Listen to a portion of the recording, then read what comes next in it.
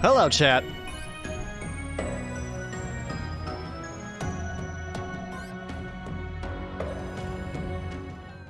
Welcome out to the stream.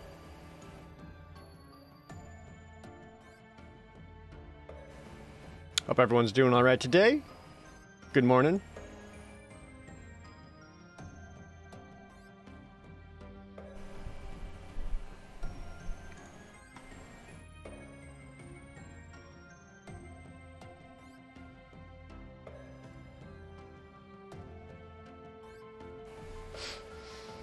Welcome, welcome, welcome. Today is new set review day, which is awesome because it's been like 4 months since the last one. This has been like the longest stretch between new limited sets in a long time.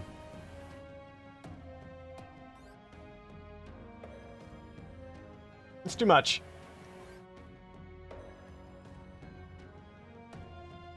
It was long enough that you picked up Yu-Gi-Oh! Yeah, so I haven't gone through and seen all these cards, so a lot of them are going to be pretty new to me. And I'm going to do my best to grade them based on the information that I have.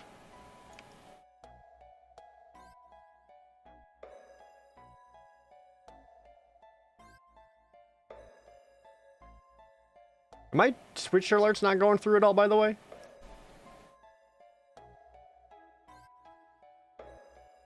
Oh no, they are not. What's happening? Like my list isn't even updating. Is it just broken?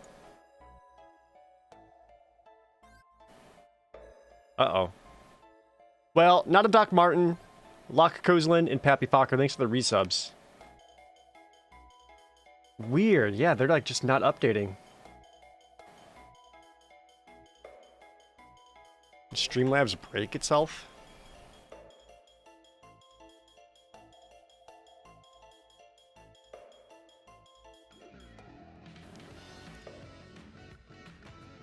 I don't know what's going on there. Sorry for that, chat.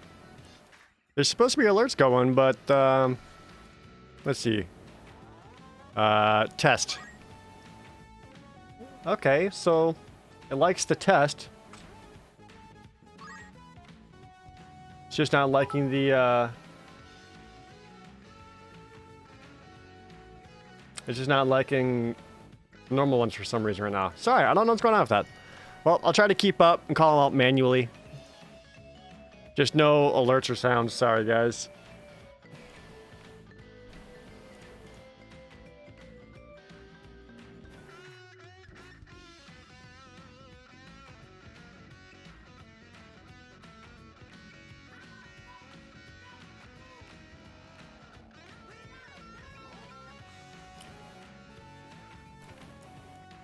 Oh. Alright, y'all ready to do this? We're just gonna get started because apparently Neon Dynasty has the most words of any Magic set ever. So, you know, awesome. Apparently it broke the record even past frickin' call time. Which, honestly, impressive.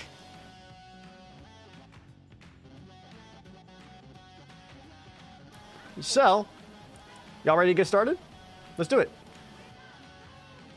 I'm going to be using Scryfall for our limited reading. Rectangular, it's that resub, even though it's not working. Okay, so let's start off. Hotshot Mechanic. 1 white for 2/1.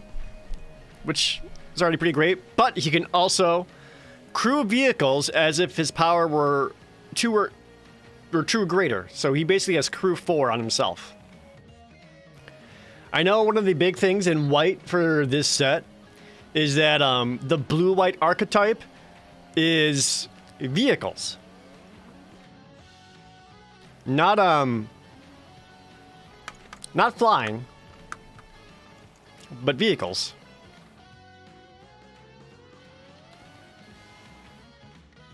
So this, if you're in like the blue-white archetype, this one would probably end up being pretty important for it. I have no idea. I have no idea how a vehicle archetype would actually play out. Previous sets have done vehicles stuff before, and they were like never fantastic. But fascinating that this one has it there. So on its own, this is a fine card. Like, I think it's a solid C on its own, regardless if you have the vehicles, because it is a 1-mana 2/1, which means it's very cheap. It can crew up, but more importantly, it's going to trade up more often than not, which makes it good. So I'm gonna say at least a C for Hotshot Mechanic. It might be a C+, honestly. Something that they've been doing with Magic lately that's been getting better and better is that 1-drops have become more and more vital. Not vital, but reliable, which is really cool. Yeah,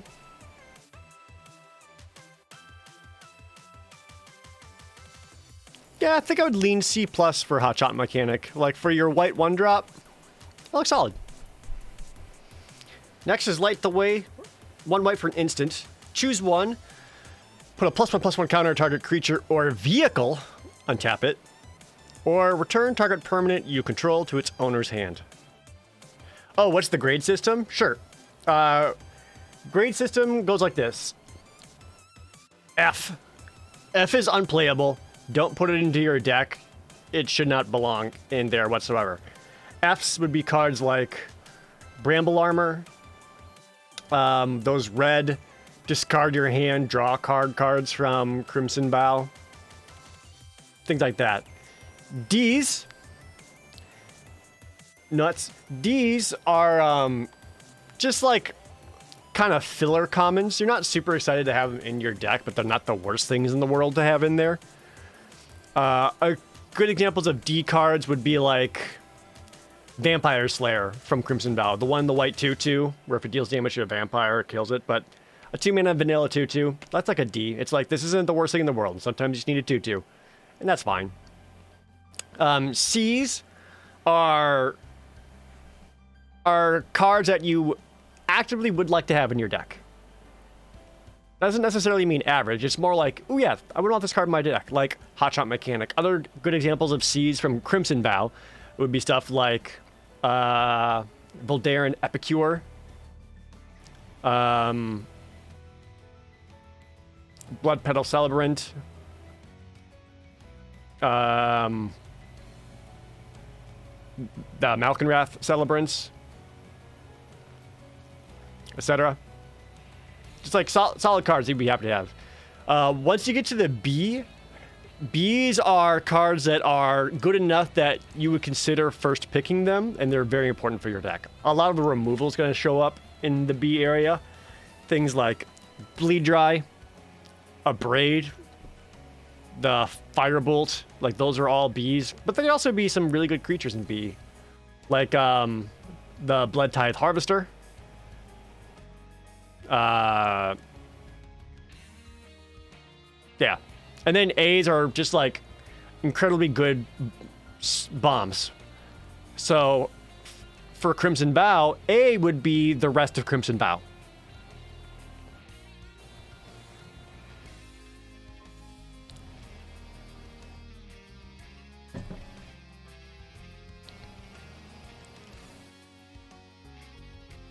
All right.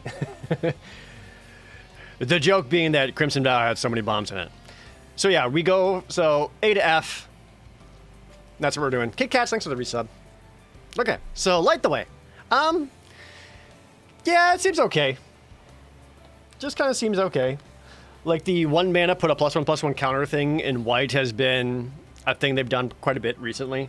So it's like whatever. The bounce back to your hand is interesting. I like that it's modal because it gives you 2 different ways of protecting your creature, even by giving it an extra power and toughness or just returning it to your hand. That makes it a little bit better than most of these kind of cards. So I don't hate it, but I don't think it's super exciting. I would give it C-. C- for that one.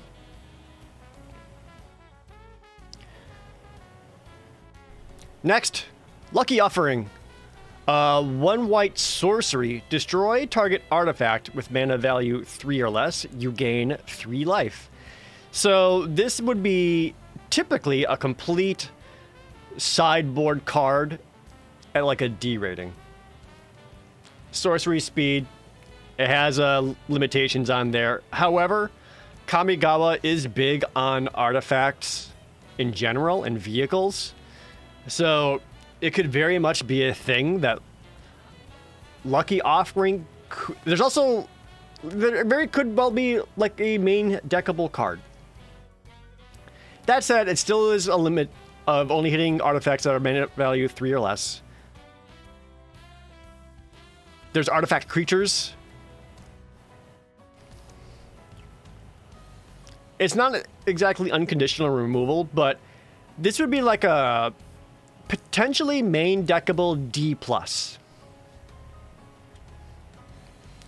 Don't think there are any life gain playoffs. I don't believe so either. Like, looking at the different archetypes, does a vehicle count as an artifact? Yes, it does.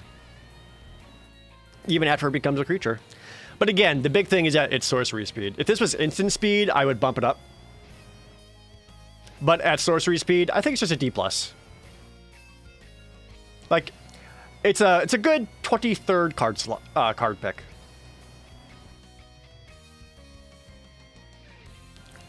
Next, our first rare, March of the Otherworldly Light, X in a white instant. Okay.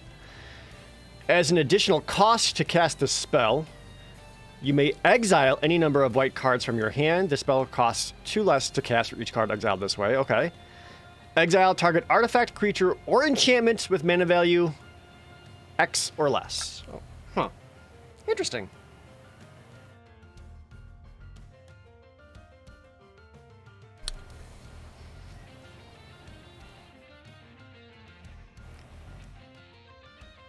Instant speed, white. Removal at exile. That's actually really cool. Each one of these colors got one of these cards where you can like exile the color from your hand to like get yourself 2 generic mana to cast towards it, which is cool.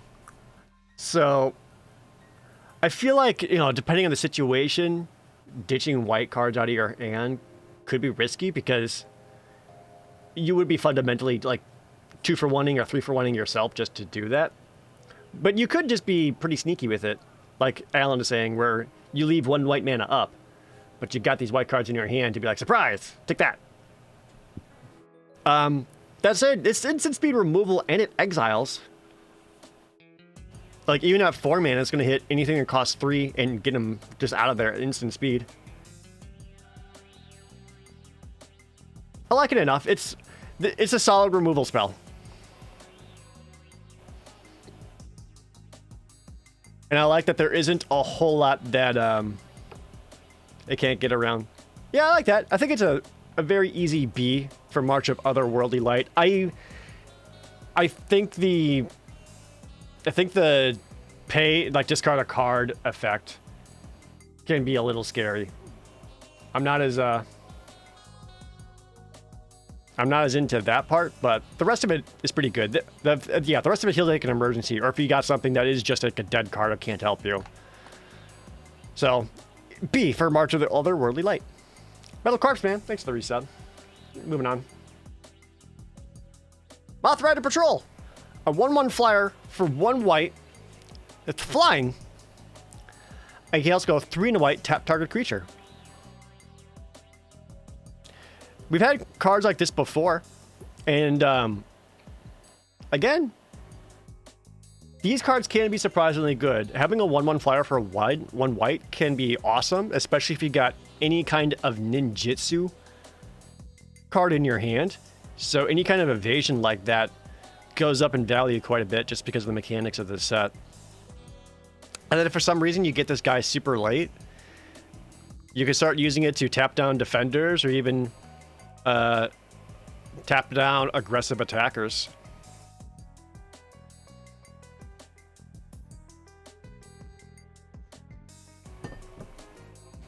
So this is actually pretty solid. Pretty solid in this set.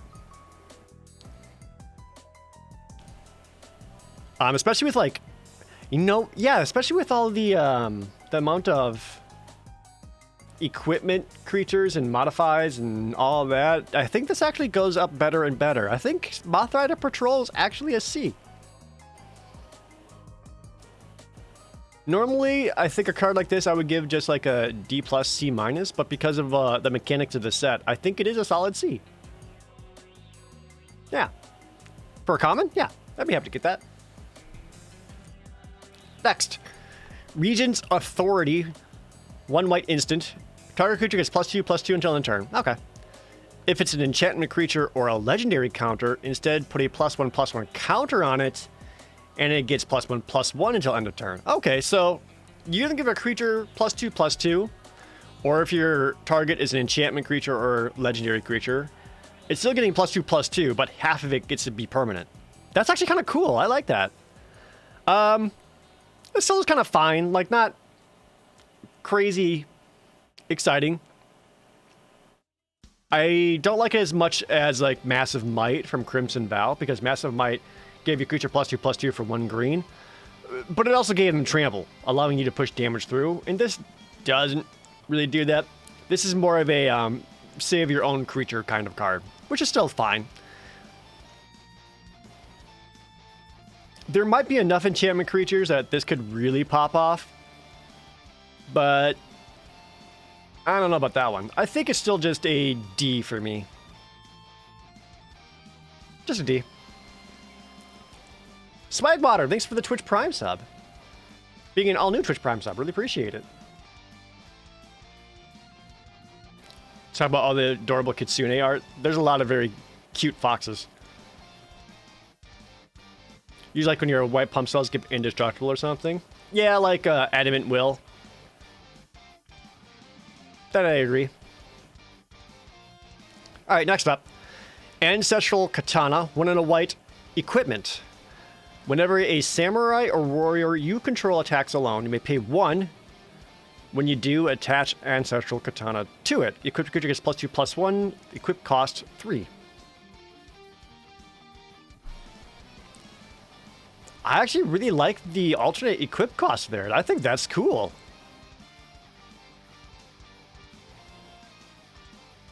I like that. I'm not crazy. Like, I wouldn't like be super insane about grabbing this all I can. What's really interesting about a card like this is that, you know, there is a samurai / warrior theme in red-white. However, like a lot of the stipulations in red-white, like, so it's like going to be an aggressive deck, but like a lot of their bonuses comes from a creature attacking alone, which is usually not what red-white's about. Red-white's usually about filling their board with creatures and just swinging in and forcing them to deal with it. So I do wonder if red-white aggro is actually going to be better about having stuff like combat tricks or protection spells and swinging in with just one dude and getting that guy as pumped up or as bonus as he can rather than swinging with the team. That might be weird. Let us see. But Ancestral Katana is a good way to do that. It's an easy way to get them equipped. And again, it's a pretty cheap cost. And if like if you're always swinging in and you're on the aggressive side, and if your attacking creature dies, it wouldn't be too hard just to pay 1 to get this onto another attacking creature. I like that. I'll give it a D+ for Ancestral Katana. Michael Costado, thank you for the tier 3 resub.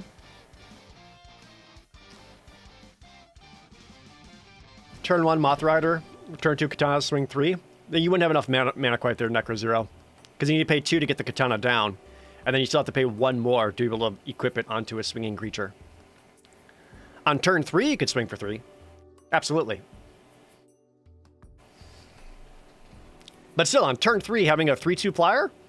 Great. Alright, next up. Banishing Slash. White uncommon sorcery. Destroy up to one target artifact, enchantment, or tapped creature. Then, if you control an artifact and an enchantment, create a 2/2 white samurai creature token with Vigilance.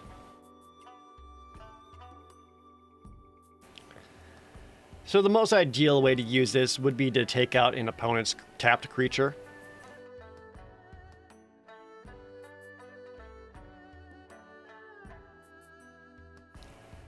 It's a bummer that it has to be tapped, making this a reactive spell. Like, you really can't use this until your opponent's creature is tapped, which usually means your opponent is already attacked in.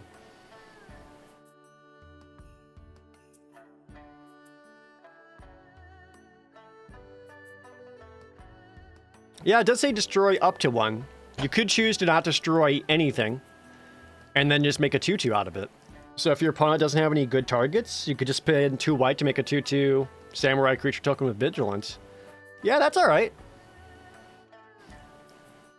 It's kind of like a clunky removal with potential upside.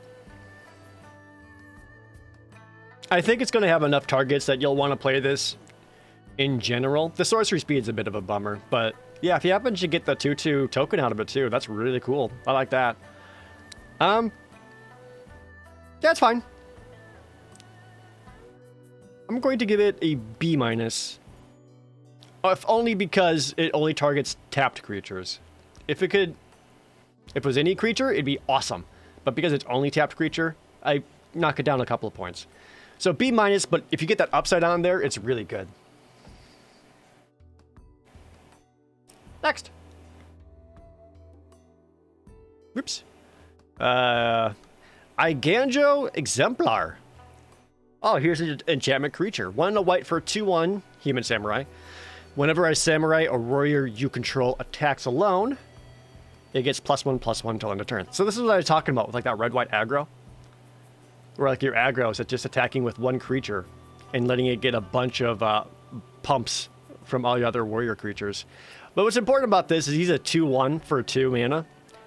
But he attacks alone as a 3/2 because he counts himself.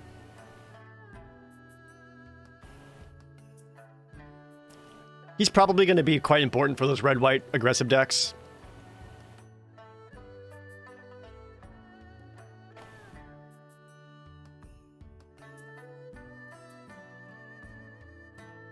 I don't know how important the 1 toughness is going to be compared to usual 2 mana creatures. Oh, he is also an enchantment creature, which is relevant in the whole set, so... Well, this kind of seems fine to me. I'm not crazy about it. I think the creature by himself is a C-, but in that, like, samurai warrior deck, he'll be a good card to have to help pump your other warriors. Yeah, I'm gonna say C-.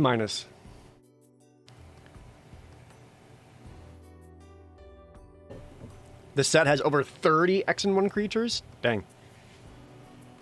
I haven't looked at all, but if there's anything that just deals 1 damage to things, scary. All right, C- for Eiganjo Exemplar. Next. These new saga effects are cool. I really like these sagas if you guys haven't seen this. Era of Enlightenment, 1 white for a saga. Chapter 1, Scry 2. Okay. Chapter 2, Gain 2 life. Okay. And now a lot of these sagas, after Chapter 3, they then transform into creatures. Hand of Enlightenment, 2/2, first strike.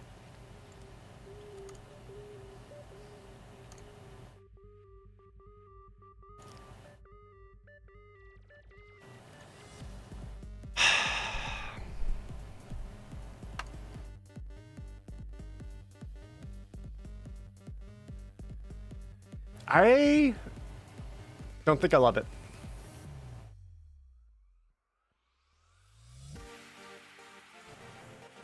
If you can get this down on turn 2, by turn 4, you got a 2/2 first strike. And at that point, it's already going to get outclassed.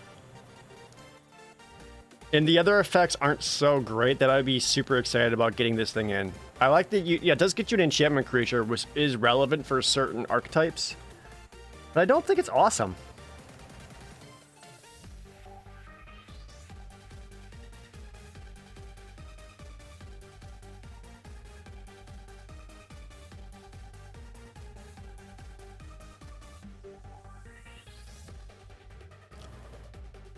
This feels like one I have to see play out. Because on its own, I'm just kind of like, I don't think it does enough for it to be on its own. And I'm certain there are better sagas out there. Jeez, yeah. I think it's a D+.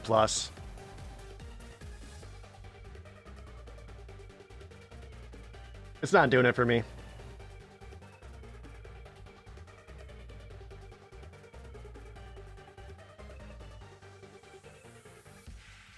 Maybe it plays out way better, or it could be in like a can in the right set, but on its own, I don't know, man. Not doing it for me. Moving on. Kitsune Ace. 1 and a white for 2/2 Fox Pilot. Whenever a vehicle you control attacks, choose one. That vehicle gains first strike until end of turn, or untap Kitsune Ace. That's solid. It's a 2/2 for 2. And then if you're in the blue-white vehicles, making your vehicles have first strike can be very, very important, because then your opponent can't block and trade out for your vehicles and leave yourself vulnerable. Or if you want them to trade out, being able to untap the Kitsune Ace for potentially crewing another vehicle to defend with could be a thing. He seems fine.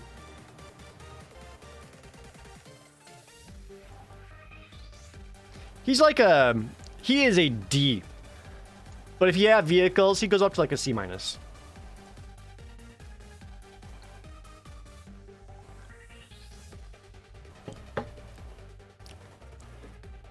Light Paws, Emperor's Voice. 1 and a white for a legendary creature that's a 2/2. Whenever an aura enters the battlefield under your control, oh boy, if you cast it, you may search your library for an aura card with mana value less than or equal to that aura, and with a different name than each aura you control. Put that card onto the battlefield attached to Light Paws, then shuffle.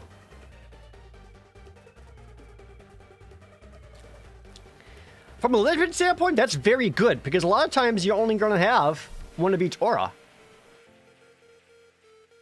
That said, I have no idea how many auras are in this set. I haven't seen any yet. Scroll down real quick. There's 1. There's 2.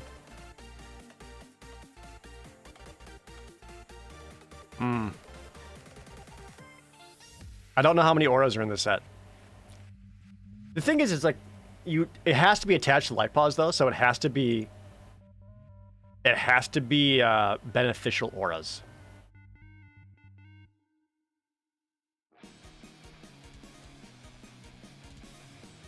I think this is not a first pickable card, but I know green-white is all about enchantments. So this is probably like a very, very solid card if you end up in the green-white archetype and you're playing auras and you're just getting them out and like just getting them out of your deck, especially if they have any kind of recursion.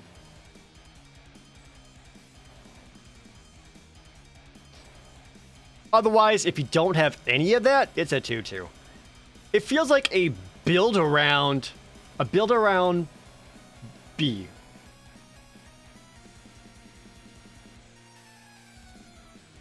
And if you don't build around it, it is a D.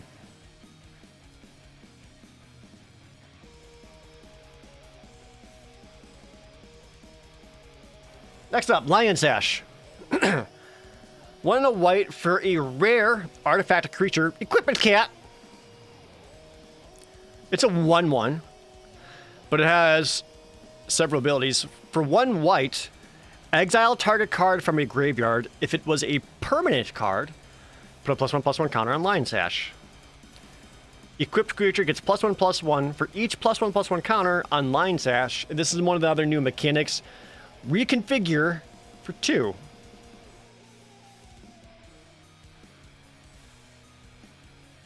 So basically, you pay 2 mana to make this artifact creature become just an equipment and attach itself onto one of your creatures. You can also pay 2 to unattach it from a creature and make it back into its own. It is a scavenging ooze that can wrap itself under another one of your creatures like a blanket. Like that.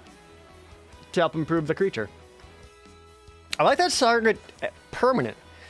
Which means it hits lands, it hits creatures, it hits enchantments, it hits auras. This seems like it could be really good.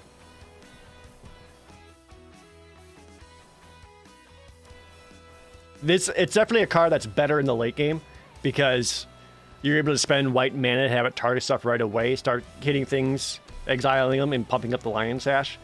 But I actually like Lion Sash quite a bit. I'll say B. Maybe B+. I'll go B+.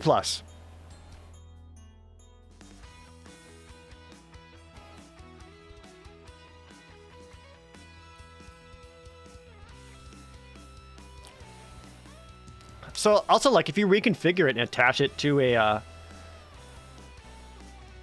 if you attach it to a creature and then that creature dies, Lion Sash stays on the battlefield just still as its own creature. Yeah, like it's not an aura. He would just come back as his own artifact. Ooh, damn.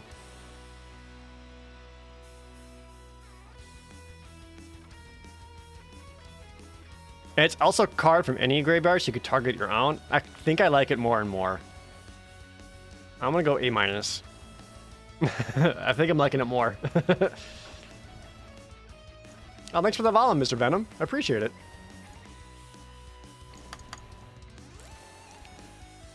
Next, Michiku's Reign of Truth, an uncommon saga for 1 and a white. Target creature gets +1/+1 until end of turn for each artifact and or enchantment you control. Okay. For the first 2 chapters, so it's a great aggressive card because you want to be able to attack with it. And then by chapter 3, it becomes a Portrait of Michiko. The Portrait of Michiko itself gets +1/+1 for each artifact and or enchantment you control. Could this see constructed play?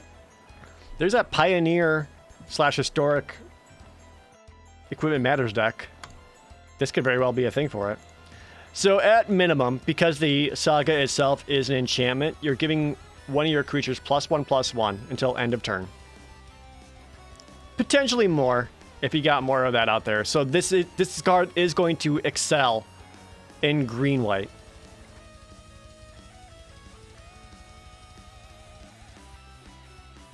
Like an aggressive green-white, honestly. Interesting. Seems good. C+. Darundi, thank you so much for the resub. And Mr. Venom, thank you for being an all-new subscriber. Really appreciate it.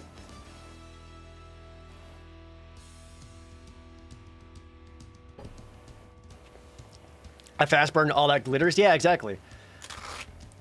Like, it's all that glitters, but if they take out the creature you're pumping, you're still going to end up with your own enchantment creature afterwards that can get pumped as its own all that glitters. That's fascinating. Yeah, C+ for that one. Next, Selfless Samurai. 1 and a white for 2/2, uncommon samurai. Whenever a samurai warrior you control attacks alone, it gains lifelink until end of turn. You can also sacrifice the Selfless Samurai. Another creature you control gains indestructible until end of turn. That's adorable. So it's like the Selfless Savior. Only helps him get lifelink and is a 2/2 on his own. These cards always end up being awesome. Like, it protects one of the other important creatures, but also buffing all of them. I love it. That's really good. I like them. I go B-, honestly. Yeah, B-. Like, these are cards I would actively want in my deck. B- for Selfless Samurai. Next, Spirited Companion. Speaking of good boys, 1 white for a common enchantment creature dog. He's a 1/1, but when he enters the battlefield, draw a card. S plus.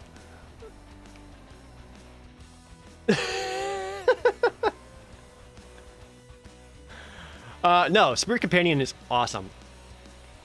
What a good boy, first of all. Look at him. Look him. No, super good. Super good. Especially in green-white, where you want those enchantments like you saw with Michiko. It's an enchantment creature dog. It's cheap, and it replenishes itself right away. I like that a lot.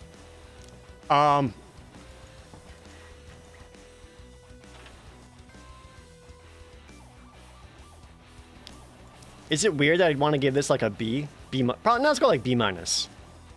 We'll go like B minus. You wouldn't want to play more than like 2 of these in your deck unless you're all about those all about the enchantments. Then you want as many of them as you can. It does not go in any deck. You don't want a bunch of them in any white color deck. But I love it. B minus for. Oh, you're right. Good girl. We're a good girl. B minus. Next, Wanderer's Intervention. 1 white instant. Wanderer's Intervention deals 4 damage to target attacking or blocking creature. Wanderer's Intervention? You mean Gideon's Reproach? Bring back the whips!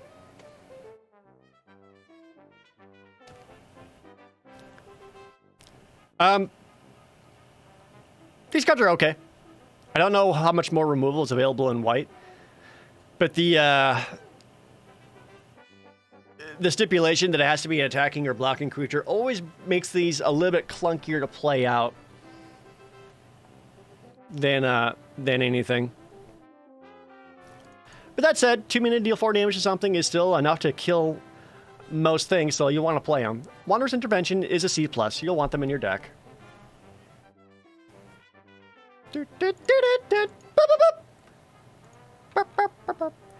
Next, Blade Blizzard Kitsune.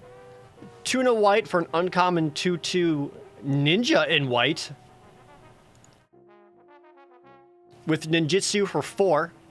So if you guys don't know the ninjutsu mechanic, ninjutsu is a alternate casting cost for your creature, but you can only do that if one of your other attacking creatures is not blocked.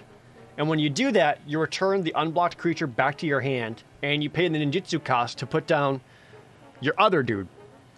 And now that the ninjutsu card is unblocked and doing his ninjutsu effect. So this is 3 mana for a 2/2 double strike.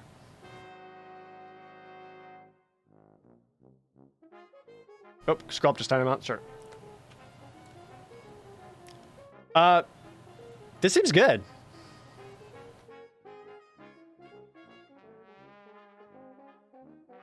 I don't think I love the ninjutsu effect of it. I would play this just as a 3 mana 2/2 first double striker. Like, because if you ninjutsu something in, unless you got something with like a fantastic enter the battlefield effect, you're basically paying 4 mana just to get in for 4 damage. And if you're already paying 4 mana, if you have like additional pump effects after that, you could get in for more, but you're already paying 4 mana just to get that in. So I'm not as crazy about the ninjutsu side of it. I think just the 3 mana 2/2 double striker on its own is solid. Like the good girl over there? Yeah, like this would be like a good ninjutsu target because you can bring the good girl back to your hand and then replay her to get another card. Yeah, I think this is just that's fine. C. I don't like the ninjutsu side of it. That's what makes, because of ninjutsu being such a thing, like attacking and blocking is going to be such an important aspect of every combat step.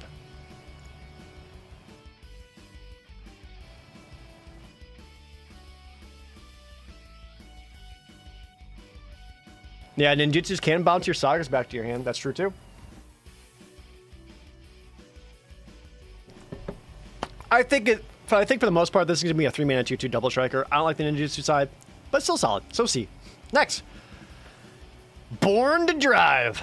2 and a white for an uncommon aura. Enchant artifact or creature. As long as the enchanted permanent is a creature, it gets +1/+1 for each creature and or vehicle you control. Okay, so it's like a buff. Interesting that it's other creatures. So this is another big mechanic that's in this set is channel. We can pay the card's channel costs and then discard the card for an effect at instant speed. Create 2 1/1 colorless pilot creature tokens with this creature crew's vehicles as though its power were 2 greater. So they have crew 3. I actually really like these channel cards. I think these are cool. Since that flexibility is awesome. Instant speed.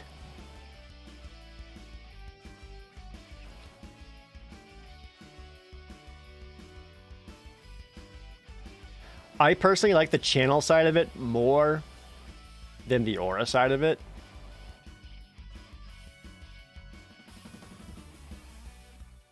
Would you play an instant, put 2 1/1 tokens on the field? Yeah, absolutely. I absolutely would. Reason being is because if you are behind, you suddenly got 2 1/1 chump blockers and you're stopping ninjutsu. And if you're in the artifacts archetype, now you got 2 fantastic crew targets. Yeah, I'm not less crazy about the actual pump side of it compared to the channel side. I like the channel side personally, but I like it enough. I think it's a solid C. Oh yeah, sure. You could also channel into vehicle blockers. If you already got a vehicle down, suddenly you got 2 1/1s that can crew up some vehicle blockers.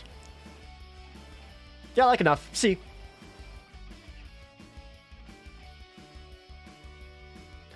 Next is a Cloudsteel Kieran.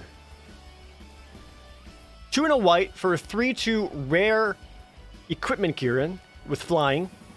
A 3/2 flyer for 3 on white? Awesome. Equipped creature has flying, and you can't lose the game, and your opponents can't win the game. Its reconfigure cost is 5.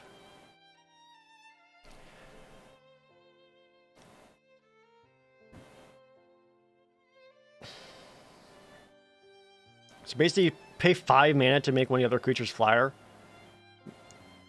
Make one of the other creatures flying. And if you can somehow keep that creature alive, you can't lose.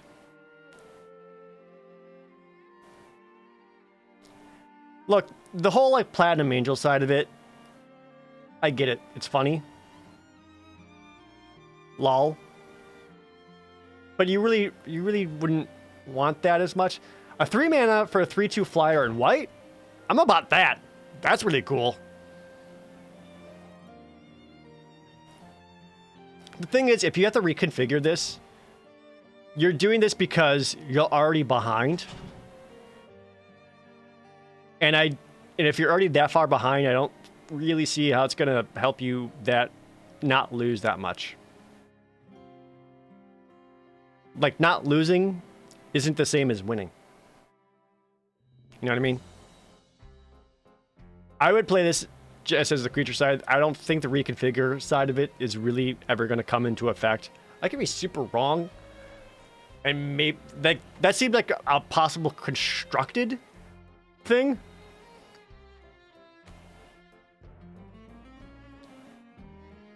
But like if your reconfigured target gets popped off, then you lose the whole Platinum Angel side of it, or someone destroys the equipment. It's a 3 mana 3/2 flyer, and that's good. C+. Next. So, a lot of the vehicles are just straight up Gundams, Voltron, Megazords, giant robots. For example, this one, the Dragonfly suit. 2 and a white for a 3/2 flyer with crew 1.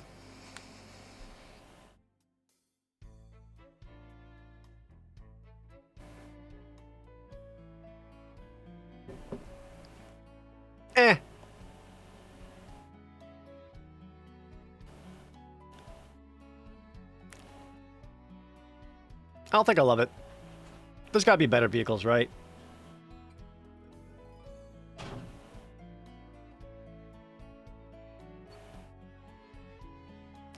I mean, like, the crew 1 is good, because now your 1-1s can, like, attack in more and be a better one, but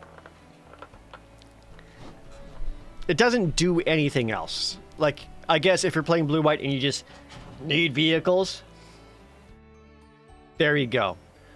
It seems like a D+ to me. I like it's a cheap crew cost, but it's only a 3/2 flyer, which means defensively, it's going to get killed by most things.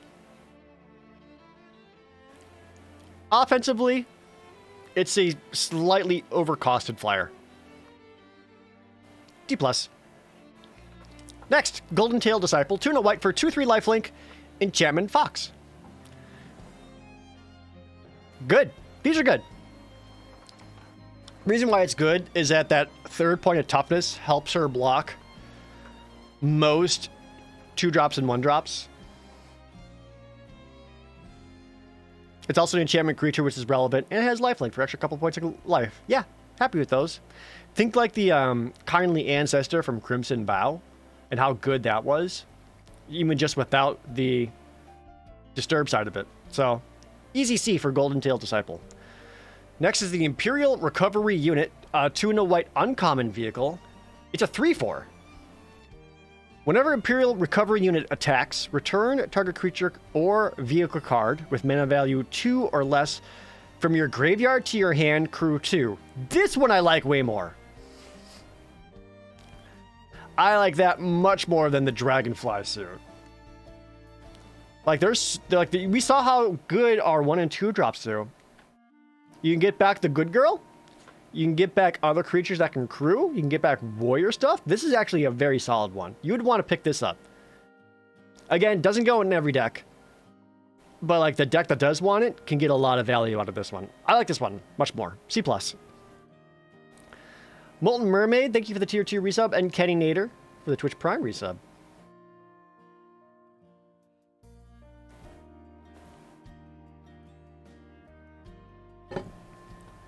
It also attacks as a 3/4. I love that it has the 4th point of toughness. Yeah, C+.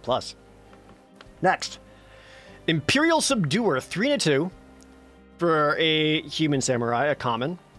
Whenever a samurai or warrior you control attacks alone, tap target creature you don't control. Oh, those are always really good. Those like aggressive tap down effects. Those have always seemed to work quite well. You take out the opponent's best defender, force them to have unfavorable blocks or no blocks potentially. Yeah, good. It's a 3/2 for 3 on curve. C. Moving on. Intercessor's Arrest, 2 and a white. Oh, this is your pacifism. Here's your usual white 3 mana aura pacifism. Enchanted permanent can't attack, block, or crew vehicles. It also cannot activate its abilities unless they're mana abilities.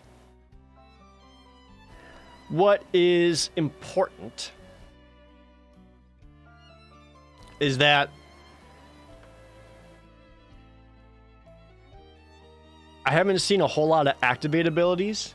It does not stop triggered abilities. So stuff like the Imperial Subduer, where it attacks and like taps target creature, that's a triggered ability, not an active ability. So arresting this doesn't help you.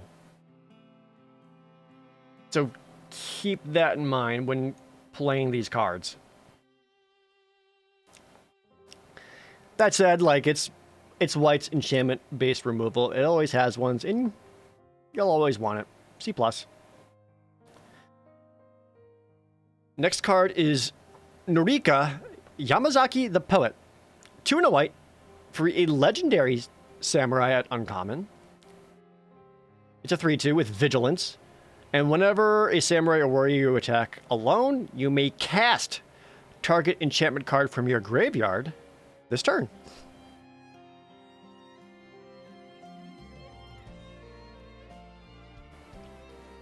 That's great. For free? Nope, you would have to pay the mana for it.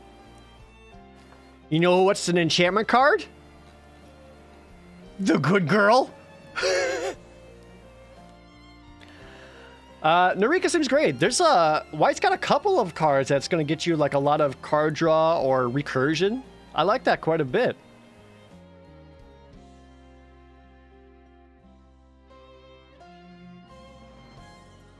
And it's on, yeah, I like her. It can be any enchantment, so like if your Intercessor's Arrest gets destroyed or something, you're able to get that back out. All of your sagas can come back out. There's no stipulation on the mana cost. Yeah, she seems good. I think it's a B for Narika. I like her.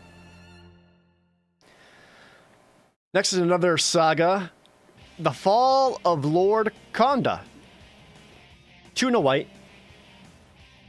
Uncommon saga. Chapter 1. Exile target creature and opponent controls with mana value 4 or greater. Oh, hell yeah.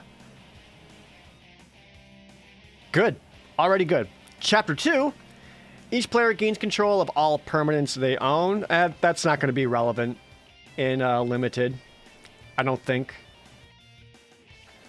And then Chapter 3, it comes back as the Fragment of Konda, a 1/3 enchantment creature with Defender, and then when it dies, draw a card.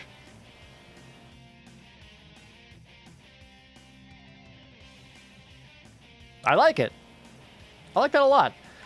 Being able to hit a big creature an opponent controls is quite important. Chapter 2 is nothing. Like, that's not going to do anything. But then you get yourself a 1/3 that if it ever dies, you get to draw a card of it. So you got an easy chump blocker. I like this quite a bit. That Chapter 1 is the best part. And only at 3 mana?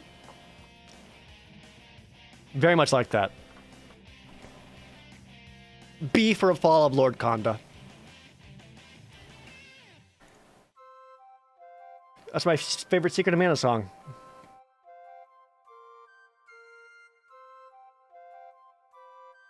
Next, the Restoration of Eiganjo. 2 and a white for a rare saga. Chapter 1, search your library for a basic plains and put it into your hand. I'm always a fan of the sagas that do stuff like that. So already I like it. Chapter 2, you may discard a card. When you do, return target permanent card with mana value 2 or less from your graveyard to the battlefield tapped. Oh, that's cool. So basically you can find the plains and get into your hand. Play the plains if you really need to. Or if you don't need the plains, you use that plains to discard it to return a different permanent card with mana value 2 or less to the graveyard to the battlefield tapped. It like sets itself up. That's cool. I like that a lot. It also gets you a land if you really need it. I like that. And then Chapter 3, it becomes the Architect of Restoration, a 3/4 Vigilant Foxmonk. Whenever it attacks or blocks, make a 1/1 colorless spirit creature token. That is awesome. I like this card a lot.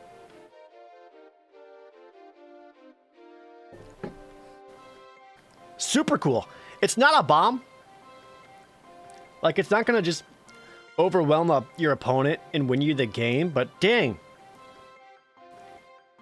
The recursion, the fact that you got a solid creature that can make some extra 1/1s, I actually like this quite a bit. If you discard a land, can you play said land from their graveyard? You can, but the land's going to come into the battlefield tapped. So you're not a point to do that. But you could, yes. It does say return target permanent card, and a land is a permanent. Yeah, I like this quite a bit. B+. I think it's a solid B+.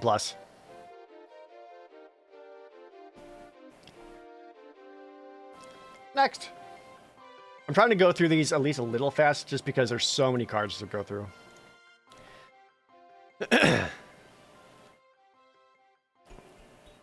Next, Touch the Spirit Realm.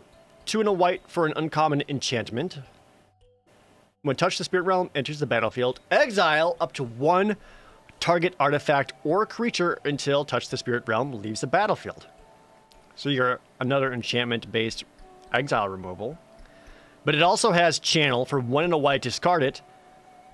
Exile target artifact or creature Return it to the battlefield under its owner's control at the beginning of the next end step. Okay, so you can play it out to banish something, or you can channel it to blink something. That's neat. I love it when cards have options like that, because you can like blink one of your own creatures, or if you got a good enter the battlefield effect, like say the good dog, you can use that to draw another card.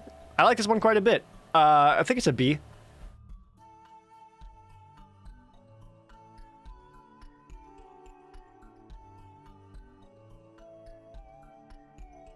Yeah, I'm gonna go B.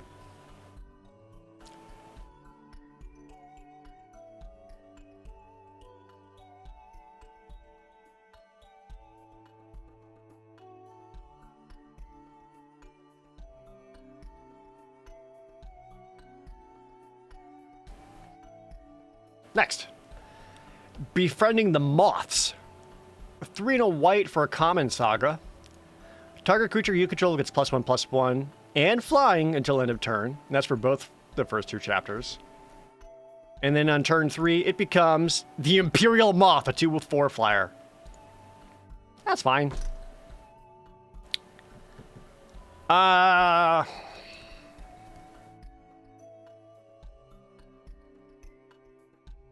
It's not very good. It's not very good.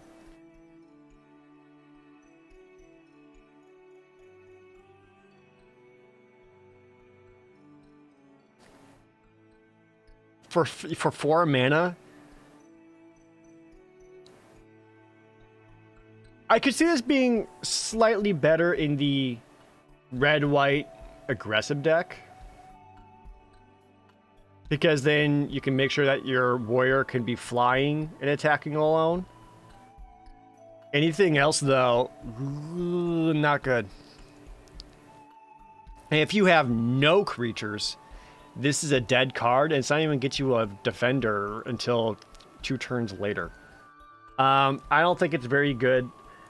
Like, maybe red-white decks could play it, but I don't like this. I think this is a D, maybe a D-. Don't love it. Next. Goshen Tai of Shared Purpose. It's a 3 and a white for a 1/3 uncommon enchantment creature shrine. Shrines are always a big thing in Kamigawa, and now I think for this set, all the shrines are creatures? It's a 1/3 vigilance for 4 mana. At the beginning of your end step, you may pay 1. If you do, create a 1/1 colorless spirit creature token for each shrine you control, which includes itself.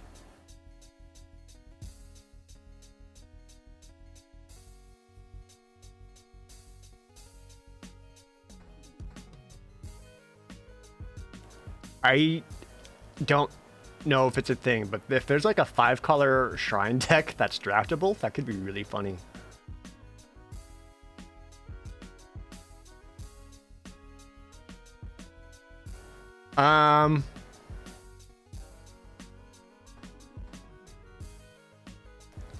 This feels like a potential build-around card. It'd be like a build-around C+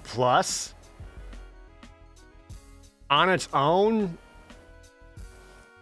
I think it's too understated. I would be curious to see if there is like a shrine deck you could draft though, which like especially it's 5 colors, that could be cool. Yeah. This also could just be a commander card, yeah. Yeah, it's like a build around C+, otherwise D-. Next up, Kyodai, Soul of Kamigawa, 3 and a white for a 3/3 legendary dragon spirit at rare. As flash and flying, you can play at instant speed, that's crazy. And when Kyodai enters the battlefield, another target permanent gains indestructible for as long as you control Kyodai. It also has Wooburg, it gets +5/+5 until end of turn. Okay, well, achievement unlocked. Somehow pay the 5 mana to get this thing +5/+5 until end of turn.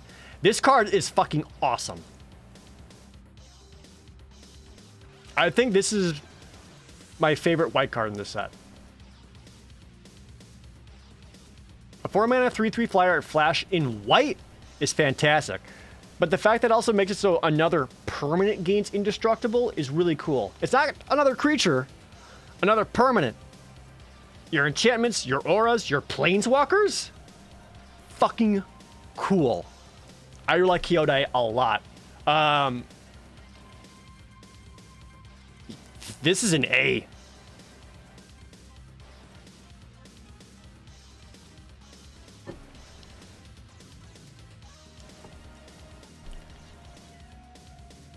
Easy A for Kyodai. I love that.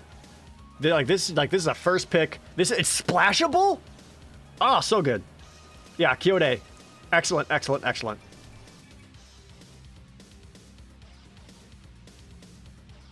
Next. Repel the Bile. 3 white instant. Exile target creature with power 4 or greater, or exile target enchantment. Solid. For the, it's got instant speed, it's modal. It's a little expensive, but it's still solid. C. Seven-Tail Mentor, 3 white for a common Fox Samurai, that's a 2/3. And then when Seven-Tail Mentor enters the battlefield or dies, put a +1/+1 counter on target creature or vehicle you control. Okay. So at minimum, the Mentor can enter the battlefield as a 3/4, because it can target itself with that +1/+1 counter.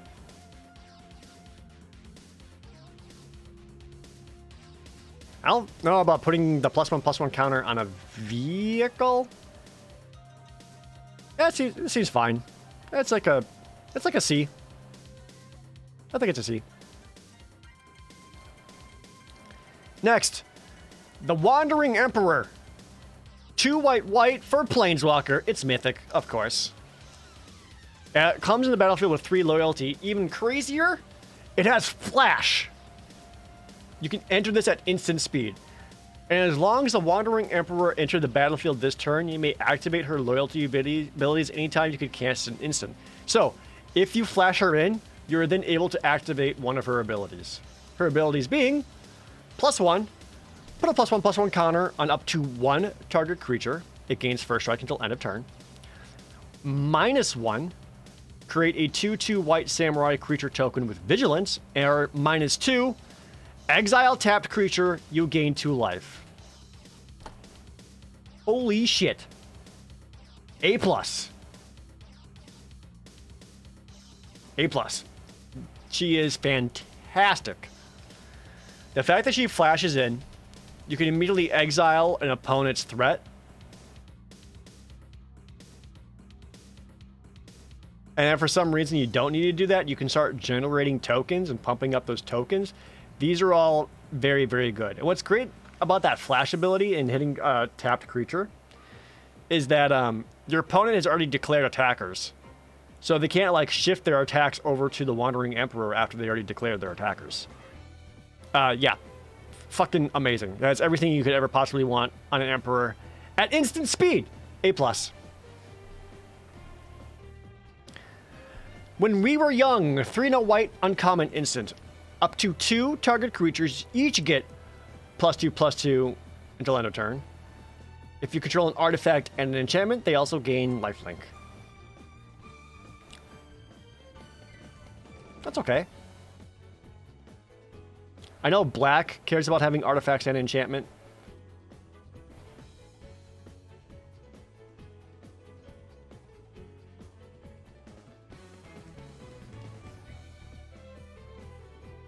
The thing is, like, would you rather pay 4 mana for this, or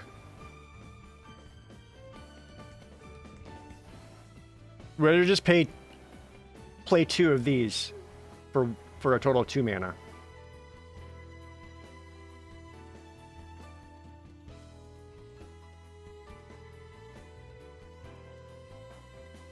I think it's too expensive for what it is. If it was 3 mana, I would be a little bit higher on it, but at 4, that seems like a lot. There will be situations where like it gets to pop off and you'll feel really good. But other than that, I feel like it's an overcosted combat trick for 1 card.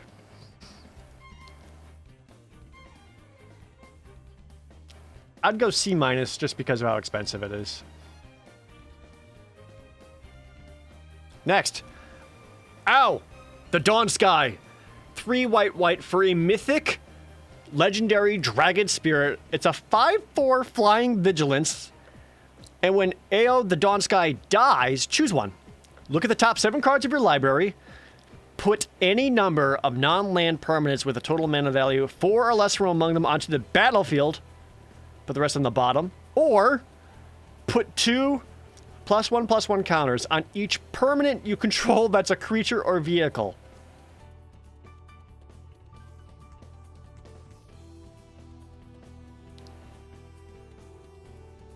So, if you kill it, you just get further punished. God damn. 3 white for a 5/4 flying vigilance isn't that hard to cast either.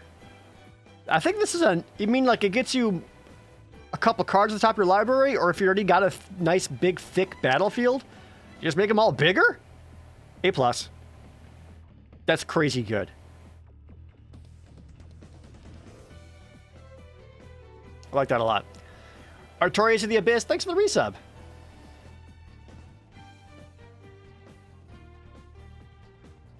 A+, yeah. Next, Invoke Justice. A rare sorcery that costs 1 white. Return target permanent card from your graveyard to the battlefield. Then distribute 4 +1/+1 counters among any number of creatures and or vehicles target players control.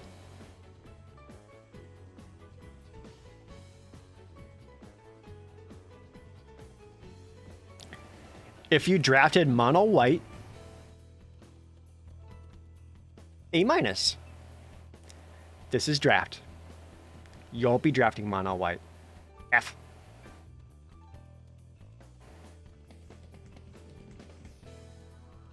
The 4 white pips makes this too impossible to cast.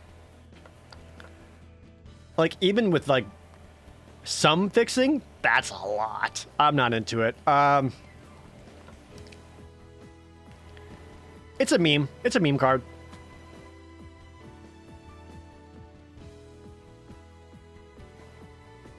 There is a common of tapped dual lands. Oh, is there?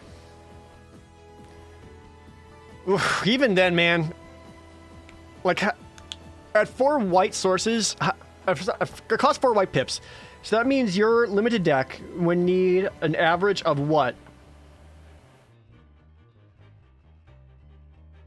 Like 13, 14 white sources to cast this consistently? That's too much. Yeah, no. If you can meme it out, hell yeah, you did it. You get a trophy. But this card's too incastable for me. I think because of the casting cost, it's an F. Unless you drafted mono white. Did it rules. Moving on. Sunblade Samurai. 4 and a white for a 4/4 common samurai. Oh, it's an enchantment creature. Okay. With vigilance. You can also channel it for 2. Search your library for a basic plains, put it into your hand, and gain 2 life. I like that. I like that a lot. It's a late game, solid body, not exciting. And early on, like when you don't need it, you can use it to find some mana. I actually like that quite a bit. I think it's a C for Sunblade Samurai. I like it. Next, Farewell. 4 white for a rare sorcery. Choose 1 or more. Exile artifacts, creatures, enchantments, or graveyards. I like how it's 1 or more. Just fuck everything.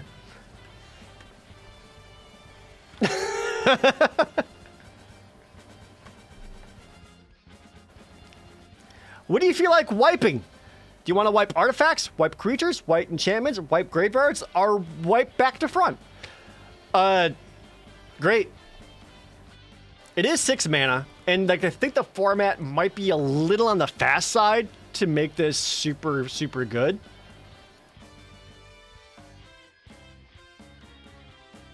I think it's a C+.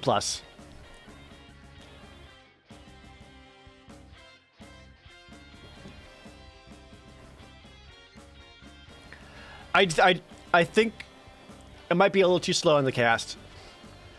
Just because I don't think there is a huge control option in this format. I could be super wrong on that. When does this come out on Arena again? On Thursday. Yeah, I think I'm going to go C+ just because it might be slow and expensive. If you play Commander or whatever, like, goddamn. Next, Imperial Oath. 5 and a white for a sorcery. Create 3 2/2 white samurai creature tokens with vigilance. Scry 3. D. D. It's technically on cost curve because a 2/2 for 2, 3 times is 6 mana, sure. But like, if you're casting something for 6 mana, you need to be casting something that is more impactful than just making 3 2/2s. D. Brilliant Restoration, 3 white, white, white, white. Here we go again. 7 mana rare sorcery. Return all artifact and enchantment cards from your graveyard to the battlefield.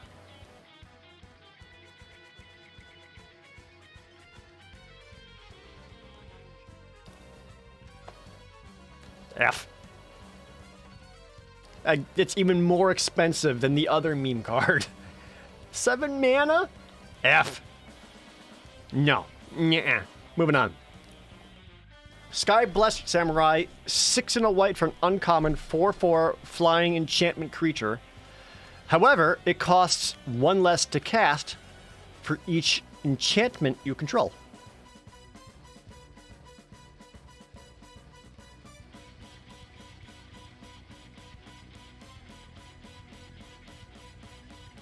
I think on a good day, you might be able to get this down for 5.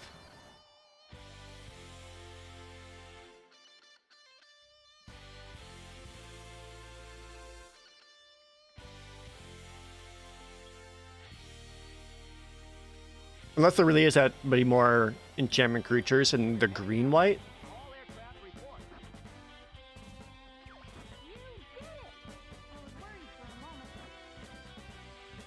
I'm not into it.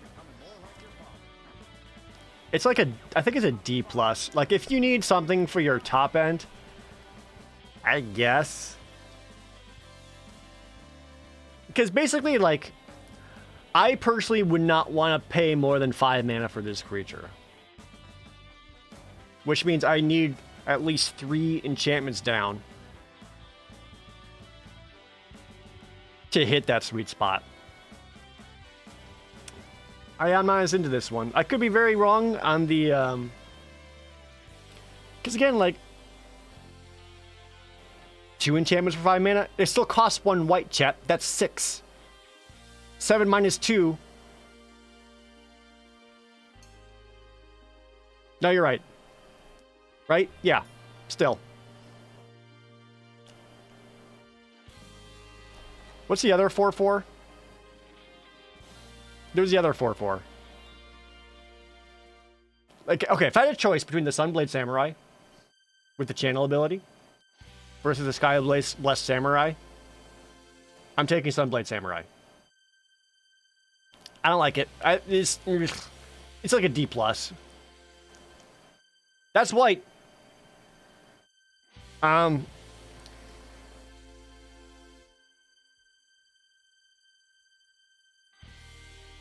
like white. I think it's samurai stuff looks the best out of all of it.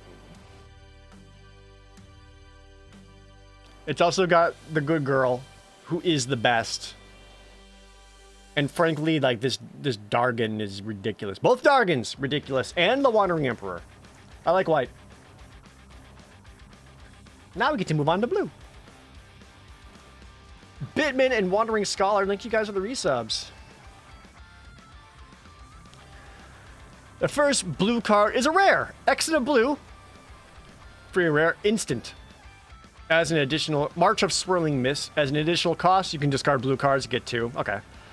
Up to X, target creatures phase out.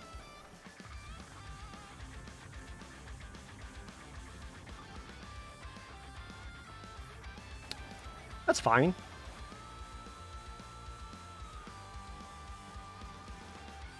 That's fine.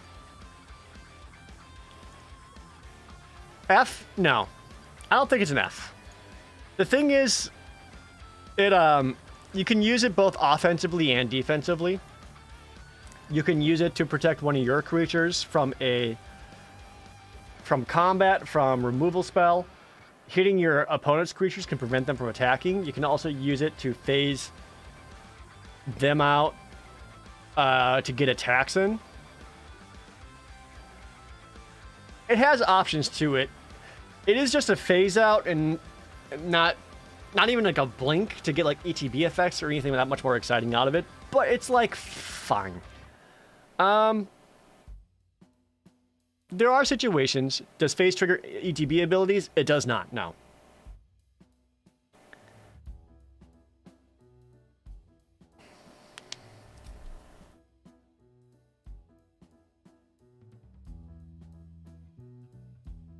Yeah, like, it has more options than you would think.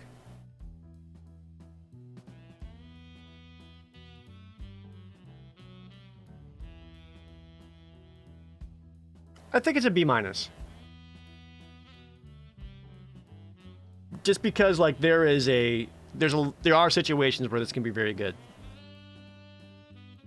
And it can be good in all of those situations. I like it.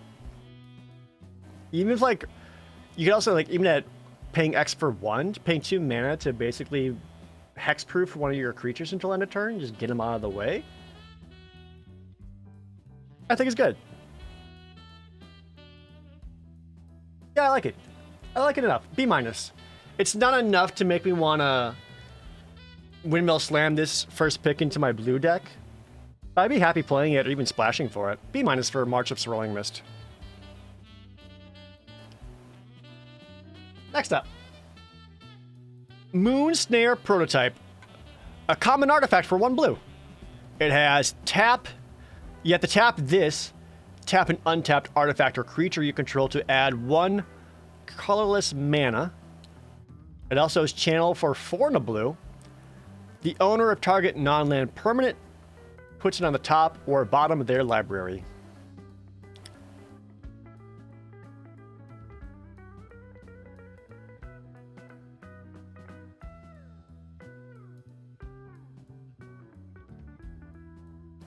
I don't know how I feel about the like ramp side of it.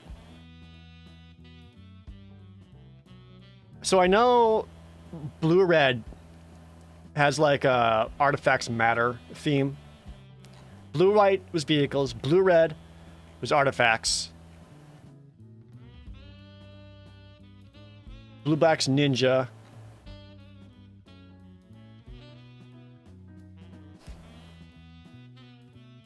Does the owner choose? No, you choose.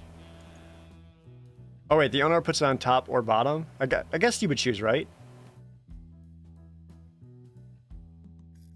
Blue-green is ramp? That's dumb. This wouldn't be owner. Okay. So it could be a lot like, remember Revenge of the Drowned? It can function a lot like that at 5 mana's a lot. So it's like an early game ramp, I guess. Late game something. Huh.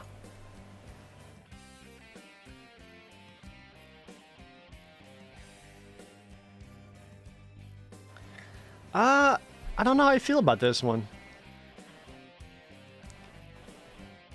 Because you do have to tap the Moonsnare Prototype plus something else to even get 1 colorless mana out of it. So it seems like a kind of a clunky ramp. I don't know about this one. I think it's like maybe a D+.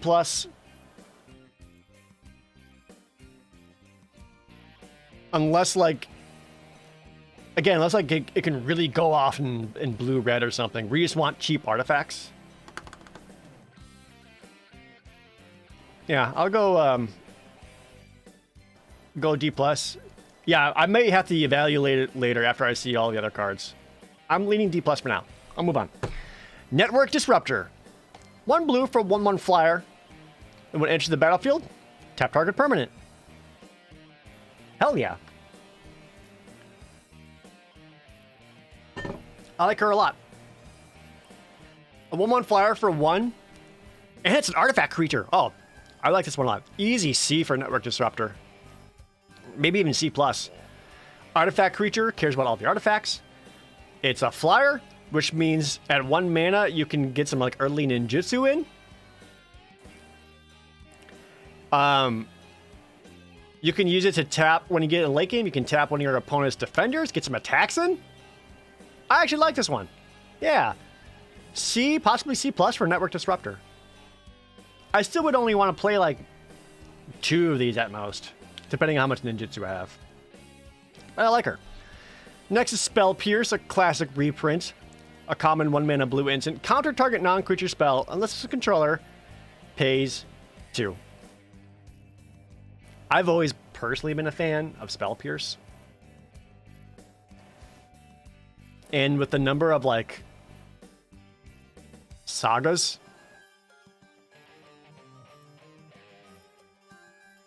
I think it's still playable. Yeah, I still think it's a C. Still a C for Spell Pierce. I'd be happy playing one of these. Next is Thousand-Faced Shadow. Whoa.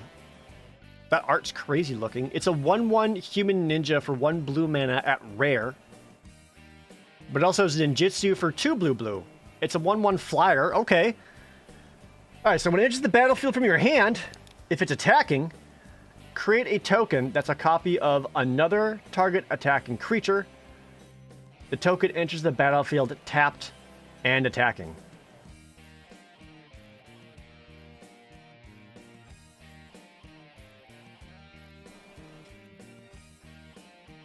Dang. So basically, it's a 1/1 flyer for 1. Great. And late game, his ninjutsu ability only works if you're attacking with more than 1 creature. Which is, that part's kind of a bummer. But either way, like if your opponent blocks the other creature, if it's gonna die, you just get a free token that's a copy of it. This guy seems good.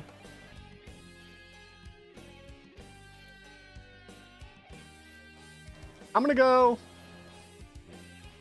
I'm feeling B for Thousand-Faced Shadow.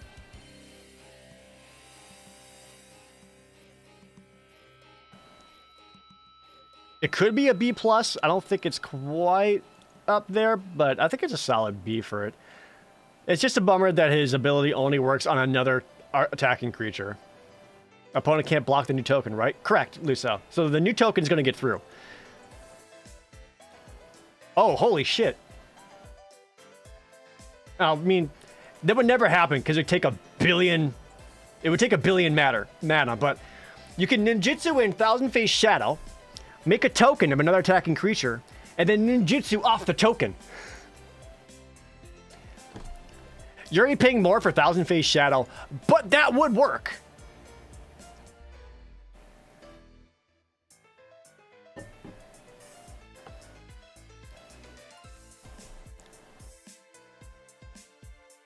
Yeah, I'll go B+ on Thousand-Faced Shadow. Next, Armguard Familiar. 1 blue for 2/1 artifact creature, Equipment Beast, a common. It has Ward 2. Equipped creature gets +2/+1 and has Ward 2. But that reconfigure cost is 4.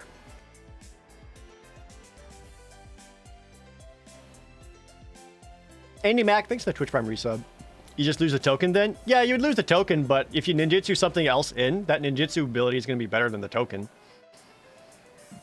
But again, like you're spending a lot of mana to do that. That's like at least a 7 to 8 mana turn. It won't happen a whole lot. That's what I'm saying.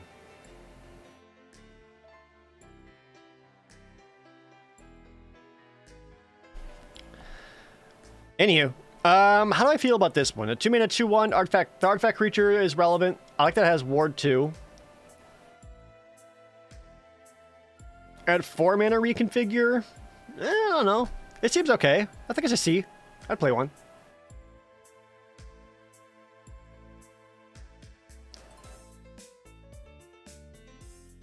Yeah, C. Next. Awakened Awareness. X blue for an uncommon aura. Enchanted artifact or creature. When it enters the battlefield, put X +1/+1 counters on the enchanted permanent. And as long as the enchanted permanent is a creature, it has base power and toughness 1/1.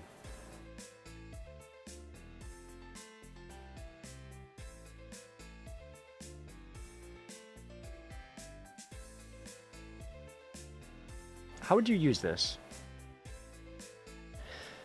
So, generally speaking, if you put this onto one of your creatures, it becomes weaker.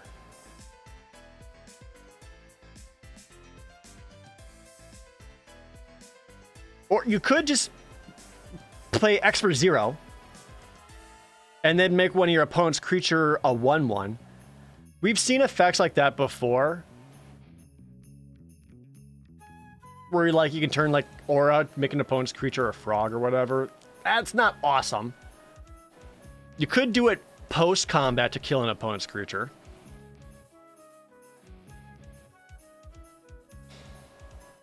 Could put on a Wimpy Flyer to buff it. You could.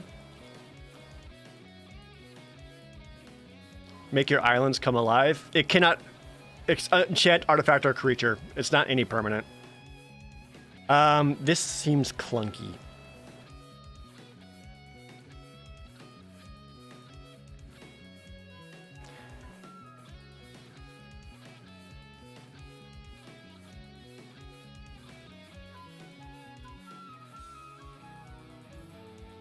Yeah, like the best thing you could do is put it onto like a 1-drop or maybe a 2-drop to buff one of your own. You could shrink an opponent's card. Post combat, use it to kill an opponent's creature. I don't love it though.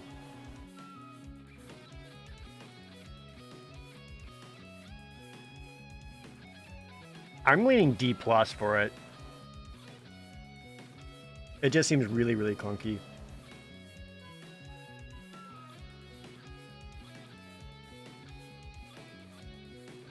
Not into it. If the vehicles aren't creatures, would they still get the damage buff and not become a 1/1? As soon as the vehicle gets crewed, it is a creature. And then its base power and toughness becomes a 1/1. I guess like another option is you can use that to enchant one of your opponent's vehicles to make like the vehicle dumb. I don't know. I think there are better options of getting rid of stuff for your opponent or even pumping your own things. I don't think this is it. I still think it's a D+.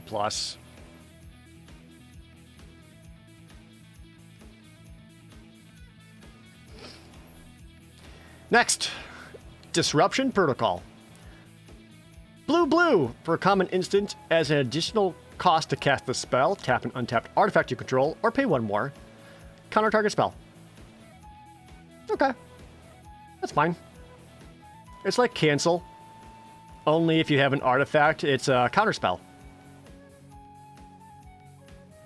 That's okay.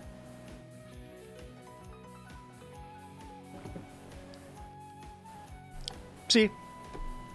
That's fine. Next, Essence Capture. It's a reprint. Blue, uncommon instant. Counter target creature spell. Put a +1/+1 counter on up to 1 target creature you control. Yeah, fine. It's like another C. Here's our next shrine creature. Goshentai of Lost Wisdom. 1 in a blue for an uncommon legendary shrine. It's a 0/4 flyer. At the beginning of your end step, you may pay 1. When you do, target player mills X cards, where X is the number of shrines you control. This card is dumb. D. Moving on.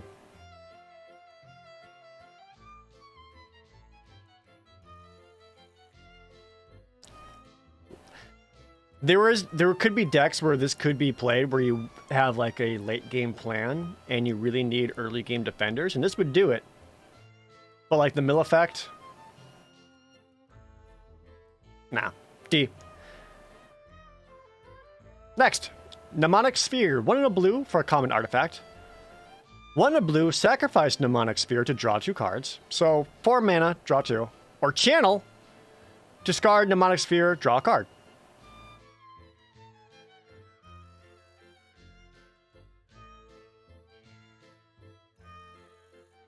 Oh, that's true. The going back to the shrine for a second, it doesn't have defender. And it is flying.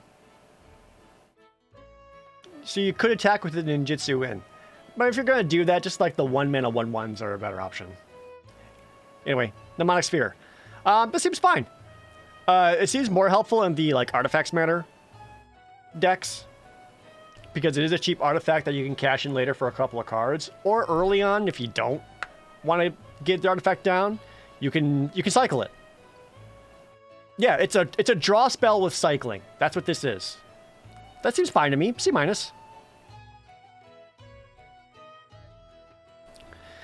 Next, Mobilizer Mech.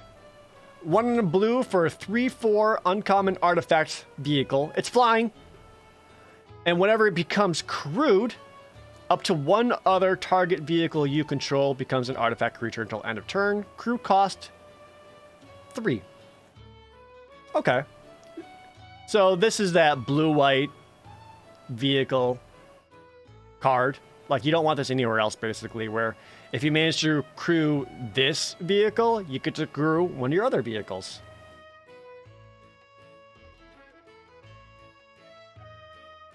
Crew 3 is a lot.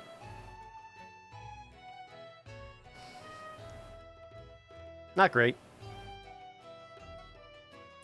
There are white cards to support it because you saw those white creatures that could crew for more than their power, which makes this better.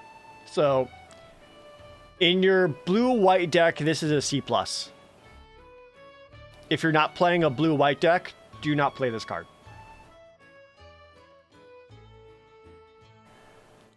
Moon Circuit Hacker for 1 in a blue for a 2/1 enchantment human ninja at common. It also has a ninjutsu for 1 blue. Whenever Moon Circuit Hacker deals combat damage to a player, you may draw a card. If you do, discard a card. Unless Moon Circuit Hacker entered the battlefield this turn. Ooh. Hell yeah. I like that. So if you ninjutsu it in, you get 2 damage and draw a card. Any other time the Moon Circuit Hacker happens to hit the opponent, you get to loot. That seems pretty good to me. I like that its ninjutsu cost is only 1 blue as well. I like her. C. Once again, it's just a 2/1 though, so like, if it blocks anything, it's gonna fucking die.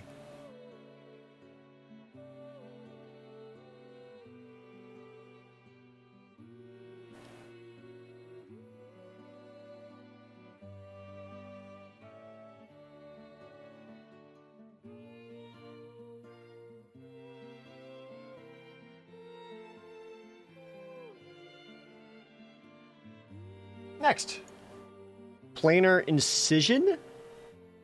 1 in a blue for common instant. Exile target artifact or creature.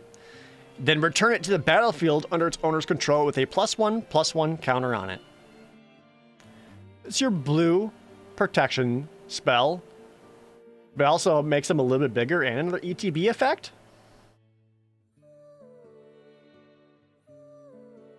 That's okay. I'd rather be able to have spells that get rid of your opponent's creatures than protect yours. Like, when you have like a protect your own guy spell, you need something kind of worth protecting to want to play something like this.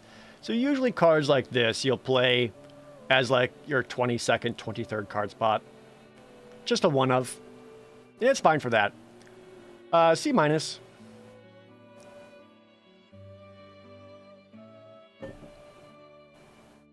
Next is Short Circuit. 1 in a blue for a common aura with Flash. Enchant creature or artifact. And that enchanted thing gets -3, -0, and loses flying. More blue. Get rid of some of your power aura. I like it as flash.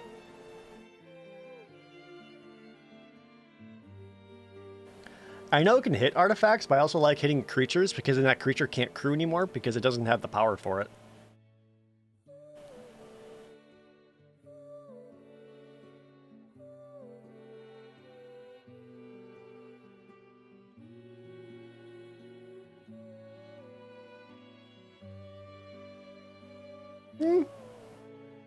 It seems fine. C-. So anything that kind of sucks is that if you use it as like a combat trick,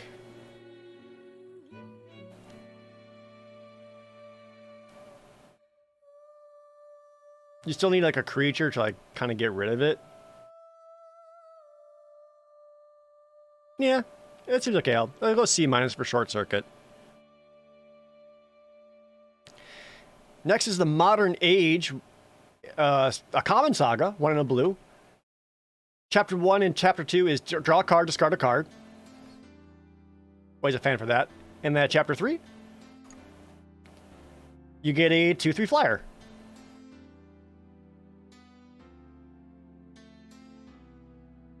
Yeah. I don't hate that.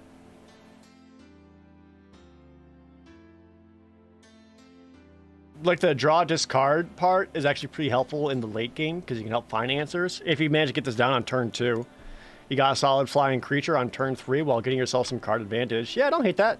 Seems fine. C. I'll go C.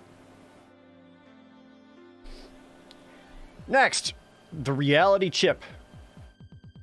Oh boy. Okay, so 1 in a blue for a rare legendary artifact equipment jellyfish. That's a 0/4. You may look at the top card of your library at any time. That's cool. As long as the Reality Chip is attached to a creature, you may play lands and cast spells from the top of your library. Okay. Reconfigure cost, 2 in a blue.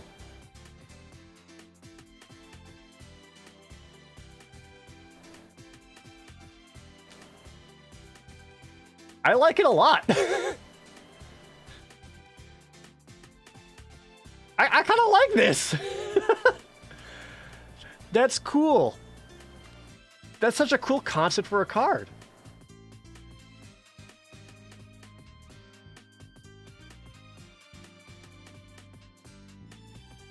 Yeah, it's like, it's an early game defender, or you can jack in your battle chip into your net navy, and then you can start playing stuff from the top of your deck.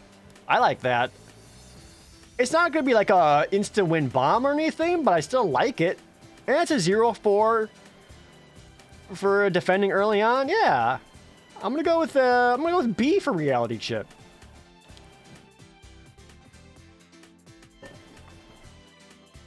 We've seen effects like that before, where you can play lands and spells from the top of your deck, and those are always very powerful.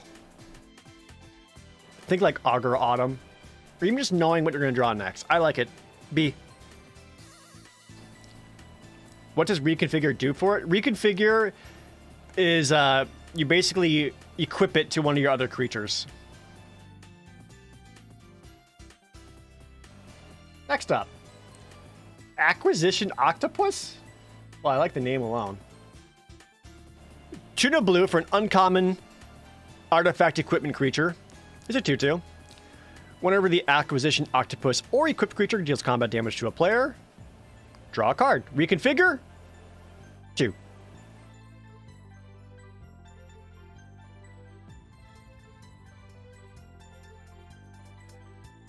Yeah, that's fine. I realized that the Acquisition Octopus is actually like this weird octopus hand modification on this ninja. Yeah, that seems fine. You know, 3 mana 2/2 is a little understated, but it's fine. But managing to equip this onto any of your evasive creatures, it looks even better. I like it. Yeah. It's a C.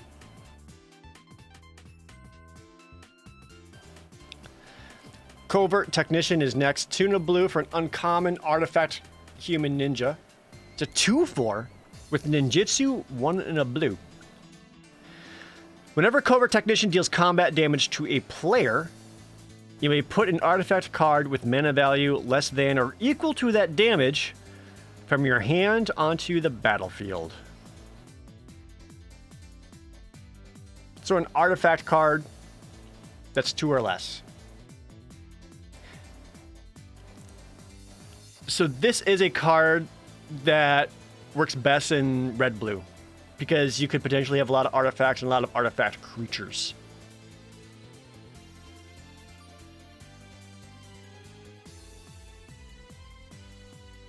Yeah, this seems like really good in red-blue. 2/4 is surprising.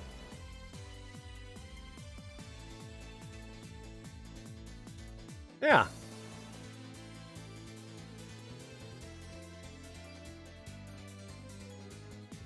Good ninjutsu cost. Yeah, I like her. Yeah, like in the right deck, I think she's a C+. And even without that, it's still a 3 mana 2/4, which means it can attack into most 1, 2, 3 drops because a lot of them only have power 1, 2, or 3. Yeah.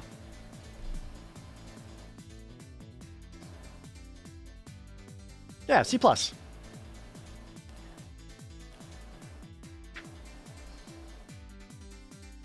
2/4 for 3 mana is a pretty thick butt. Oh yeah, she's got a good ass.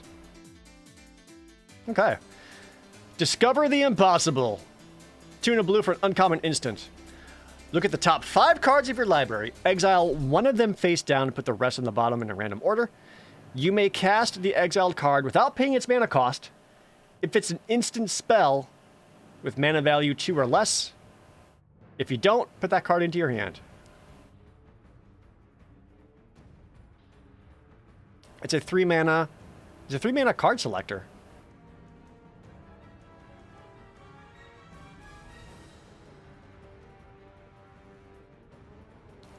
Yeah, look at the top 5 cards and basically pick the best card you need right then and there. Normally you see effects like this only hitting like the top 3 cards or so. Huh.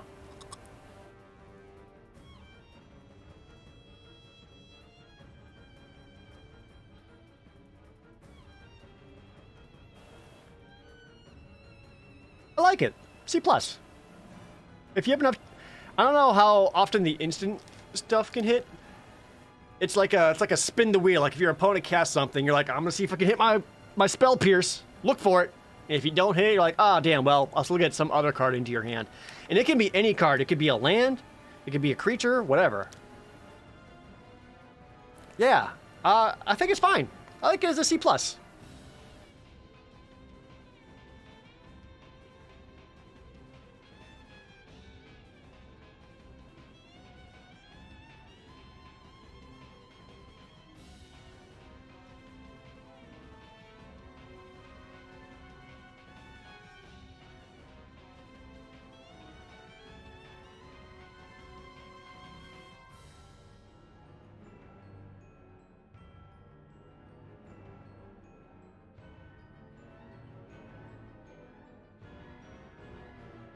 Alright, sorry. Next card.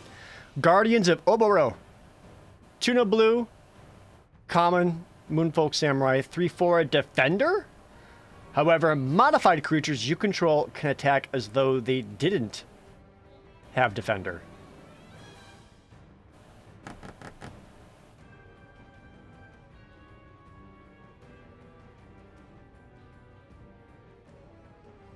I kind of like just the 3 mana 3/4 Defender personally. It's good for crewing.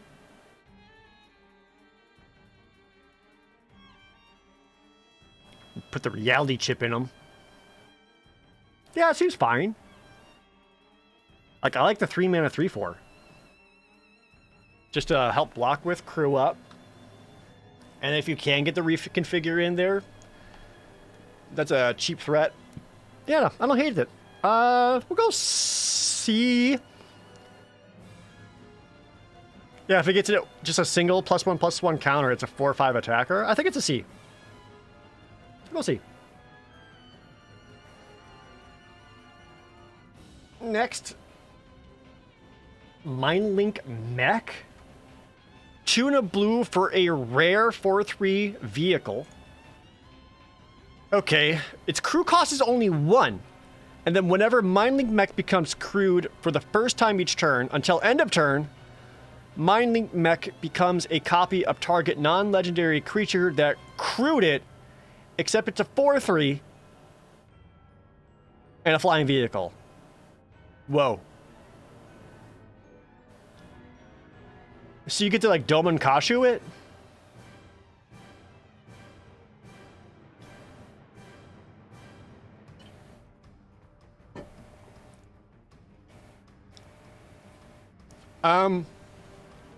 Weeb. Shut up! No, I'm not! This is cool. Basically, what this Mindlink Mech wants are your ninjas. Or anytime you've got a creature that's, if it deals damage to your opponent, thing happens.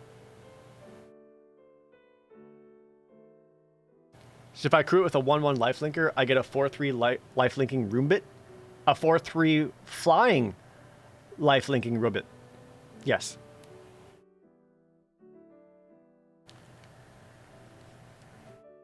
That seems really good. Its crew cost is only 1 for a 4/3. Yeah, that's good. That's a good card. B+. It's a card your opponent has to deal with. The only thing that would suck is if you're already behind, if you got no creatures on board, and you top deck this, it's not doing much better. Excuse me. Did you hear the new vehicle rule? Vehicles can't crew themselves? Yeah. You can't vehicle to crew a vehicle. Good. It seems first pickable? Yeah, I agree. This is a very strong reason to want to get into blue-white, or even like, again, like blue-black ninjas. Like, I think this would also be good because so many ninja cards care about hitting the opponent. In a 4/3 flyer for cheap, your opponent has to deal with it. I like it.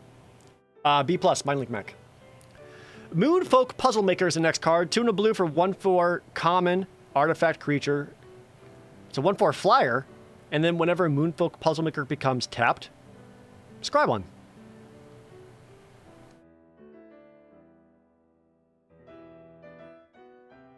That's a nice flying thick butt.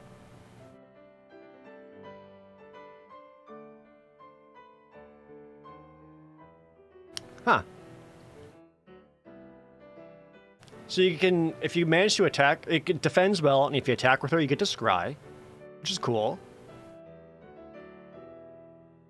And then it's just a 1/4 flyer, which can make it difficult to block, and if your opponent doesn't block it, you can get a ninja down. Artifact creature. So what I'm seeing is that this particular card is good in every single blue archetype.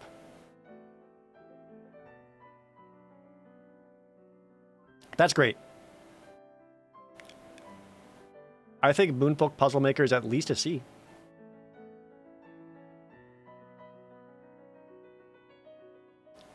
It's a very, very flexible card that will help almost any blue deck.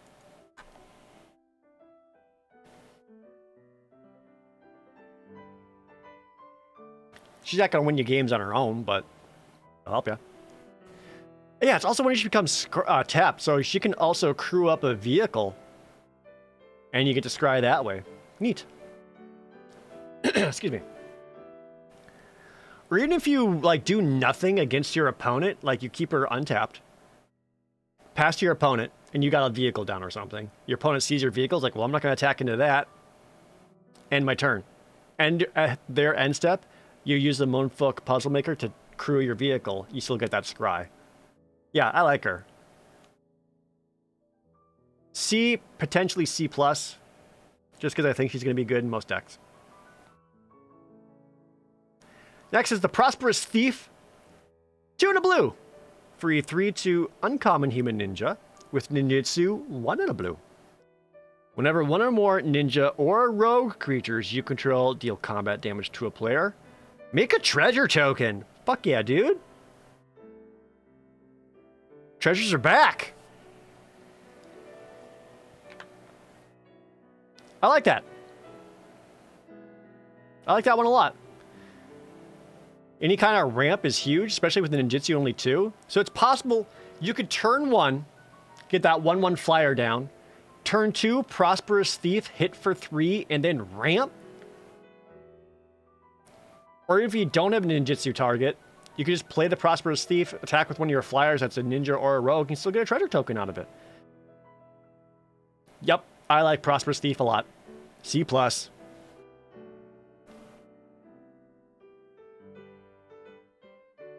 Next, Suit Up. Hell yeah. 2 and a blue for common instant. Until end of turn, target creature or vehicle becomes an artifact creature with base power and toughness 4/5. Draw a card. So, this is like a variation of that, like the Serpentine Ambush kind of card. And a lot of times, those cards aren't very good. They just don't really play out all that well. That said, this crews your vehicle, but it also draws you a card. It replaces itself. Because it replaces itself, it is so much better than Serpentine Ambush. This also makes it so it allows you to pump an attacker, crew a vehicle, suddenly get a vehicle be bigger for a good defense. It actually ends up getting way more options there.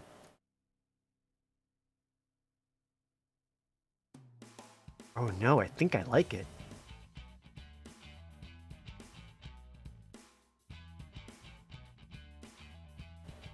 Yeah. I think I like it enough. I would play this in most decks. Also interesting, if you have a card that cares about having artifacts, you make one of your creatures into an artifact creature, and anything that affects that comes into play too. C. C for Getting the Robot. Does it trigger when X becomes crewed? So the vehicle itself doesn't become crewed. However, the vehicle does become an artifact creature until end of turn, so it can still attack and block. Yeah, exactly, Demon Blade. The fact that it draws another card afterwards actually makes it much better. If it didn't have that, I wouldn't play it. Next, another rare guy. Tameshi, the Reality Architect. 2 and a blue for a rare, legendary Moonfolk Wizard. It's a 2/3. Whenever one or more non-creature permanents are returned to hand, draw a card. Not just yours, but also your opponent's? It also has X and a white. Return a land you control to its owner's hand, which would trigger his own ability. Oh, it's non-creature permanents. Yeah, you're right. I'm sorry. Return target artifact or enchantment card with mana value X or less from your graveyard to the battlefield. Activate only as a sorcery.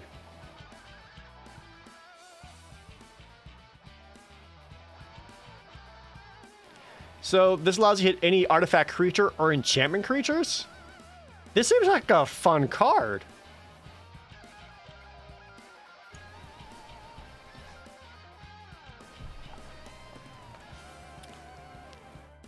The thing is, you have to basically play this in a blue-white deck, or splashing blue in your white deck, or you're going to be splashing white in your blue deck.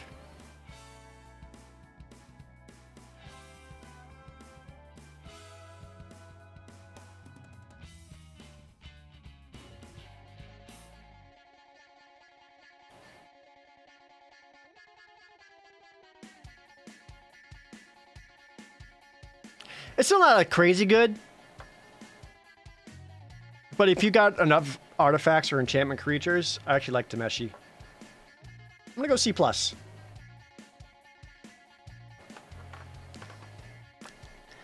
Next is Thirst for Knowledge with my boy Tezzeret. Tuna Blue, uncommon instant. Draw 3 cards, then discard 2 cards unless you discard an artifact card. I'm always a fan of cards like these. C+. I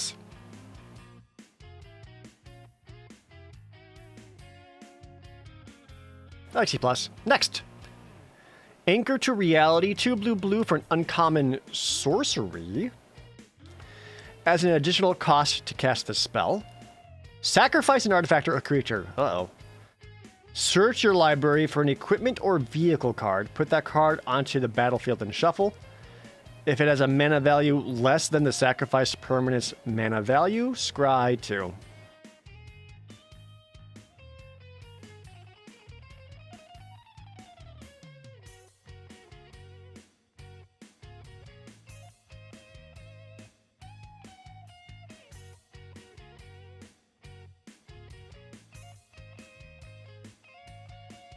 Huh.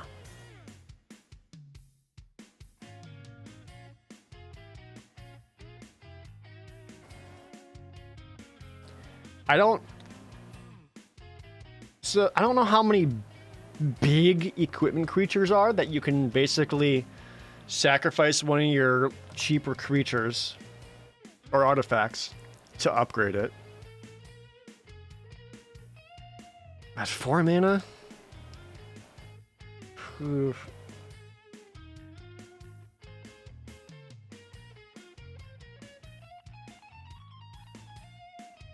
I don't know about that one. I think it's too situational for it to be really good.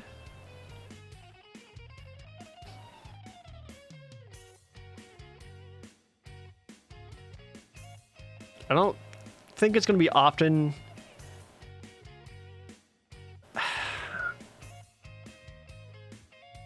Like with enough 1 mana artifacts, or yeah, even treasures, like they could be good. Or if you this seems like an okay sideboard card to me. Because if you're playing an opponent who's using a lot of aura-based removal, like especially in white or even blue, being able to sacrifice one of your aura creatures to get something else out could be good.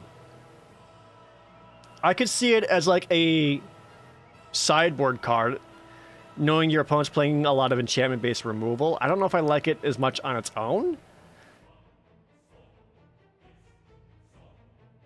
So I'm going to say D+.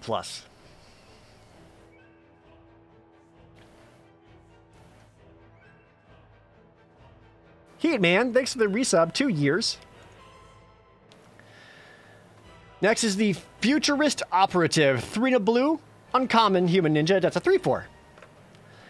As long as Futurist Operative is tapped, it's a human citizen with base power and toughness 1/1 and can't be blocked. You can also pay 2 in a blue to untap Futurist Operative. That's hilarious. And this card is good.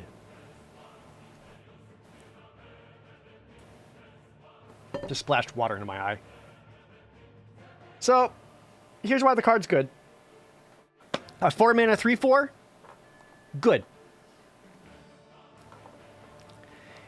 You attack with it, you have a 1/1 unblockable.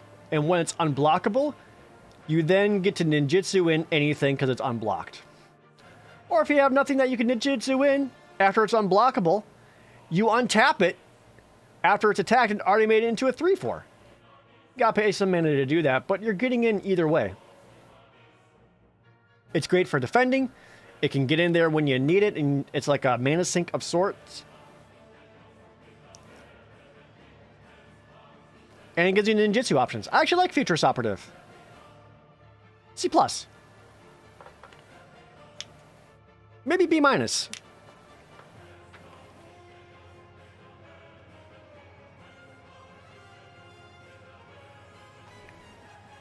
Yeah, B-. Next, Futurist Sentinel. 3 in a blue for 6/6 common vehicle, crew 3.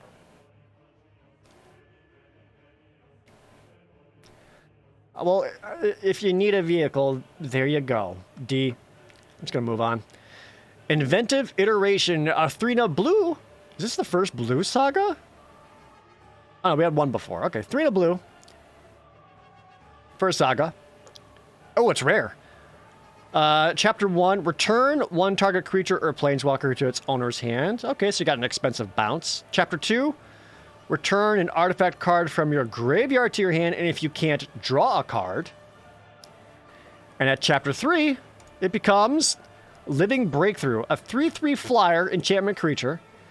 Whenever you cast a spell, your opponents can't cast spells with the same mana value as that spell until your next turn.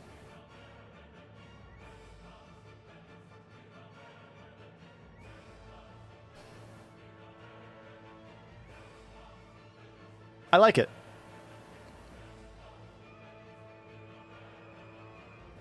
It's an expensive bounce spell, but you take out your opponent's biggest thing and tempo play them a little bit.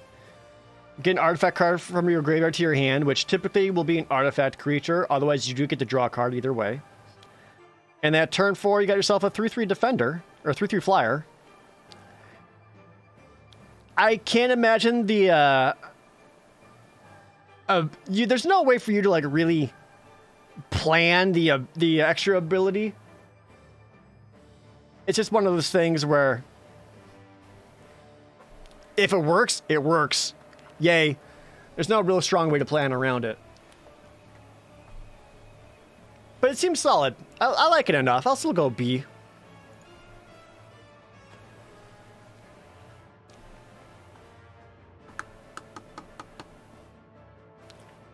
The thing is, like, even with... You can't even use it to, like, bounce your opponent's creature. Because they'll just replay it next turn, so you can't, like, somehow prevent them from replaying the bounced creature for an additional turn. But I like it enough. Yeah, B. Next up is Moonsnare Specialist. 3 blue for a common human ninja that's only a 2/2, but it does have ninjutsu 3. 2 blue. When it enters the battlefield, return up to 1 target creature to its owner's hand. Oh, interesting. Nope. I like it more. 4 mana creature that allows you to bounce an opponent's creature. Those, it's like a slightly more expensive Mana War. But if you manage to ninjutsu it in, you can then bounce one of your opponent's other defenders, allowing you to save one of your other creatures.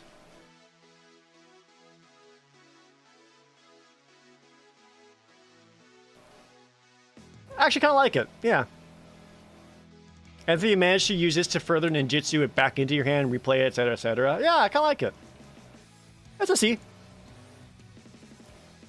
Ideally, you get it down for its ninjutsu cost, because otherwise, like, 4 mana for just a 2/2 side is a little expensive, but if you really need to, you can just cast it as is and still bounce one of your opponent's creatures.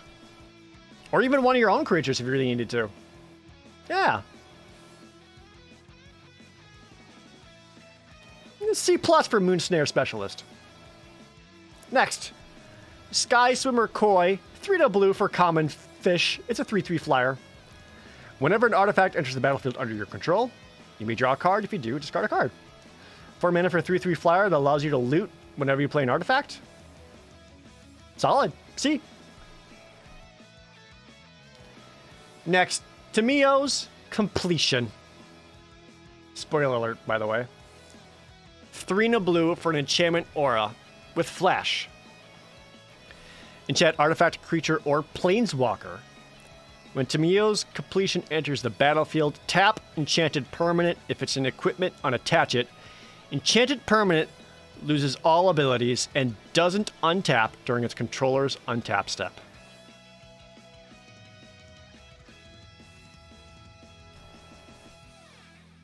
Yeah. 4 mana is expensive, but I like that it can also hit planeswalkers. Just make it so they can never untap. It gets rid of equipment. It's at flash speed. This is basically Blue's best unconditional removal. They've had these like kind of 4 mana tap down aura effects before. 4 mana is expensive, but you'll probably want at least one in your deck. It's common, so C+. Next, Tezzeret. Betrayer of Flesh. A new Tezzeret Planeswalker. You'd love to see it. 2 blue. The first activated ability of an artifact you activate each turn costs 2 less to activate. Okay. +1. Draw 2 cards, then discard 2 cards unless you discard an artifact card. So his +1 is just the thirst for knowledge. That's neat. His -2 is target artifact becomes an artifact creature. If it isn't a vehicle, it has base power and toughness 4/4. Alright, so his -2 is his Tezzeret's touch. Cool.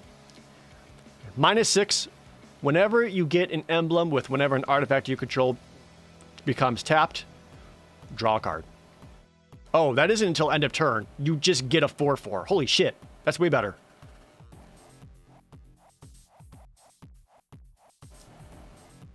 Okay, I like that more.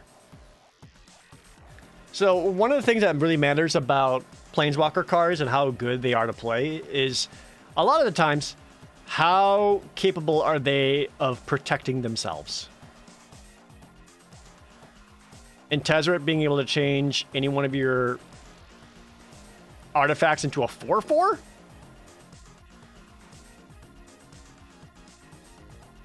Gives you a big chunky thing to block with. And if you don't have that, though, you at least get to draw some cards.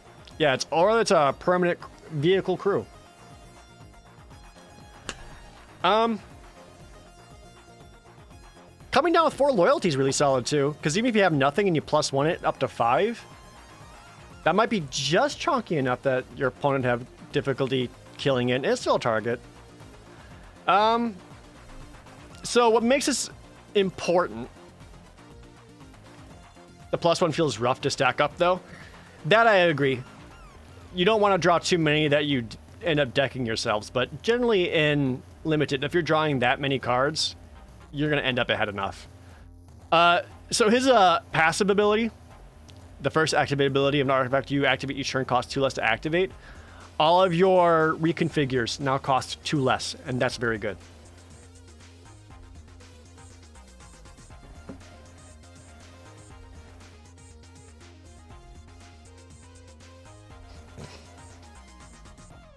I mean, Tezzeret's still just an A. Like, it's a Planeswalker, your opponent has to deal with it. And as soon as your opponent deals with a Planeswalker, it's possible that you still have a frickin' 4/4 afterwards for your opponent to deal with. It's an A. A for Tezzeret. Next, Behold the Unspeakable. 3 blue for an uncommon saga. Creatures you don't control get -2 and -0 until your next turn. Alright. Chapter 2. If you have 1 or fewer cards in hand, draw 4 cards. Otherwise, scry to draw 2. Okay. And at Chapter 3, you get what? Vision of the Unspeakable. An enchantment spirit. It's a 0/0 flying trample that gets +1/+1 for each card in your hand.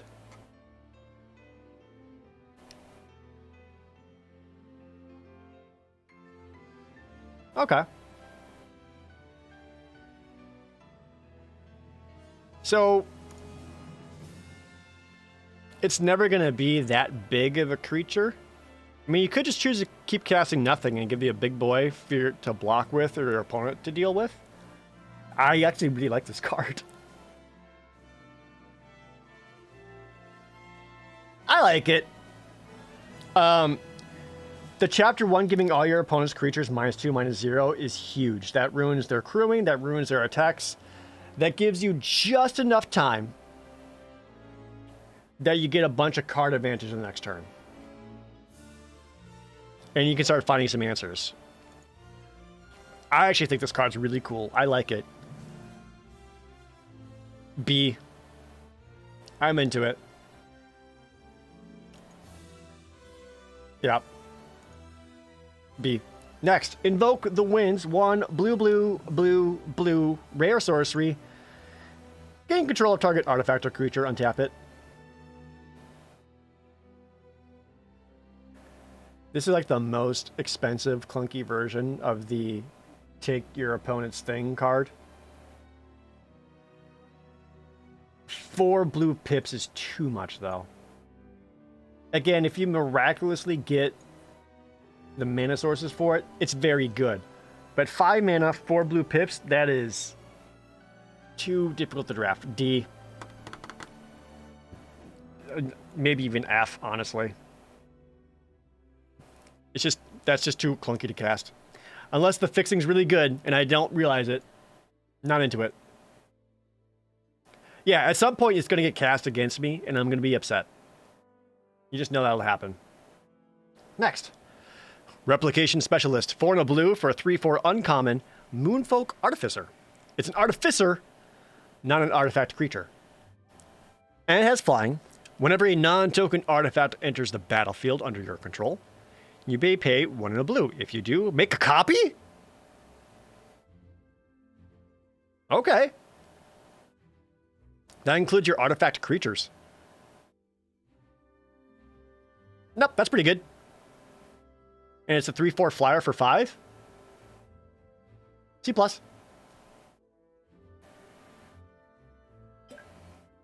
I'm only going C+ on it because it does cost a lot. And if you don't hit the artifacts, it's just a 3/4 flyer as it is. But if you get even 1 activation on it, very good. C+. Next, Cyber Trespassers. 4 and a blue for a common artifact Moonfolk Rogue. 3/5. Just a 3/5. However, it has Channel. 3 and a blue, discard the Cyber Trespassers. Tap up to 2 target creatures you don't control. Those creatures don't untap during their controller's next untap step. I'm always a fan of these, like, freeze down effects. Like, I really like doing that kind of stuff in blue.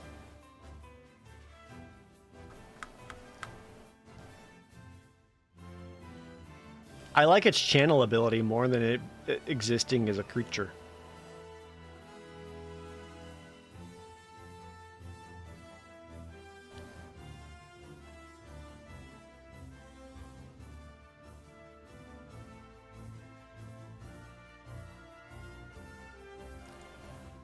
I feel like this would work best in red-blue. Because they want artifact creatures, and if you need like an expensive creature, it's okay. It's okay. Not crazy about it. I like the channel ability, but the creature side isn't as good.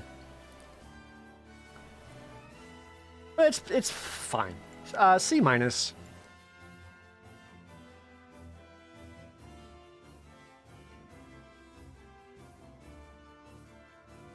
Next up, Kairi, the Swirling Sky. 4 blue for a mythic dragon spirit. It's a 6/6 with flying and ward 3. Oh, Christ. Okay. And when Kairi, the Swirling Sky dies, choose 1. Return any number of target non-land permanent with total mana value 6 or less to their owner's hands.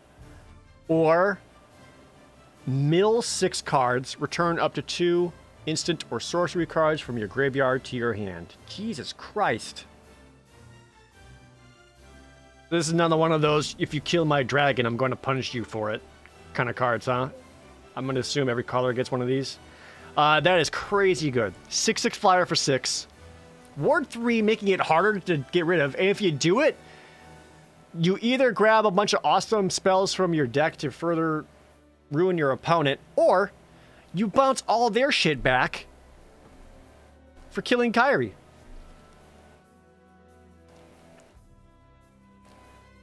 A. Super good.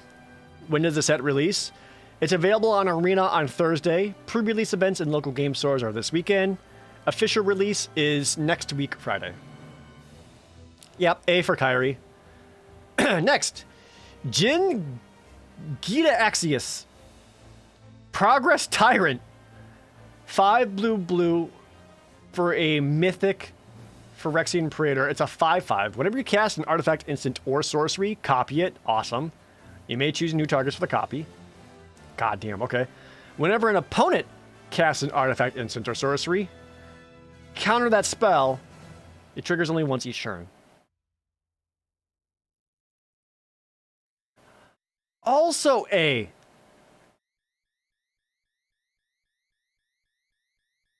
I don't want to go A+ because it costs 7.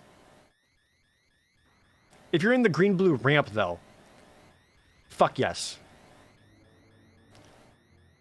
So you just get to copy all your artifacts and your spells. And if you instantly counter any of your opponent's shit, goddamn. Yeah. I'm going to go A with this. The only reason it's not A+ is because it costs 7 mana.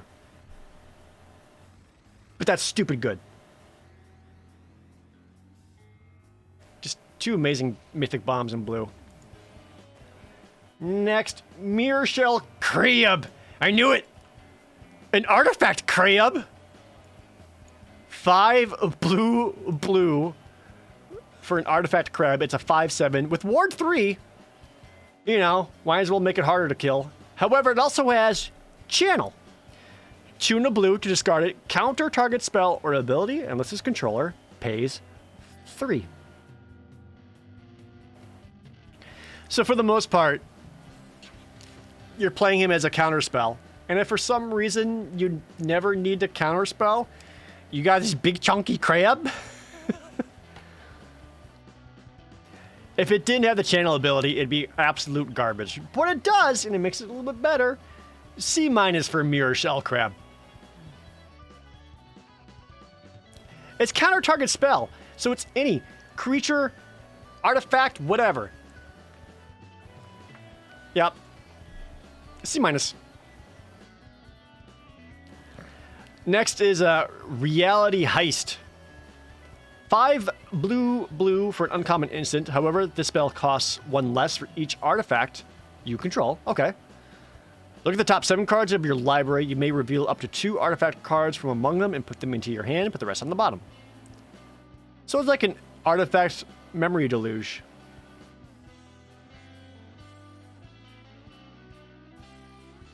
So this gives you a reason to want to play a lot of cheap artifacts.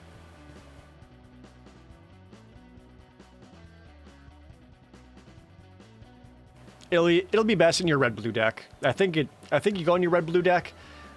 You can play it in white-blue, but I think it's going to be more expensive, and you're just going to get vehicles on it. I think red-blue wants it, and in the red-blue, it's quite good. C+ in red-blue.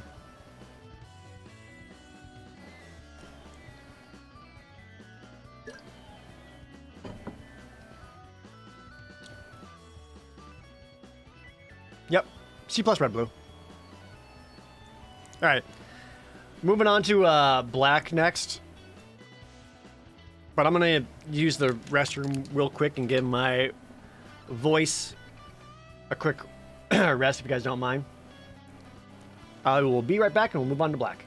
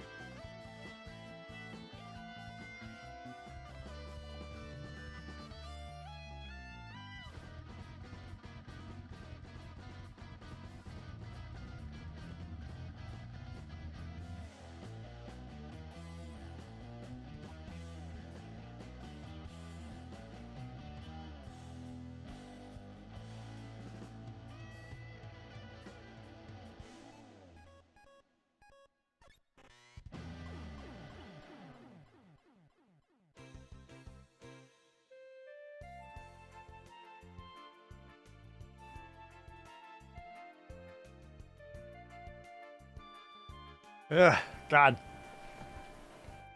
I don't know how people do this without just completely losing their voice. No, I saw Timidar. I saw.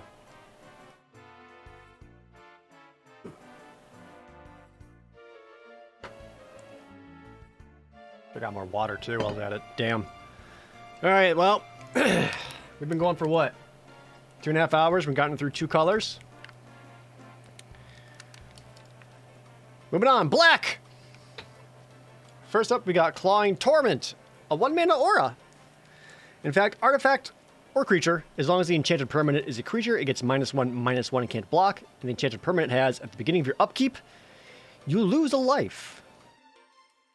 It's like a vehicle hate card. You know what? This card looks awesome to me. I think this is a C+, maybe even a B-. We saw so many X and 1 creatures that this is just going to kill a lot of them. Or it weakens one just enough that it can't block. Or you can start making your opponent lose life if they got a big old creature. This actually seems super good. Maybe not quite B- good, but I actually like this quite a bit. C+.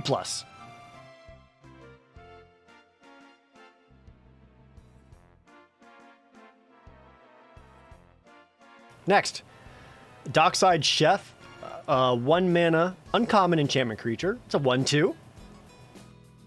Okay, 1 in a black, sacrifice an artifact or creature, draw a card. A cheap, relevant, potentially better, morbid, not morbid opportunist, Skullport Merchant. Oh, Derek, thanks for the raid. Much appreciated. All my alerts aren't working right now, by the way. I don't know if it's working for you guys, but for mine, it's not working. What are these cards? These are the new Kamigawa Neon Dynasty cards. We're currently reviewing the set. Reviewing the set that comes out on Arena for Thursday. Also, hey everyone from Derek Stream. For those of you who don't know, I'm his younger brother.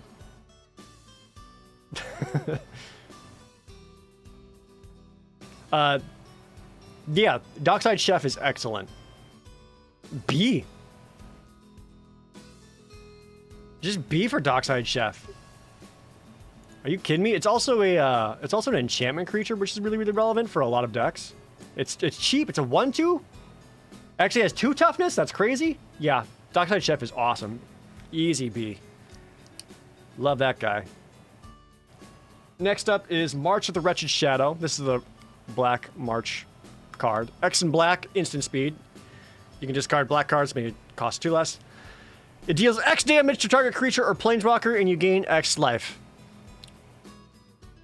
Great. B. Maybe a B+. It's like Drain Life. If y'all remember that.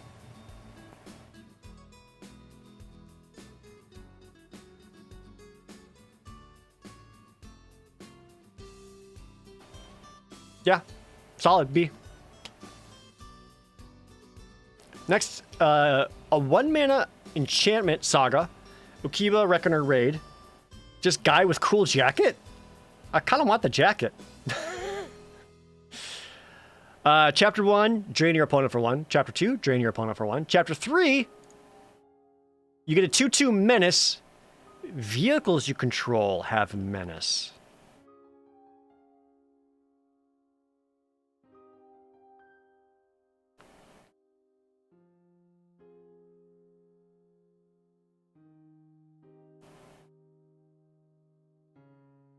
I don't know if I love it.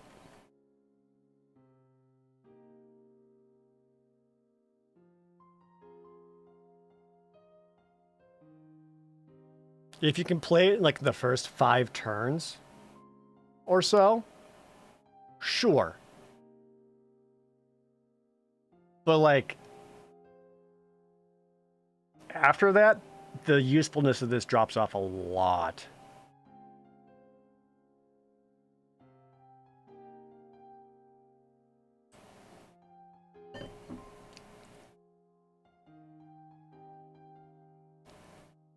Biker mice from Kamigawa. Is it a rat? It is a rat.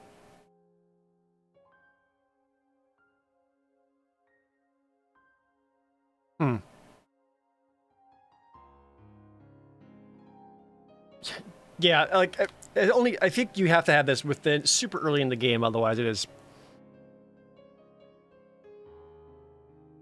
bad. I feel like D+. Like, I'm not so excited about it that I want to put these in most of my black decks.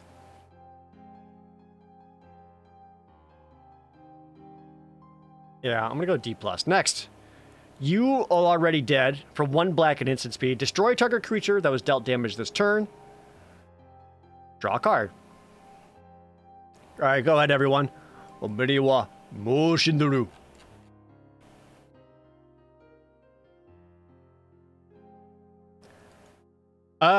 Yeah. I like it. It makes any of your... NANI?! It makes any of your blockers that much better because you just chump something and kill it. I think this is going to be a card that a lot of people are going to have to end up having to play around for only 1 black mana. I wouldn't be that excited about this card, but it's a cantrip. You get to draw a card immediately afterwards. So this actually looks pretty good to me. I'll go with B-, just because of how much it improves your chump blockers.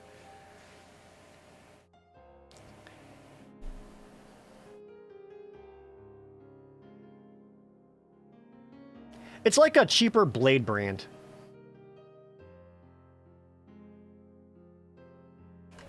But different. Also, I don't know how much other, like, direct damage stuff there is. There is the Wretched Sorrow. I don't know how many other direct damage stuff there is that you can, like, combo with it, or pinging abilities or whatever, but yeah, it's fine. Yeah, I still like that it replenishes itself. B-. For only 1 mana. Actually, no, let's look at it that way.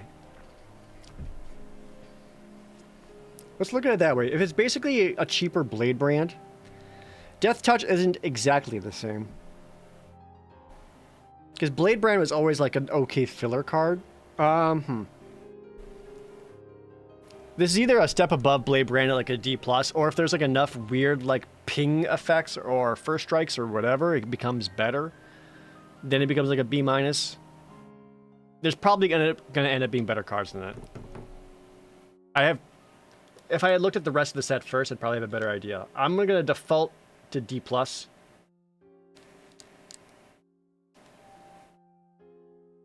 They can't kill the creature in response to that, you Blade brand. That's fair.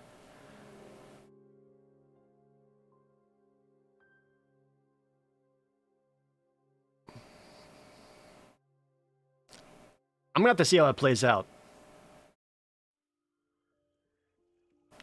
It's too hard for me to tell right now. Because I know Black-Red does have the their signpost uncommon. No, that drains. That doesn't do damage. Never mind. Never mind. I really don't know on this one. I'm going to default to D+, because it looks like a Blade brand to me. Just very slightly better. Next. Blade of the Oni. 1 and a black for a mythic artifact creature equipment demon. It's a 3/1 menace. For 2 mana? Okay. However, the equipped creature has base power and toughness 5/5, has menace, and is a black demon in addition to its other colors and types. Its reconfigure cost is 2 black.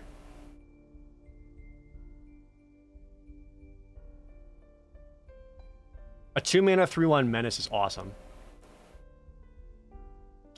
You're either forcing your opponent to 2-for-1 itself. Nothing else. It's going to get at least one swing in, typically.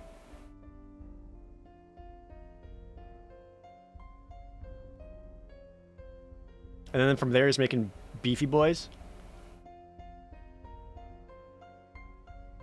It seems very good to me. I don't think it's going to be like the absolute bomb compared to like some of the other mythic cards we saw, but still very good. Like that, I'll give it a, I think it's a B. You'd be happy having one of these in your black deck, no matter what black deck you're playing. Next, Dokuchi Silencer, 1 in a black for 2/1 uncommon human ninja, which also has ninjutsu for 1 in a black. When it deals combat damage to a player, you may discard a creature card. If you do, destroy target creature or planeswalker that player controls.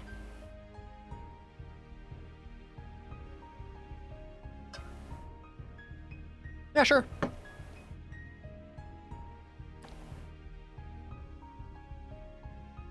For a 2-mana card? Yeah, that's good. I like it. He's a little bit better in the late game where you ditch away a creature you don't need. Otherwise, he's just a 2/1 for 2. Yeah, sure. It's a lot of 2/1s. B-. Next, Inkrise Infiltrator, 1 in a black for a 1/2 common human ninja that's flying. And for 3 in a black, he gets +2/+2 until end of turn.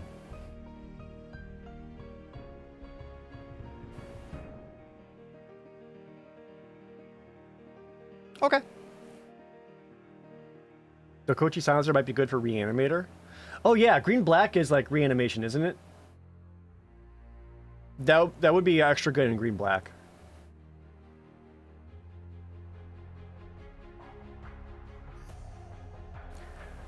Inkrise Infiltrator is fine.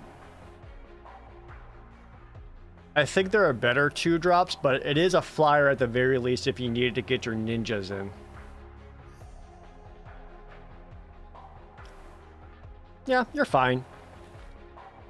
It's a late game pumper should you need it. C. Whatever. Next is the Leech Gauntlet, 1 in a black for a uncommon artifact creature. It's a 2/2 with a lifelink. An equipped creature has lifelink, reconfigure 4. I'd be quite happy playing this as a 2/2 lifelinker for 2. I don't think the reconfigure cost is really that worth it.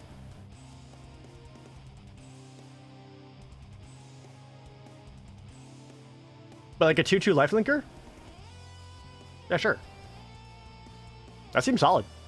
I like it more than the Inkrise Infiltrator. What did I say for Inkrise Infiltrator? I think I wanted to say, like, C-. Leech Gauntlet is, like, easy C. It is uncommon, though, so you're not going to get a whole lot of these for your 2-drop slot, but I like it.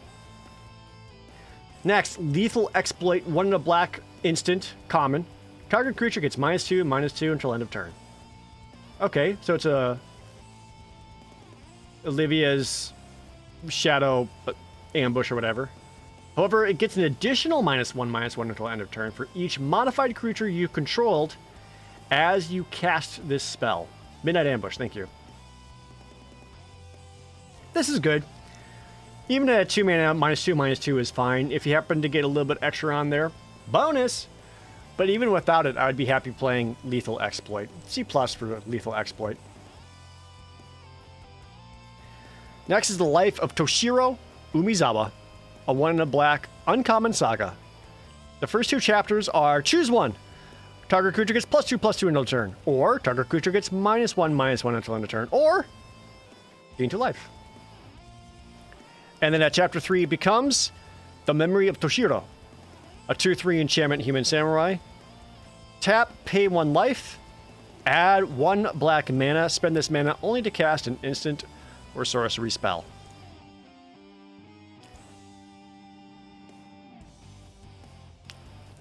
For a 2-drop, I don't hate it. Again, there's enough X and 1 toughness creatures that this could find multiple targets to just take them out. Which I think is cool. And if you're on the more aggressive side, you can give one of your dudes +2/+2. And if none of those options are good, you just gain 2 life. The creature side is kind of whatever. It's fine. But it does affect the battlefield when it comes down to something. It seems pretty solid to me. C+.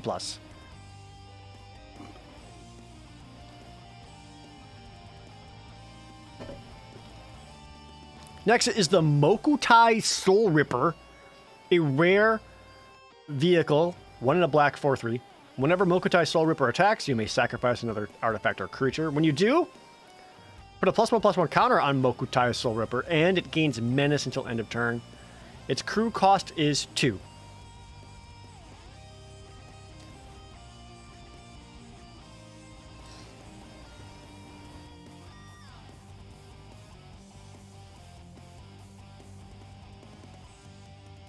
I mean, that's a cheap, big vehicle. I don't know about sacking a creature just to temporarily pump it.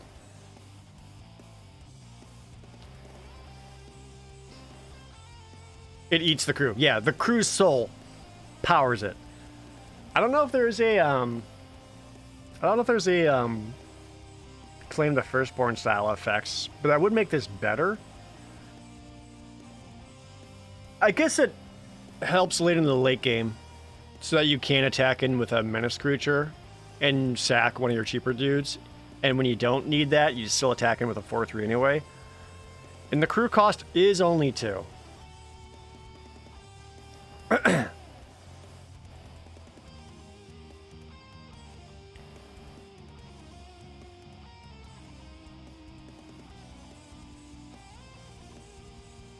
Yeah, I know the +1/+1 is a counter.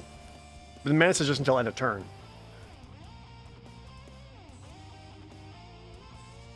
I'm still not crazy about it. I feel like it's a B-. Maybe it plays out way better than I know because of some other thing in the set. But to me, it's like a B-. Although if you are in an aggressive deck, it's going to make it very difficult for your opponent to deal with this.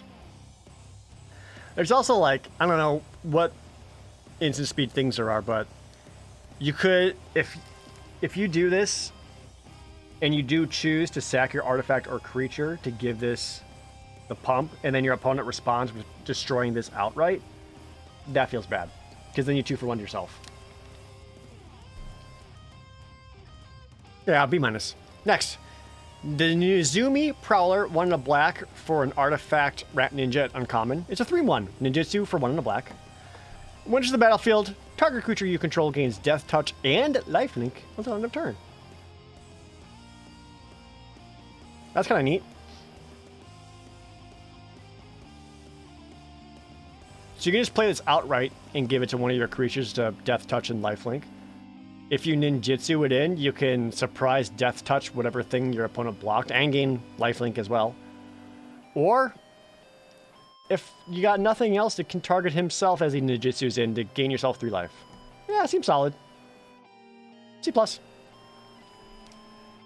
Next is Reckoner's Bargain, 1 in a black instant at a common. As an additional cost to cast a spell, sack an artifact or creature. You gain life equal to the sacrificed permanent's mana value. Draw 2 cards.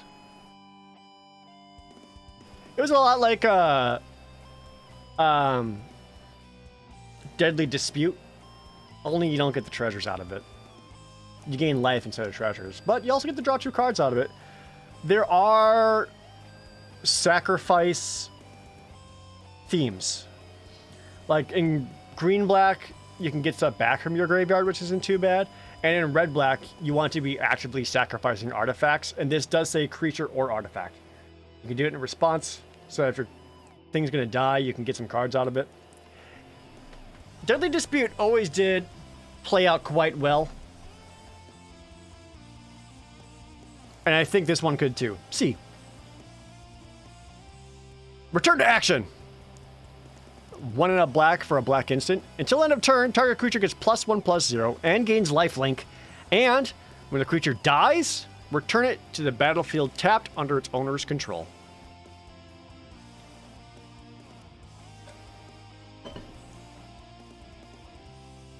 Sure. The lifelink part's really weird. Like, I don't know why that's on there. But the +1/+0 is actually really cool because then allows you to trade up on one of your creatures and you just get it right back. It's an okay combat trick. C-. Next, Tribute to Hirobi, 1 and a black for a rare saga.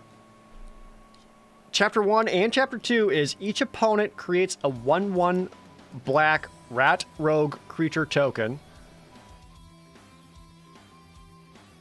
You're giving your opponent creatures, and then Chapter 3, Echo of Death's Wail, is an enchantment creature spirit. It's a 3/3 flying haste, and when it enters the battlefield, gain control of all rat tokens. And then whenever it attacks, you may sacrifice another creature, draw a card.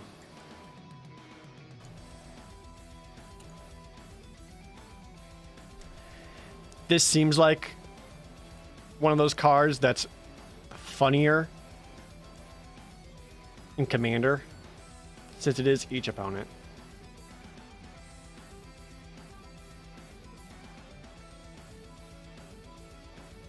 I think you would need to be careful with where you play this card. Because if you're playing against an opponent who has sack outlets at all,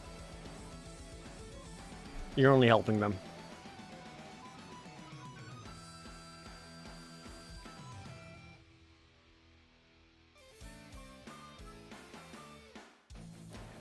And if you're like, if you have an empty board state and your opponent's got creatures, and you draw this, again, you're just making your opponent better. I don't think I'm into this one as well, at all. If you can get it down on turn 2, it'll be solid. If you don't, and it's late, that could be trouble. Also, like, if you got a bunch of creatures out and your opponent doesn't, you don't want to give your opponent more defenders. Like, this really does work best at turn 2 or parity. I don't think I like this card. Is this an F? No, if you get in... It could work in the early game, but I am not into it. I think it's a D+ for Tribute to Hirobi.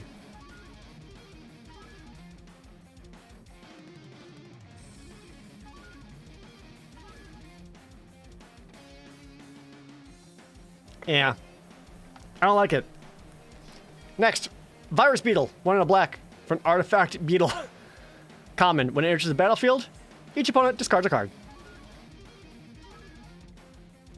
I like these kinds of cards. What was the, what set had it? It was like, there's like a cat that like made your opponent discard a card or a zombie or something. I like cards like this. It's also an artifact creature.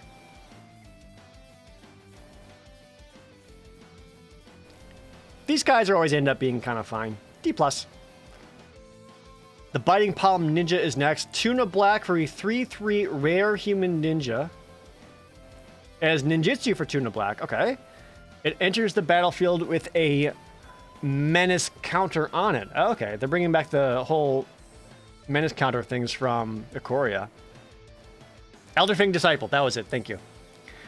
Whenever Biting Palm Ninja deals combat damage to a player, you may remove a menace counter from it. When you do, that player reveals their hand, and you choose a non-land card from it, exile that card. Exile it, oh. Okay. Pender666, thanks for being an all-new Twitch Prime sub. I appreciate it. For some reason, my alerts are just not working today, and I do not know why. It seems weird to lose the menace. Yeah.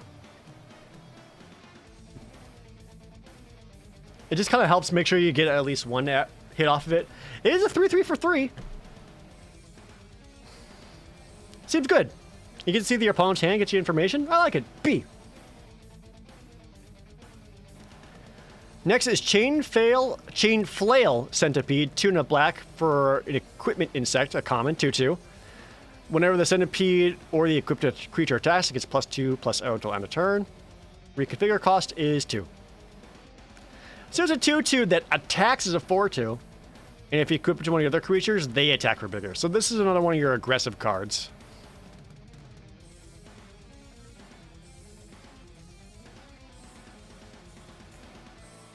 Yeah, solid aggressive card. See? I think it's better as a reconfigure target because it doesn't have enough toughness to not get it killed as soon as he attacks. And your opponent's going to want to take it out because swinging for 4 is a lot. Next is Debt to the Kami. 2 and a black for a common instant. Choose one. Target opponent exiles a creature they control or they exile an enchantment they control. Ooh, there you go.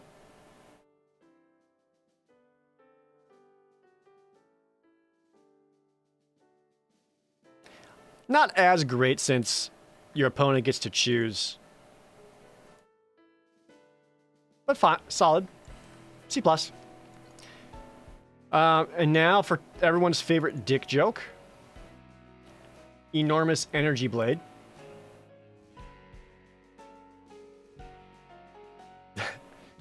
Tuna black equipment. Not an equipment creature, just an equipment. The equipped creature gets +4/+0. And then whenever Enormous Energy Blade becomes attached to a creature, tap that creature? And equip cost is 2.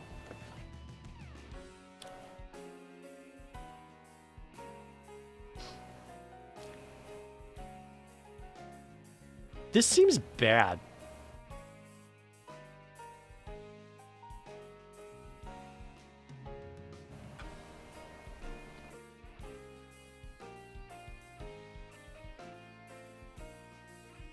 You could tap other creatures. You cannot attach your equipment to your opponent's creatures. Could you attack then equip while it's already tapped? Well, equipment you can only equip at sorcery speed. So you can attack with your creature, and then second main phase, attach it to your tapped creature, but you're not going to get the bonus damage in there. It feels like an awkward win more card. This seems bad. I think it's an F. Attached to defenders? You can do that, but then you're tapping down your defender for a turn. Yeah. F. Sorry, big dick joke. Doesn't work.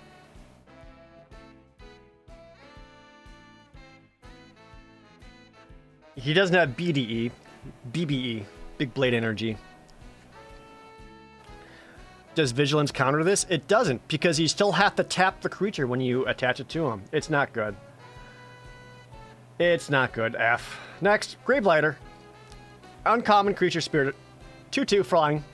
When it enters the battlefield, draw a card if a creature died this turn. Otherwise, each player sacrifices a creature.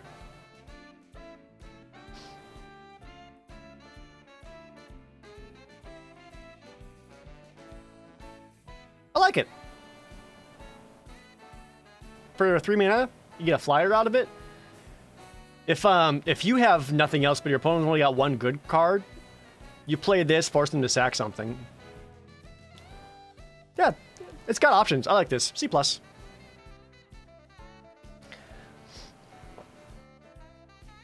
Not all of us can get it up in the first turn. Well, that sounds like your problem, because I think the weirdest thing to me about this dick joke is that the dick is just so small. You know, I'm not used to seeing it that small. That's the most confusing part to me, personally. Moving on.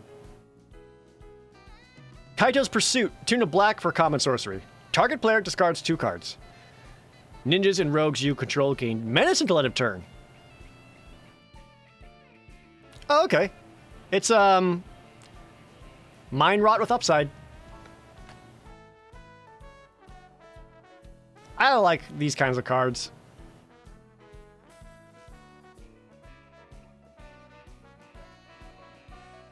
Yeah, basically, in your ninjas deck, this can give you a lot of options, especially if they have a lot of when they hit opponent effects. In formats like Sealed, these discard effects, these discard cards become that much better. Yeah, I like these. It may still be a sideboard card because it's better on the draw than it is on the play. But I don't hate them. D+.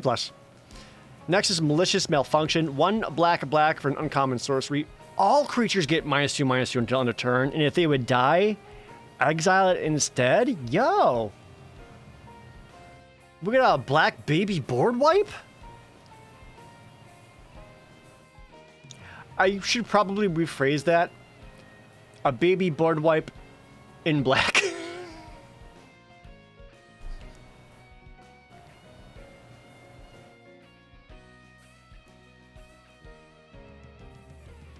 Don't worry about it.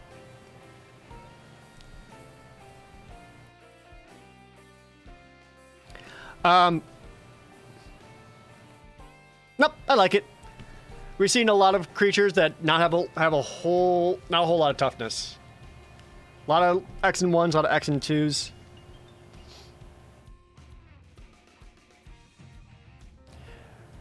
Yeah. It's one of those things where, you make sure you're playing this or you're not hitting your own dudes.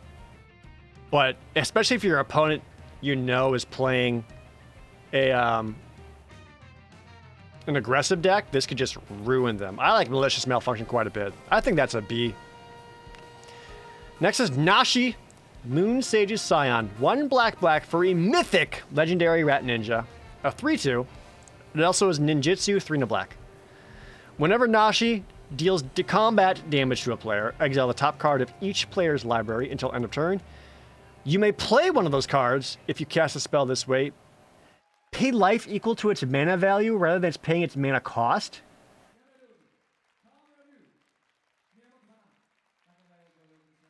Oh, so it's fucking amazing.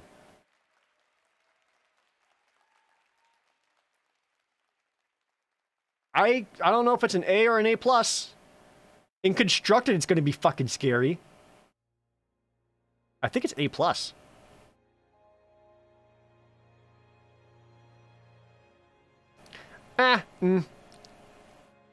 Fine, A.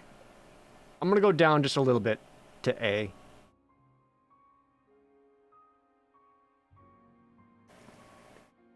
Cast, so no lands. No, it says play those cards, evil guy, so you can play lands off the top. The only reason I'm saying A is because if you can't swing in or can't ninjutsu it in, it's not as helpful. But holy shit, freaking card advantage ninja rat. Yeah, this guy's amazing. A. Easy A. And then you're just paying life to get like another thing down for cheap. I love it. Yeah, A. This might be one of the coolest new cards. Next, Nezumi Blade Blesser. Tuna black for 3/2 Rat Samurai, a common. It has Death Touch as long as you control an artifact. And has Menace as long as you control an enchantment. That's pretty cool. It'd be a dorky card otherwise, but has synergy. If you have both, a Death Touch Menace is legit. Yeah, Nezumi Blade Blesser seems great. I know white-black has the whole wants artifacts, wants enchantments, so it works best in there. But we've seen black have plenty of other artifact creatures and enchantment. Not so many enchantment creatures, but mostly artifact creatures. Yeah, a lot of artifact creatures. That he seems good. Yeah, C-. Next, Reckoner Shakedown. Tuna black, common sorcery. Target opponent reveals their hand. Choose a non-land card from it. That player discards a card. And if you don't, put 2 +1/+1 counters on a creature or vehicle you control.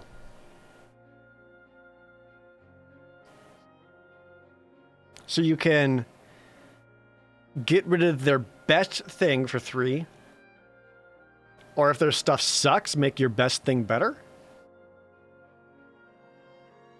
Or your worst thing better. That's kind of okay.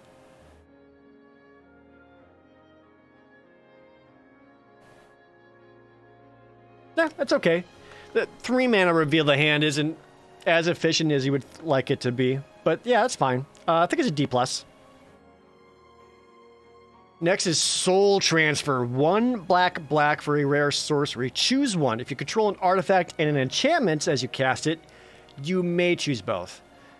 Exile target creature or planeswalker. Return target creature or planeswalker from your graveyard to your hand. That's excellent. That's a B+. It's a bummer it's at sorcery speed, but you do get to exile one of your opponent's things. And if you have the conditions, you also get a thing back, which is super good. B+ for Soul Transfer. Next, Tatsunari, the Toad Rider. 2 and a black for a 3/3 legendary human ninja that's rare. Whenever you cast an enchantment spell, if you don't control a creature named Kami, create Kami, a legendary 3/3 black and green frog creature token with. Whenever you cast an enchantment spell, each opponent loses 1 life and you gain 1 life. Oh my god. So it's a 3/3 for 3. You cast an enchantment and then you get a 3/3 frog that drains your opponent when you cast more enchantments from there. And on top of that, for 1 and green or blue, Tatsunari and target frog you control can't be blocked this turn, except by creatures with flying or reach. Ribbit!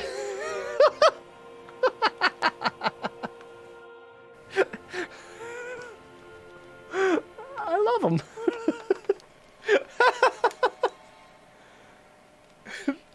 There's so many things about that to love.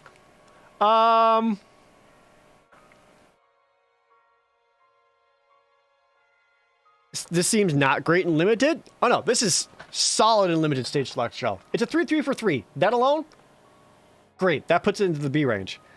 You get a single enchantment down, it gets that much better. Fuck, dude.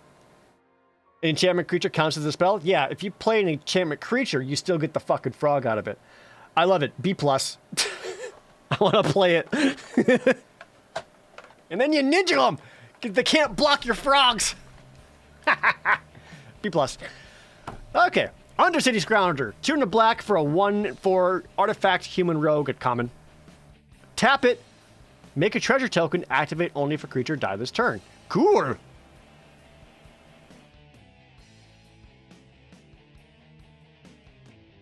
That's pretty cool. I like that you can activate it on your opponent's turn, too. Neat. See? Next, Unforgiving 1. 2 and a black, uncommon, spirit. It's a 2/3 with menace. And then whenever the Unforgiving 1 attacks, return target creature card with mana value X or less from your graveyard to the battlefield, where X is the number of modified creatures you control.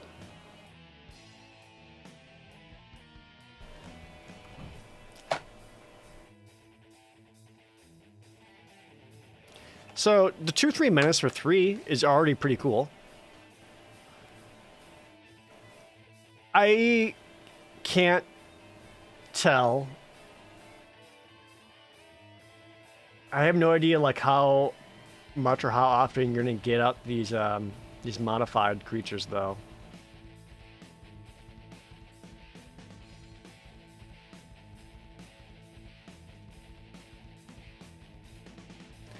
Because I feel like the most ideal thing is just modify the Unforgiving 1. And, because really this doesn't become super worth it until you hit 2 modifieds.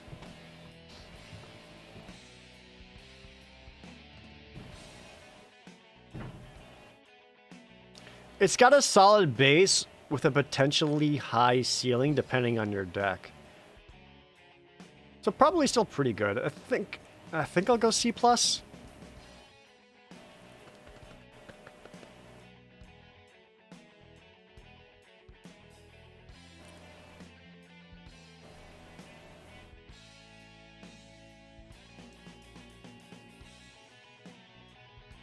Yeah. Yeah. C+. I just don't know how many modifieds you can really get. Like if you get it to go off once, that'll feel good. So, whatever. Next, Assassin's Ink. 2 black for an uncommon instant. This spell costs 1 less if you control an artifact and 1 less if you control an enchantment. Destroy target creature, planeswalker. There we go. There's our black instant speed removal, and it's fucking good. Black for instant speed destroys something if you get all that stuff. Yeah. Even if I'd be happy playing this at 4 mana. B+. You want them. Here's our next shrine creature. Goshentai of Hidden Cruelty. 3 and a black 2/2 uncommon legendary shrine creature. It's a Death Toucher. At the beginning of your upkeep, you may pay 1. When you do, destroy target creature with toughness X or less, where X is the number of shrines you control.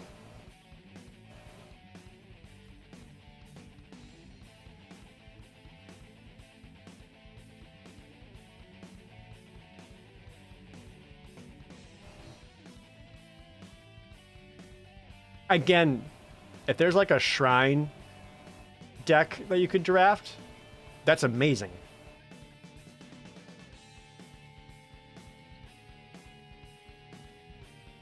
Even at a 4 mana 2/2, Death Touch is a little understated.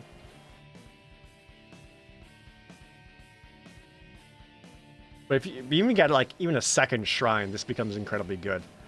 That's like a build around B. It sucks as at your upkeep though. Oh no, sorry, at the beginning of your end step. Oh, okay, no, that's better. Yeah, build around B. Next, Hidetsugu, Devouring Chaos. 3 and a black for a legendary rare ogre demon. It's a 4/4. Pay 1 black, sack a creature, scry 2. That's cool. 2 and a red, tap them, exile the top card of your library. You may play that card this turn, and when you exile a non-land card this way, Hitagetsu deals damage equal to the exiled card's mana value to any target. Any target! That is brilliant.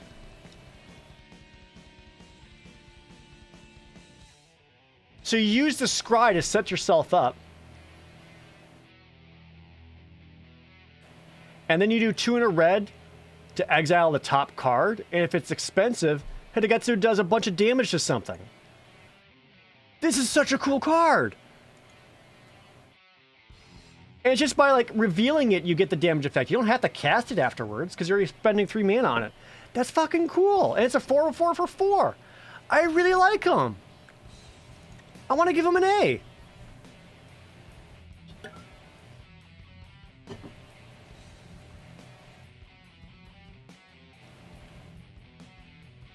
Yeah, you can cast the reveal card, but you get the damage even if you don't cast it.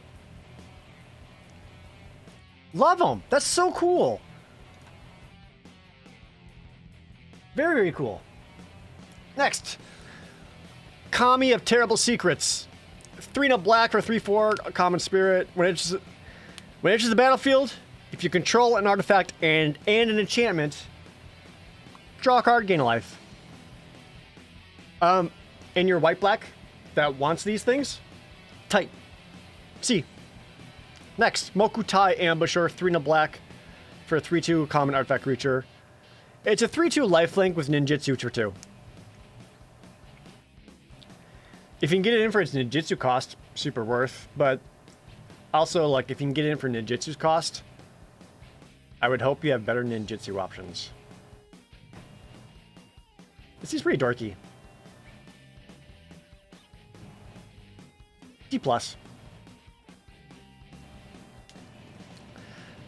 Next, Long Reach of Night, an uncommon saga for 3 and a black. Each opponent sacks a creature unless they discard a card, and that happens twice. That's excellent. And then it comes back as Animus of Night's Reach. It's a 0/4 enchantment spirit with menace. And then whenever it attacks, it gets +X/+O until end of turn, where X is the number of creature cards in the defending player's graveyard. Fucking A, that's awesome.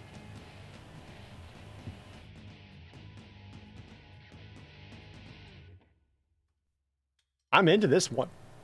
I think this is a B.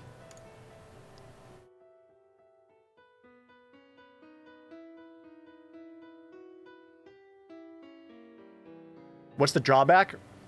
The drawback is if you have no defenders, this won't help you a whole lot. Because if your opponent's got a good creature out that they can kill you with, they'll discard a card.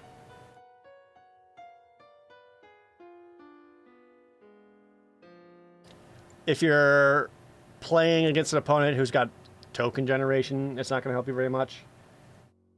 So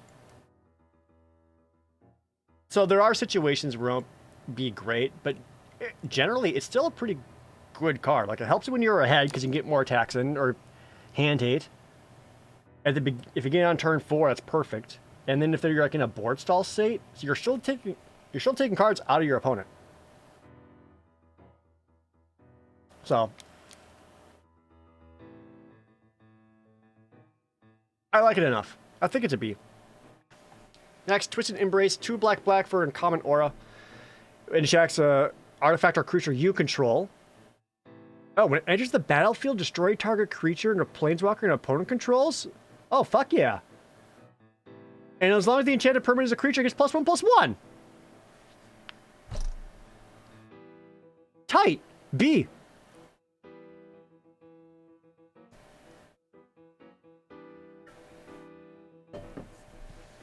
The only way this would suck is if your opponent destroys your aura target in response. And then you don't get the effect. But fuck it. This is still really good. B. It's like, it's sorcery speed removal that makes your guy a little bit bigger. I like it. B. Next, Invoke Despair. Here's Black's Invoke. 1 black. Rare sorcery. Target opponent sacrifices a creature. If they can't, they lose 2 life and you draw a card. Then repeat this process for an enchantment and a planeswalker. F. Moving on. Oh, geez. Here's the Black Dragon. Junji! The Midnight Sky, 3 black. Mythic Dragon Spirit. It's a 5/5 Flying Menace. Okay. When Junji, the Midnight Sky, dies, choose which way you want to punish your opponent. Each opponent discards 2 cards and loses 2 life. Or put target non-dragon creature cards from your graveyard onto the battlefield under your control. You lose 2 life.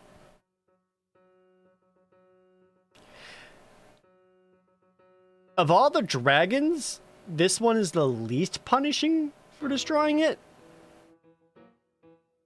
It's still a 5/5 flyer with menace. 4/5. Oh, it's any graveyard. From a graveyard. That makes it a little bit better.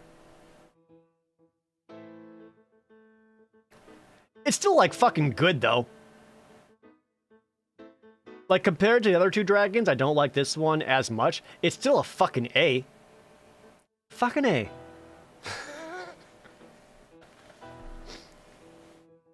Yeah. That's great. These dragons are cool. Next, Kami of Restless Souls. 4 and a black for a 3/3 common creature. When it enters the battlefield, choose 1. Return a ninja or rogue from your graveyard to your hand, or put a creature card from your graveyard on top of your library. So it works best with creatures or rogues because you get right back to your hand, but if for some reason you can't, you can at least put your best creature back on top of your library so you can draw for next turn. That's okay. C-. Okiba Salvage, 4 and a black, uncommon sorcery. Return creature or vehicle card from your graveyard to the battlefield, then put 2 +1/+1 counters on that permanent if you control an artifact and an enchantment. So this is your black Raise Dead spell effect that we've seen in a lot of times in these newer sets. Black-green has a reanimation theme, so I think this is meant more for black-green, but it can work in black-white too, because it also cares about artifacts and enchantment. Yeah, it seems good though. It's probably still a C. Like 5 mana sorcery speed is like right where it wants to be.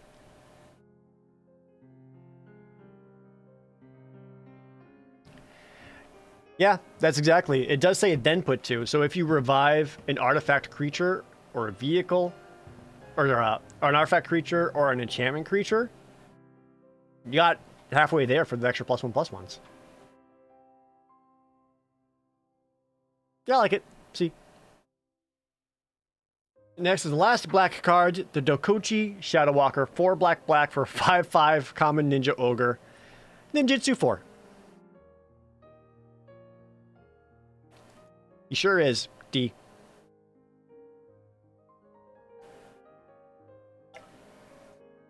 If you manage a ninjutsu in for 4, that's a lot of damage to your opponent. You still got a 5/5 afterwards. But like, sure, D. All right, that's black. Looking at black, I wasn't really all that interested in most of its cards until I hit 3 mana. Once we hit 3 mana, all of black's cool cards come out. 3 up, you know? Anything before that, just kind of like, fine.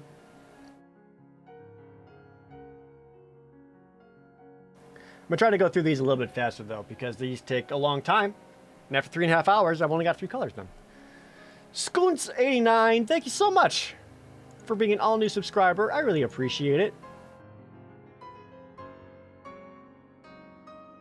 All right, let's do red. Let's see what we got in here. Did we miss white already? I started with white Queen Bee. I'm just going from the top down. Also, hey, welcome to the stream. White summary is cool. I like a lot of the white cards. White looks really good to me. Okay, red. Aki War Point. I have not done multicolored yet, no. 1 red for an aura. Enchant your creature gets +2/+1.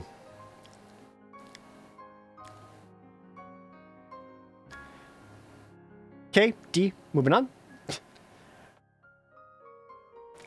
Sure, like, if you really need stuff to modify, it is pretty cheap. It gets a cheap enchantment or to get out onto the battlefield. It's there.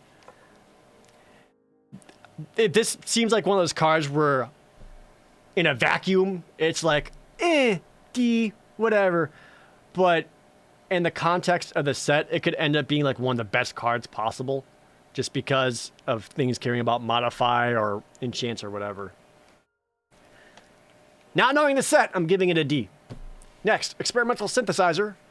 1 red for a common artifact. When it enters or leaves the battlefield, exile the top card of your library. Until end of turn, you may play that card. 2 in a red, sacrifice it. Make a 2/2 white samurai creature token with vigilance. Activates a sorcery. Oh, I'm sorry. I was cutting off. Hero Legend, thank you for the resub. This is interesting. So, this is not a card you drop on turn 1. It's a card you can drop on turn 2 to see if you can hit another land and then play that land for your turn. Or in the late game, you only pay 1 and you get a card draw for something you can play. And then if you need to, you can always sacrifice it, find another land, and get a 2/2 out of it. This is actually kind of cool. And as a cheap artifact, where I think most of Red's archetypes care about artifacts, and then you can sacrifice it to make a human samurai. This actually seems kind of neat.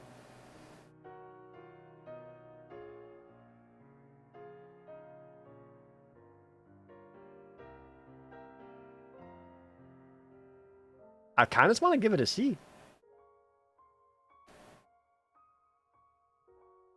Yeah. I'll say C for that one. I like it just enough, because it helps you early on, helps you extra cards later on, and makes a body if you need it. Yeah, C. Next is Flame Discharge. X in a red for an uncommon instant. It deals X damage to target creature or planeswalker. If you control a modified creature as you cast a spell, it does an extra 2 damage. That's pretty cool. It's like a creature or planeswalker fireball. That's instant speed, so it's better than that. But if you happen to have a modified creature, you get a little bit of a bonus out of it. That's pretty cool. Even with if I have a modified creature, you could cast this at X for 0 and still do a shock. Yep.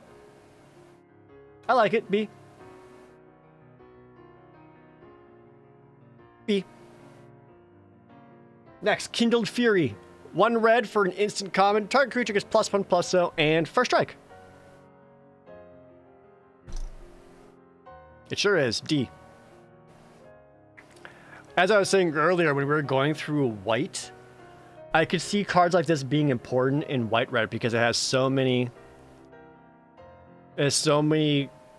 effects that care about a creature attacking alone. And if you can use first strike to help protect it or make sure it's defeating whatever in combat, that could be important. That said, it's still a pretty filler card, so D. Next is Red's Saga. Kumano faces Kakazan. 1 red for an uncommon. Chapter 1. Deal 1 damage to each opponent and each planeswalker they control. Okay, you spit on them. Got them. Chapter 2. When you cast your next creature spell this turn, it enters the battlefield with an additional +1/+1 counter on it. Okay. In Chapter 3, it comes back as the Etching of Kumano. A 2/2 haste. If a creature dealt damage this turn by a source you control would die, exile it instead.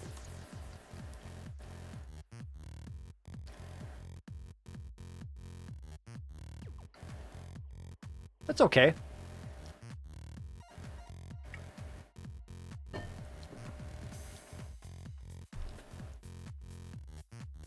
Yeah, seems kind of okay to me. Much like the previous sagas we saw, like if you don't really get this down on turn 1, awesome. Or even on like turn 2 to set up your turn 3 creature can still be pretty good. But if you're not getting it down that early, this card's kind of a dud. Unless your opponent's at 1, then it's hilarious.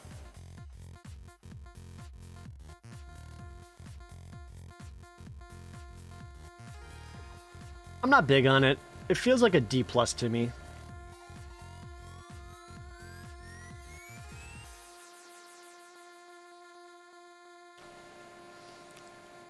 Like if you get to happen where you get like the chapter 2 effect like even once, you'd be like, hee hee, gotcha. But even then, yeah, D+. Next is the March of Reckless Joy. The red march. X is a red rare instant. Same thing as before. Exile the top X cards of your library. You may play up to 2 of those cards until the end of your turn. Has it been every single set for like the past, what, year and a half, maybe longer? Where there's some like red, basically discard cards to more or less draw cards?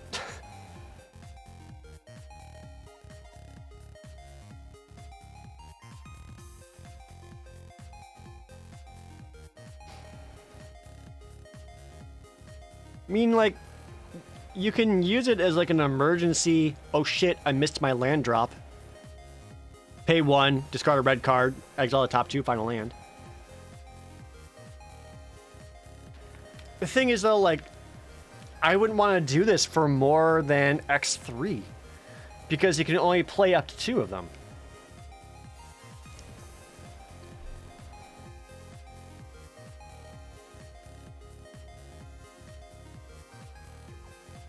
It is until the end of your next turn. That's correct. You don't have to do it on your current turn. That does make it a little bit better.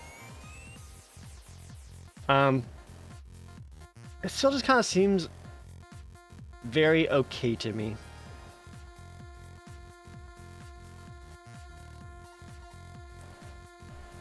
D+.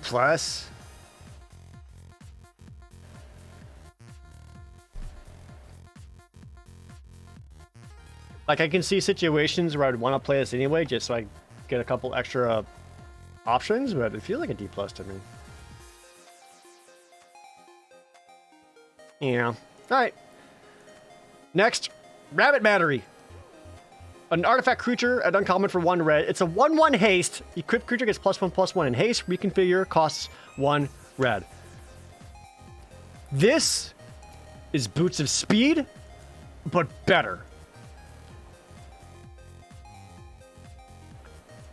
And the boots of speed ended up being excellent in AFR.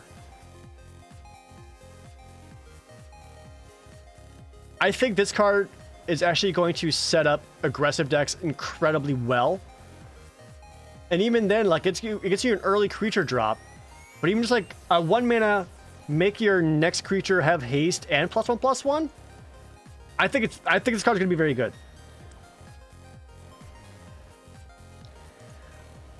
I think it's at minimum C+, but I could really see potential where it goes higher than that.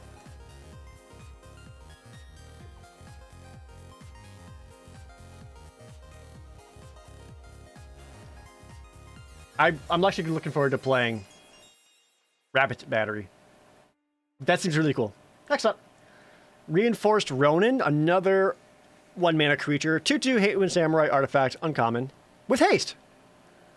At the beginning of your end step, return Reinforced Ronin to its owner's hand, but also has channel 1 in a red to discard it, draw a card.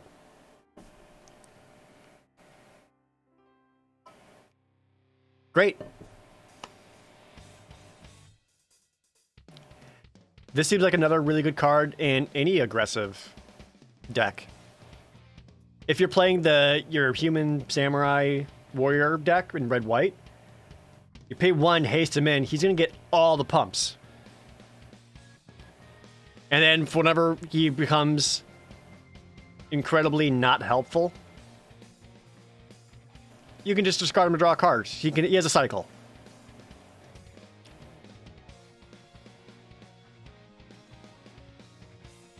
He actually looks pretty cool to me. I'm into him. C+. Yeah, C+ for Reinforced Ronin. Mostly because it has a cycle ability on it. Next, Simian Sling, another 1 mana creature. It's an artifact equipment monkey. 1/1.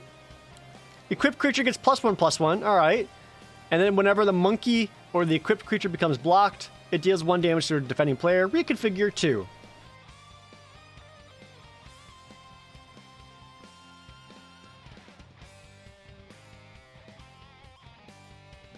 I can't remember the name. What was the last creature that had a... It was like the 1/1, when it becomes blocked, you deal 1 to the defending opponent anyway. Yeah, that's like another... It's another fine, aggressive card. He's fine. I don't like it as much as the rabbit. But he's fine. C-. How's my Pokemon playthrough? It's fine. Still going. Next, Bolted Surge. 1 red instant to common. As an additional cost to this, you may sacrifice an artifact. Deal 2 damage to target creature or planeswalker. Or if you sack an artifact, deal 4. Tight. So it's a shock that you can make shock harder? Yeah. B-.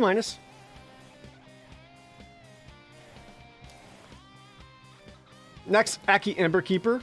1 in a red for an enchantment common 2/1 Goblin Warrior. Whenever a non-token modified creature you control dies, you make a 1/1 colorless spirit creature token. Interesting.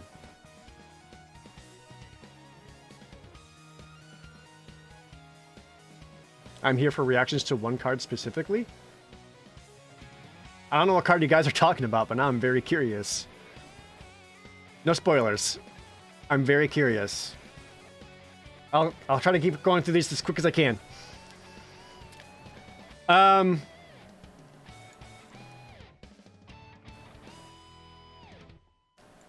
If I had one of these plus a rabbit, I would be very happy. Seems solid. See? Next, Aki Ronin.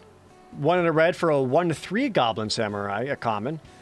Whenever attacks alone, you may rummage. Okay. Weird that he's only a 1/3. That's a little bit weird, but a rummage ability in your aggressive deck to find cards that you need and get rid of some lands. I like that. That's another C.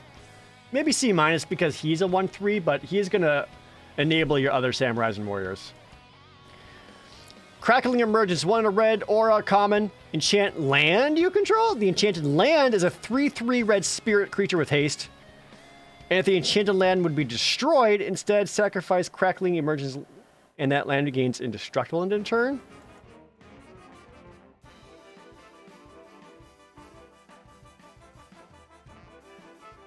Why though?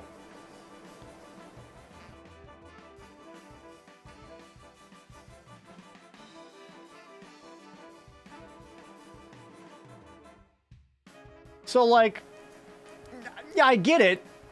You can put it on it, and then you got an enchant, and you got a land creature.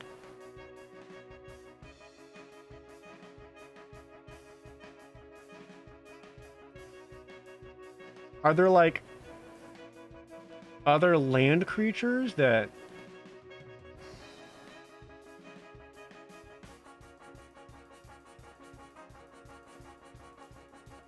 Yeah, it's a modified creature, you're right, but if I'm going to modify my creatures, I think I have better options than taking out one of my lands.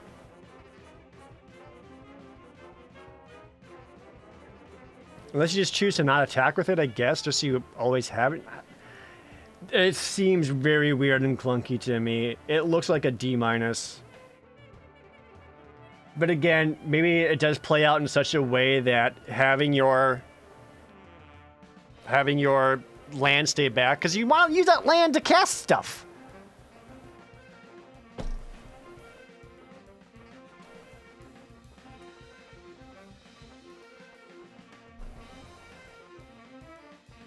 I think it's a D-, but it could end up being like really important for a modified. It looks weird and clunky to me personally. Moving on. Dragon Spark Reactor, 1 red for uncommon artifact. Whenever the reactor or another artifact enters the battlefield, it gets a charge counter. 4, sacrifice it. It deals damage equal to the number of charge counters on it to target player, and that means damage to up to 1 target creature.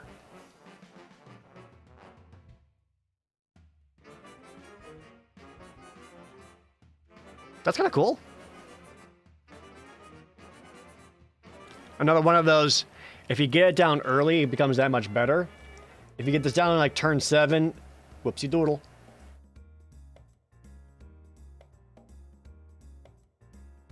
Yeah, you need to get this out early, but when you do, like you get to take out one of the things and hit the opponent for a decent amount of damage. I kind of like it.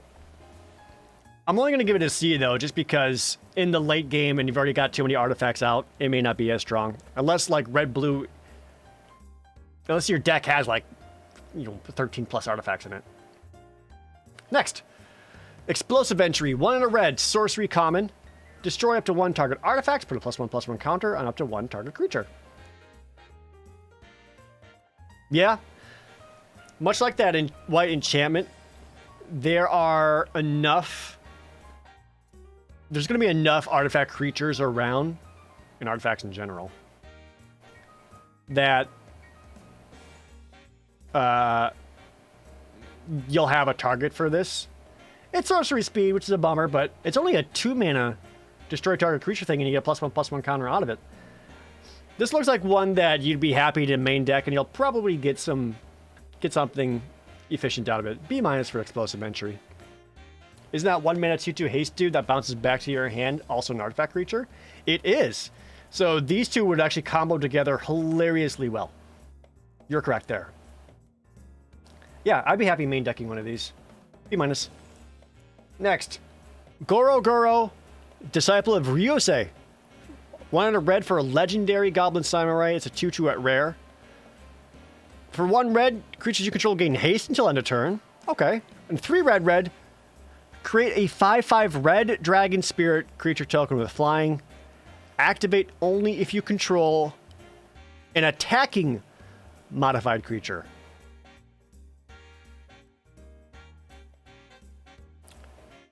That still seems amazing. I would play for just the haste side of it on its own. It's like a win more card. If you're attacking with a... Well, no. You can, like, basically chink any one of your modified creatures attack with it, knowing it's going to die just to get a 5/5 Dragon Spirit out of it.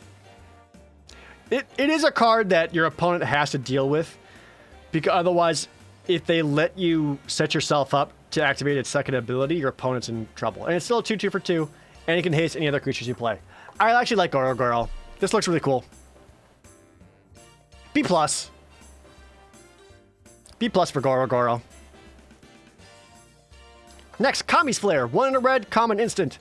Deal 3 damage to target creature or planeswalker. It also deals 2 damage to that permanent's controller if you control a modified creature. Okay. So it's an Abrade. It's a Lightning Strike. But if you have a modified creature, you get the bonus of also slapping your opponent across the face. Yep. This is like the red's great, good, solid removal spell. B. Next, Lizard Blades. 1 in a red for a rare artifact equipment lizard. It's a 1/1 double striker. Equipped creature has double strike. Double strike is powerful, and its reconfigure cost is only 2. I like these guys. Because they themselves have double striker, they block and attack as essentially 2/2s or 2/1s. That's very good. 2 mana reconfigure to give something double strike. Yep.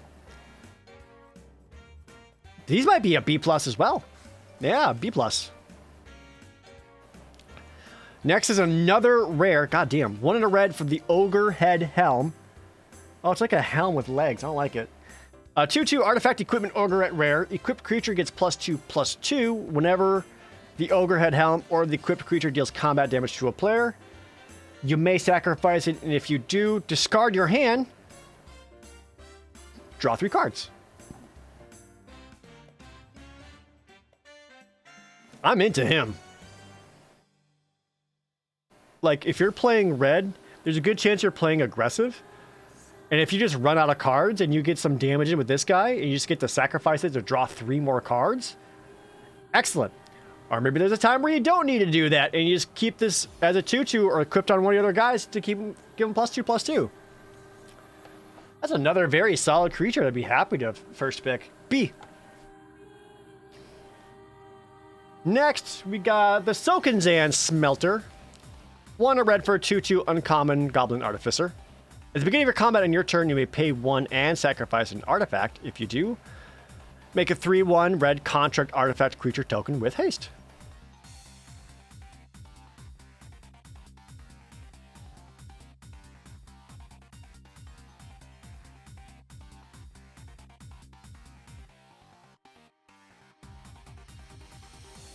Yeah. That's actually solid. Again, if you have like enough cheap artifacts, it would work with the experimental synthesizers really well.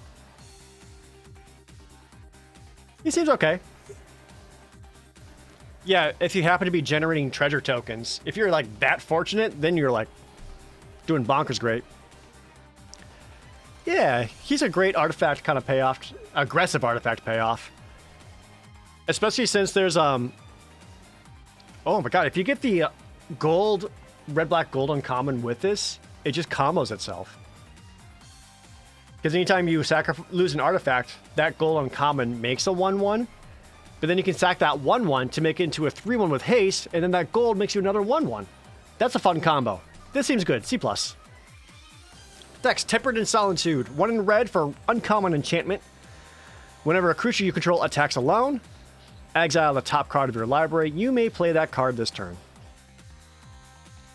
So it's like a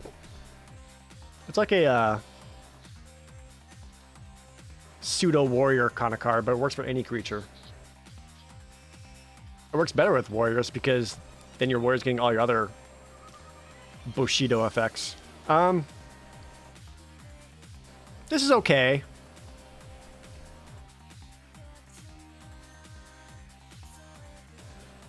I'm a little bit less down on it because, again, you need a creatures to attack with, and there may be times where your attacks just aren't good. So there may be turns where this just doesn't do anything. Seems okay, though, for, like, card advantage in red. I'd lean C-. I'm not as stoked about it. Next, Tawashi Song Shaper. This is just DJ. This is a DJ. 2/2 Human Artificer, a common. Whenever another artifact enters the battlefield under your control, it gets +1/+0 until end of turn. Sure. That is a 2/2 for 2. That can sometimes get bigger, but will still get blocked and killed by most other 2-drops. D+. Upriser Renegade. 1 red for an uncommon Human Samurai. It's a 1/3. However, it gets +2/+0 for each other modified creature you control. This is actually kind of a modified payoff because you make your other creature bigger, which also improves him, which makes him a little bit better. That's actually kind of cool.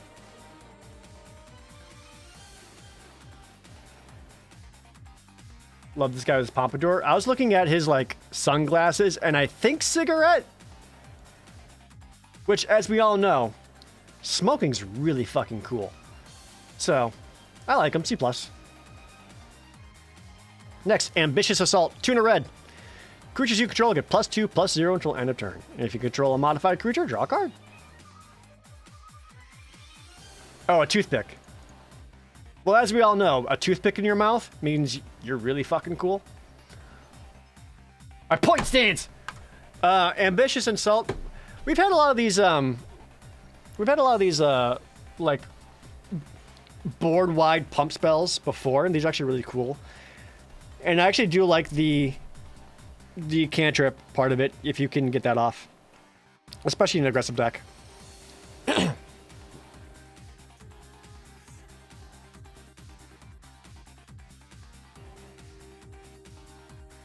Yeah, seems alright.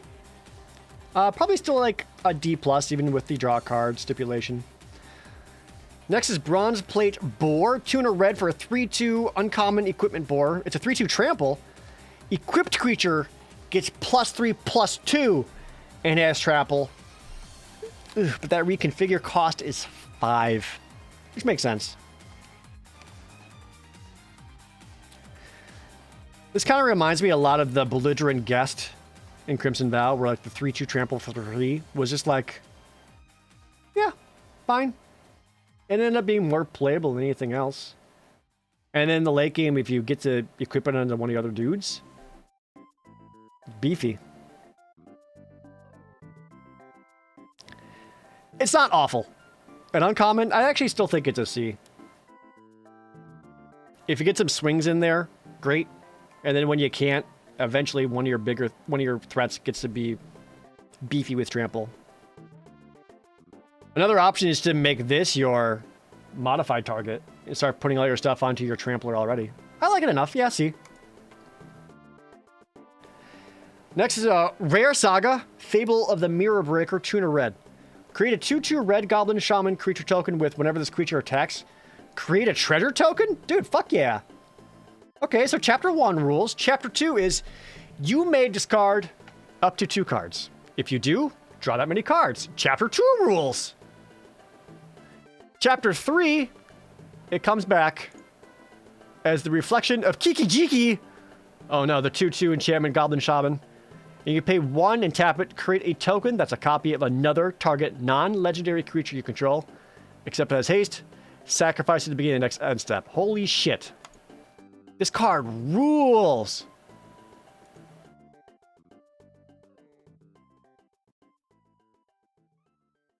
I like this one a lot. This is like a B+ to me. A 3-mana 2/2, which is like fine, but if you get to swing with it, you get a treasure token out of it. Awesome. Chapter 2, you get some card filtering, and then Chapter 3, you get this bonkers asshole. I really like him. B+. That's so cool. That's so cool. I'm into it. Next, the Red Shrine Goshintai of the Ancient Wars. 2 and a red for a 2/2 uncommon shrine with first strike. But like the other shrines at the beginning of your end step, you may pay 1, and if you do, you can deal X damage to target player or planeswalker, where X is the number of shrines you control. Of all the shrines we've seen this far, This one is like the only one that is kind of worth playing on its own. 2/2 first strike for 3 is about where you expect it to be. And then if you got nothing else going on, you can start picking your opponent for 1. Solid. C+. Next is the Peerless Samurai. 2 in a red for a 2/3 menace. Whenever a samurai or warrior you control attacks alone, the next spell you cast this turn costs 1 less to cast. That's cool. I like her. Again, 2 to 3 for a 2/3 menace. Nice. C. Scrap Welder. 2 in a red for a rare Goblin Artificer, which is a 3/3. Did every single color get a 3/3 for 3? It has tap, sacrifice an artifact with mana value X. Return target artifact card with mana value less than X from your graveyard to the battlefield. It gains haste until end of turn. Neat.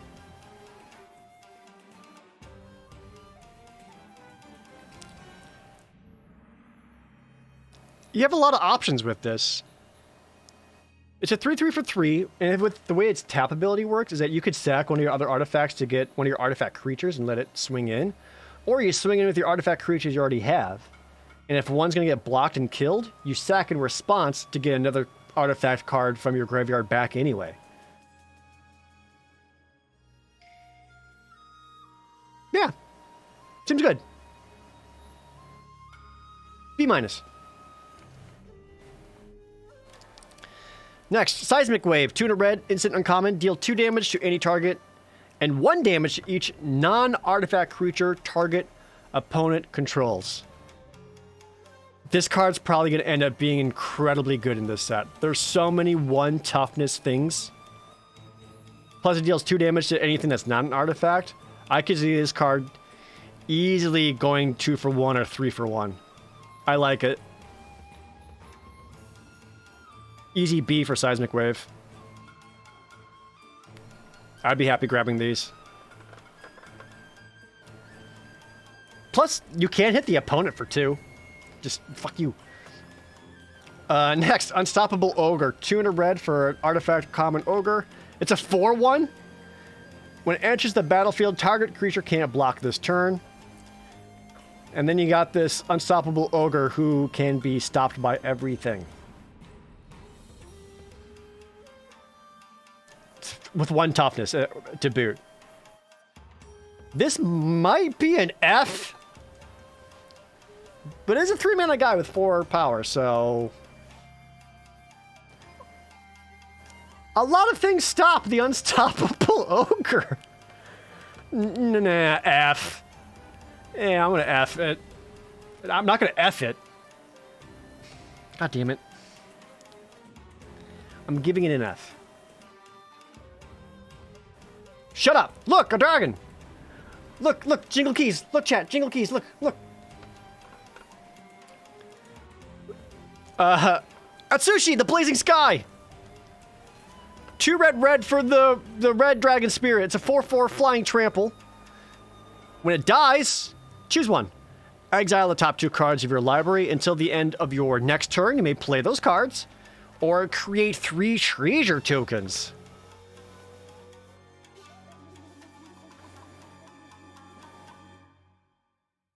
It's a 4/4 flying trample for 4.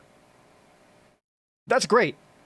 And if it dies, you get treasures to cast whatever it is you needed to in your hand. Or if you got nothing in your hand, you get to Reckless Impulse. Very good. Not impossible to deal with, but it's still very good. A for Atsushi.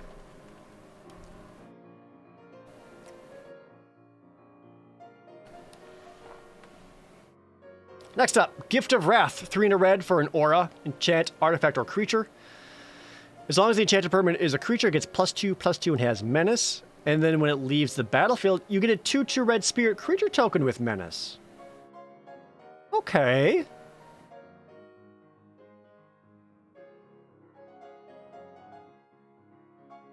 Huh.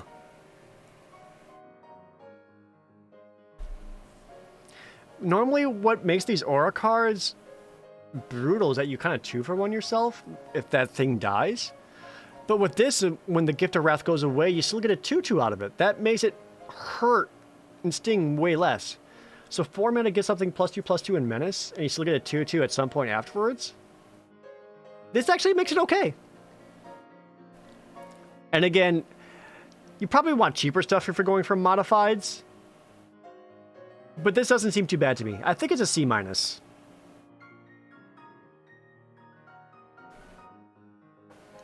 But it's absolutely playable. Yeah, it's a 2/2 with Menace at that.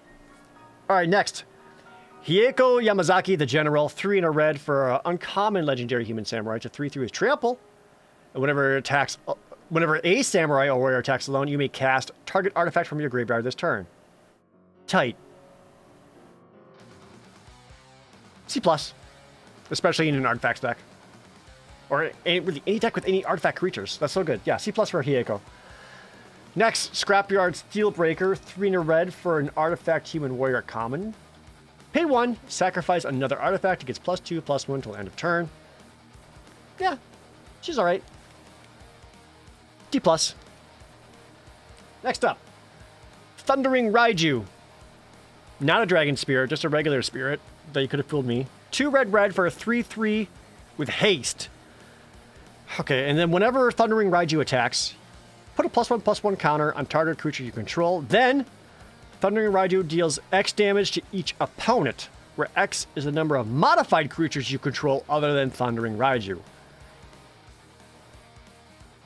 So it's a 4 mana 3/3 haste, but as soon as it attacks, you get to modify one of your creatures, including himself. So you could have it attack as a 4/4 haste.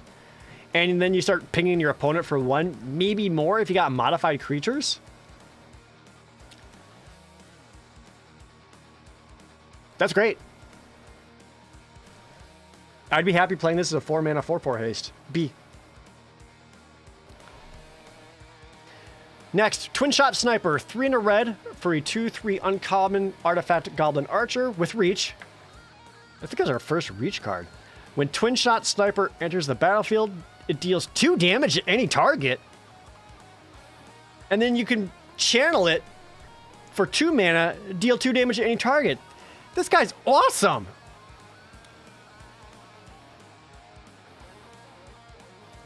He's like better Skeletal Archer. That's super good. I think Twin Shot Sniper's a B+. If you get him down, you're dealing 2 damage, you're going to take something out.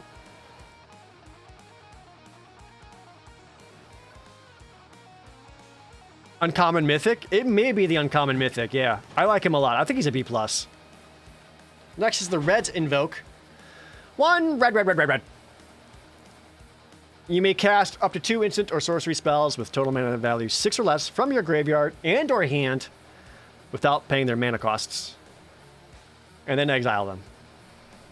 F. Moving on. F. Next is the Kami of Industry. 4 in a red for a 3/6 spirit, a common. When it enters the battlefield, return target artifact card with mana value 3 or less from your graveyard to the battlefield. It gains haste, but sacrifice it at the end of the next end step. Nah, D. It's a big butt. But I don't like the sack part. D. And the next red cards, the Shattered States Era, a 4 in a red for a common Saga. Gain control of target creature until end of turn. Untap it, it gains haste. Okay, so here's your Betrayal effect at 5. Chapter 2, creatures you control gain +1/+0. Okay. And at Chapter 3, you get the Nameless Conqueror, 3/3 trample haste. This is bad.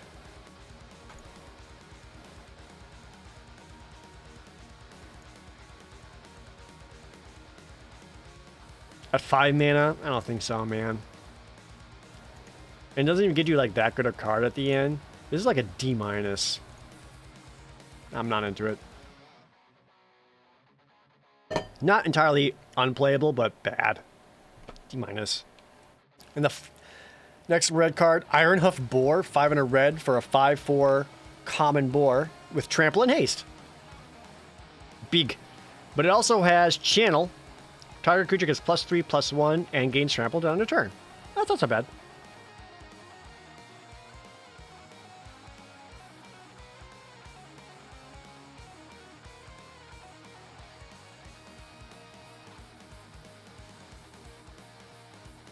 I think even in an aggressive deck, you're basically going to play this for the channel cost. It's not really a creature you want to cast.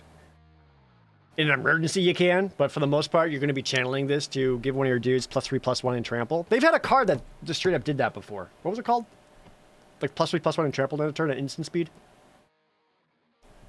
Y'all know what I'm talking about. It existed. Only this is attached to a creature body should you need it at 6 mana. Likelihood never keep playing it at 6. I think it would be smart to put this into your deck and treat it as a spell and not a creature. And if you happen to get it down as a creature, that's just a bonus. He's alright, D+. And the final red card, Explosive Singularity. 8 red for a mythic sorcery. As an additional cost to cast this spell, you may tap any number of untapped creatures you control. This spell costs 1 less for each creature tapped this way. Deal 10 damage to any target.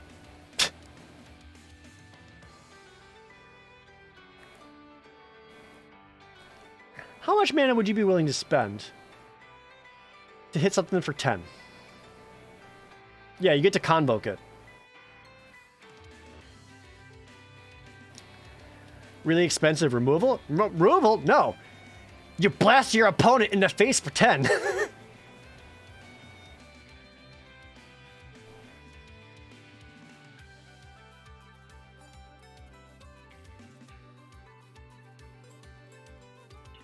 If you can cast this for 6, it's incredible.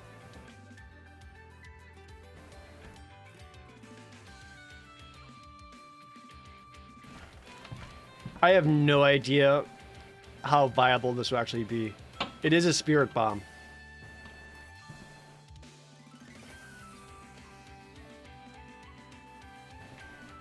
This is what you reveal with Hitotsuku. Yes, exactly. You pay 10 life, hit your opponent for 10. Fuck you.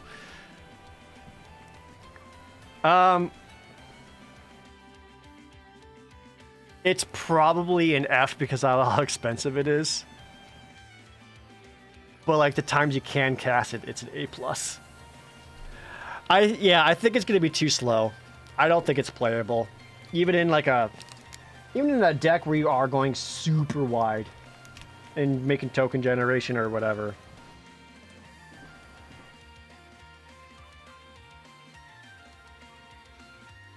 It's like a build around A. Yeah, I would say that. You're not slapping this into any deck. It's a build around A. Because if you are going wide, and you're getting a lot of creatures out and you can convoke this out, it's amazing. So, build around A. Because chances are when you cast this, by the time you have the mana for it, you'll probably win. Okay, that's red. Red's got a lot of really cool synergy looking things. Next is green. And then after green will be the gold cards, which apparently I haven't looked at the gold cards yet. But apparently there's a big deal in that one.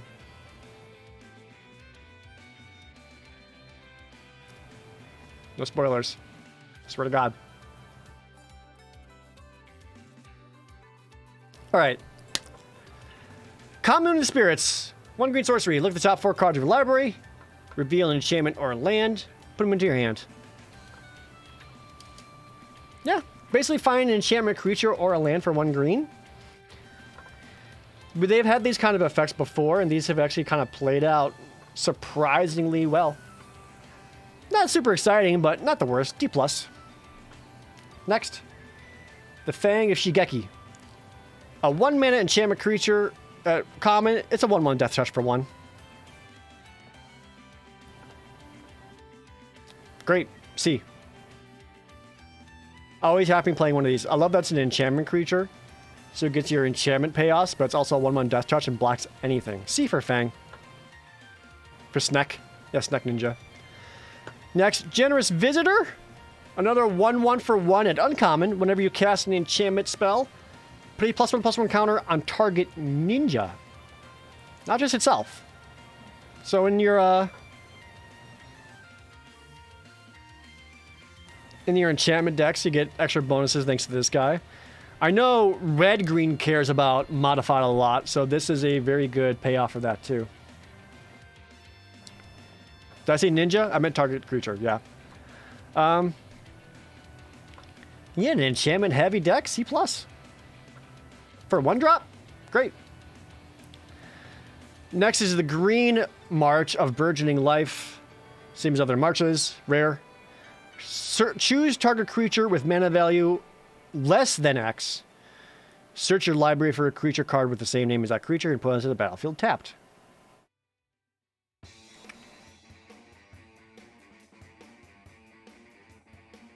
Less than X, huh?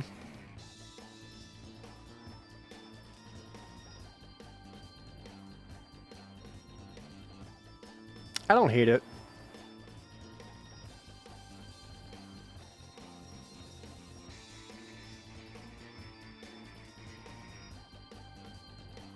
Oh, it's a battlefield tapped though.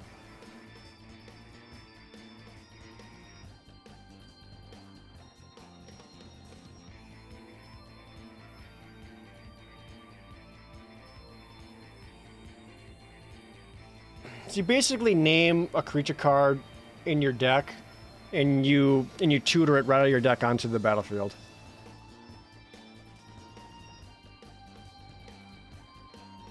And you choose target creature, so you actually have to target something. No, it's an F.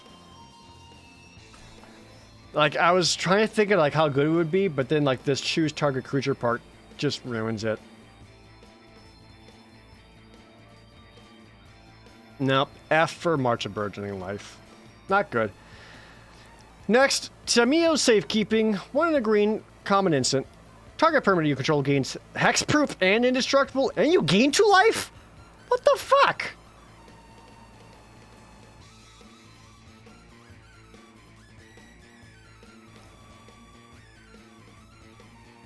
You can take away at least one of these things. Yeah, for 1 green.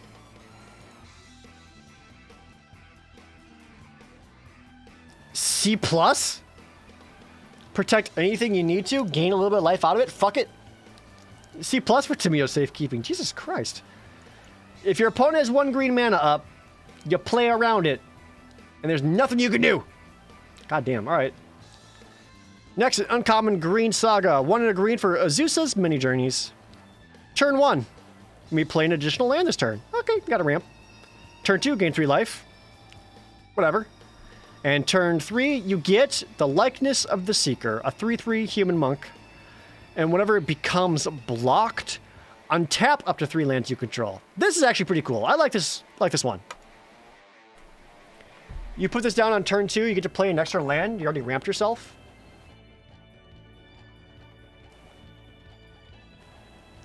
And then you get another 3/3 creature at the end. Cast something, attack with her. If she gets blocked, you get to untap and play more stuff. That's cool. That said, again, same trappings as a lot of the other enchantment sagas. If you play in the late game and you got nothing else going on, this is just going to kill you and not really help. That said, I still like it. Seems like a C to me. Next, Bamboo Grove Archer, 1 in a green for a common snake archer. It's a 3/3 defender with reach. Oh, it has channel, 4 in a green. Discard Bamboo Grove Archer, destroy target creature with flying. That seems like an expensive plummet. But for options, great.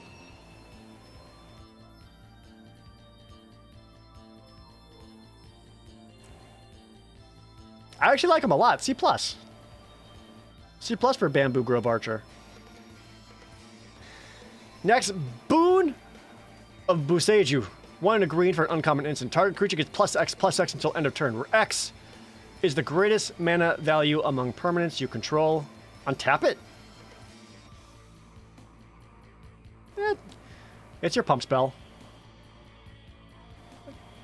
It's a weird situational pump spell.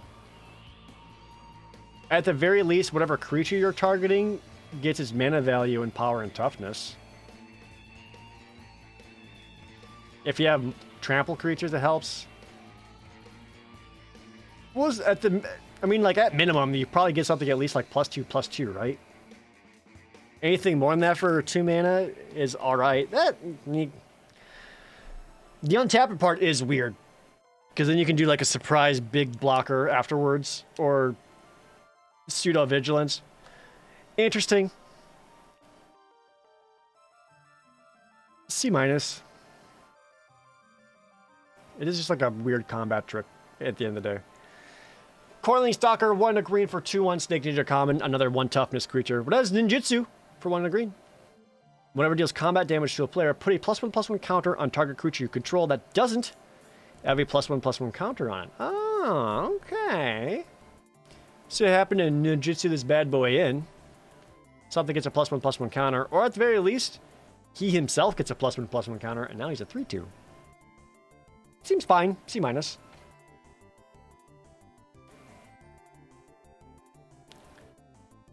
Next, oh boy, Go Shintai of Boundless Vigor.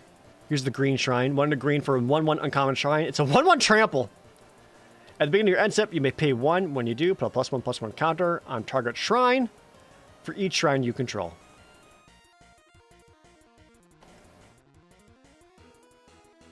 So it's a 2 mana 1/1 trample. And then if you got the mana to spare, you can start pumping it up. It's probably the best shrine I've seen so far. I don't love it still, because it is gonna... It basically is asking for a lot of mana for this thing to become viable.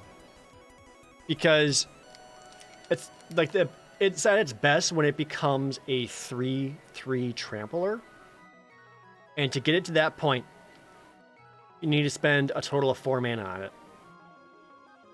You've got multiple shrines to get that, it's that much better and much more efficient. On its own, in a vacuum, still not great. C- for that one.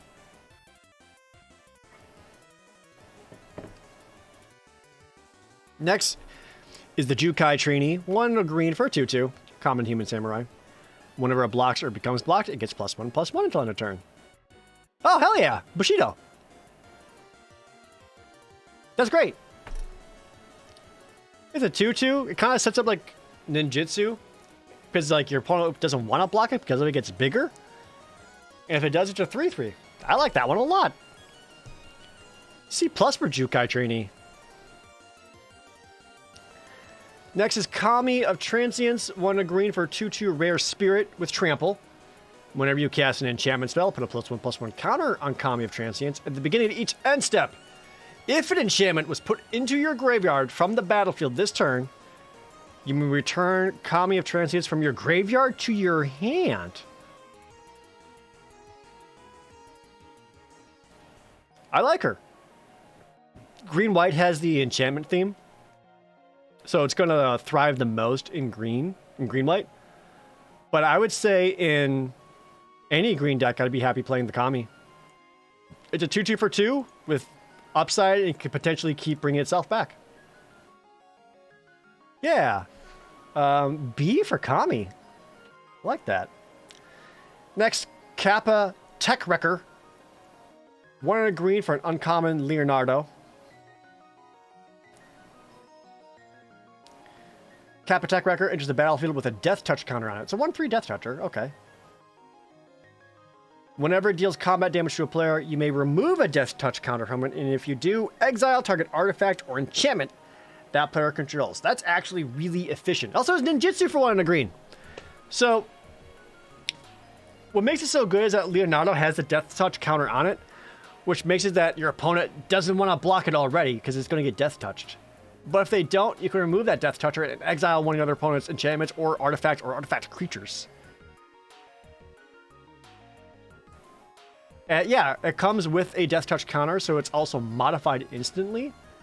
I like them a lot. Very cool. Probably another B for Kappa Tech Wrecker. Yeah, B. I like them. Next, Master's Rebuke, 1 and a green. Black instant. Target creature you control deals damage equal to its power to target creature or planeswalker you don't control. Okay, so green's got its bite card. I like that it's a bite and not a fight. B for Master's Rebuke. Nah, B minus, because you need a creature for it. But this is your green common removal spell. B minus. Not much to really talk about there. Orochi Merge Keeper. 1 green for a 1/1 Snake Druid. Tap. Add 1 green mana. And as long as it's modified, it has tap, add 2 green mana. Neat. It's your slightly more expensive Llanowar Elf, but it could also be a better Llanowar Elf. Solid. C. Good in your green-blue ramp deck. Next is the Roaring Earth, 1 green for an uncommon enchantment. Whenever a land enters the battlefield under your control, put a +1/+1 counter on target creature or vehicle you control. Okay, but it also has channel X green. Put X +1/+1 counters on target land you control. It becomes a 0/0 green spirit with haste.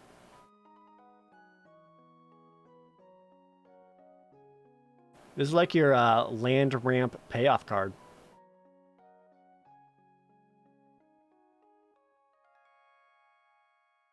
This is not one of those. This is good. When it's early on and you can just cast it, you're starting to get the +1/+1 effects anytime you play a land. And if you get it late, then you just channel it and give yourself another creature from one of your lands. This is actually pretty good. I like it. See. Next is Shigeki, the Jukai Visionary. 1 green for a legendary enchantment Snake Druid at rare. 1/3. 1 green. Return the Shigeki to its owner's hand. Reveal the top 4 cards of your library. You may put a land card from among them onto the battlefield tapped. Put the rest into your graveyard. Okay. It also has channel XX green. Return X non-legendary cards from your graveyard to your hand.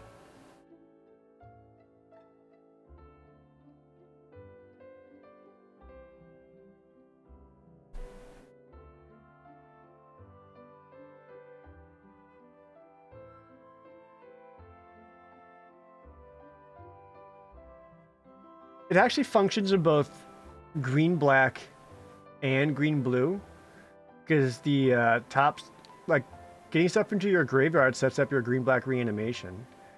And in green-blue, you are getting the land down. You can kind of use it as like a defender, and then you bounce it in response to a bad block to find another land. The channel side's expensive, because to even get 1 card out of your graveyard back, you gotta pay 4 mana. To get 2 cards, you gotta pay 6 mana. I don't think he's gonna be awesome. I would be fine activating him at least once, and again, maybe a response to like a chomp block. I don't hate.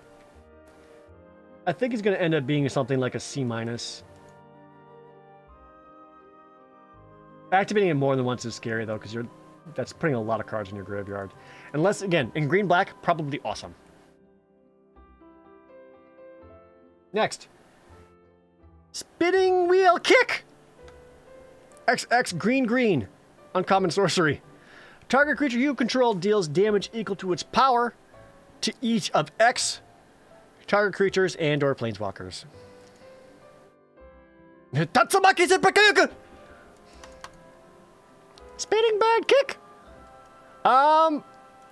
So for 4 mana, you bite 1 thing.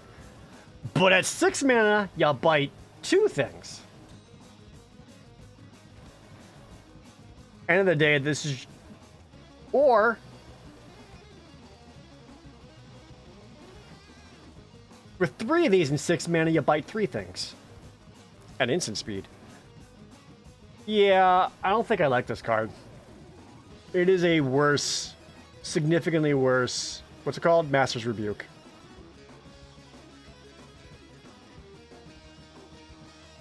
I think it's a D. I think it's too expensive and the sorcery speed is painful. Yeah, D for Spinning Wheel Kick. If you manage to get the ramp up to 6 mana and hit more than 1 thing though, cool. Next, Teachings of the Kirin. 1 green for a rare saga. Chapter 1, mill 3 cards and then make a 1/1 token. Chapter 2, put a +1/+1 counter target creature control. Chapter 3, it becomes Kirin Touch Orochi. It's a 1/1 snake monk. And then whatever the Kirin Touch Orochi attacks, choose one. Exile target creature card from a graveyard, make a 1/1 spirit token, or exile target non-creature card from a graveyard, put a +1/+1 counter on target creature you control. This is rare? I don't like it.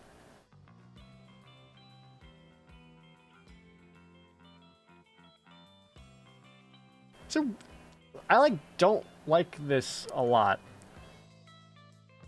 Am I alone in that? This seems not great to me. Like, even early on, like, this is still just a 1/1. Like, your opponent does something to this, and at most you get, like, another 1/1 out of it, or, like, a +1/+1 counter. I'm not in... D? Maybe D- for Teachings of the Kirin? Unless you really need it as a setup for your black-green. I guess that could be a thing. I don't like it. Nyeh. Nyeh. Next. Weaver of Harmony. 1 green for a rare enchantment snake druid with a 2/2. Other enchantment creatures you control get +1/+1. Hell yeah. It also has one green. Tap it. Copy target activated or triggered ability you control from an enchantment source. You may choose new targets for the copy.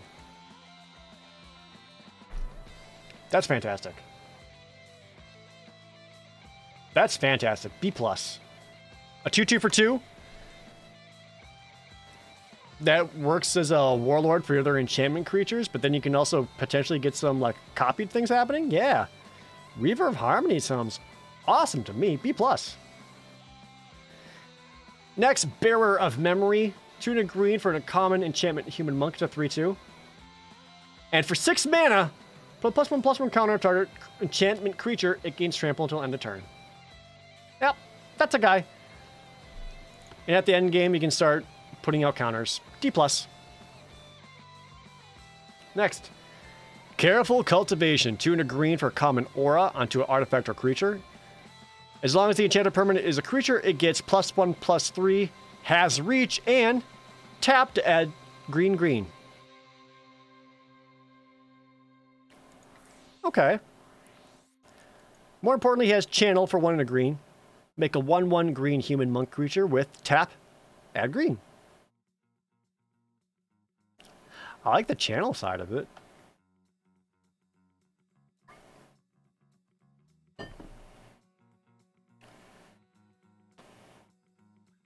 This seems okay. See? Yeah, I'd rather channel out, just get another body out. See. Fade into Antiquity. 2 green for a common sorcery. Exile, target artifact or enchantment. Ooh, hell yeah. Exile? Great. In green? Great. 3 mana? Great. C+. We're seeing enough artifacts and enchantments that this is going to be super main deckable. C+. Next, Grafted Growth. 2 green for another common aura. We're enchants lands. When it enters the battlefield, put a +1/+1 counter on target creature or vehicle you control. And the enchanted land has add 2 mana if any 1 color. Okay, so this is your mana fixer where you enchant your land and let it tap for anything, but you also get the small bonus of getting a +1/+1 counter onto one of your guys.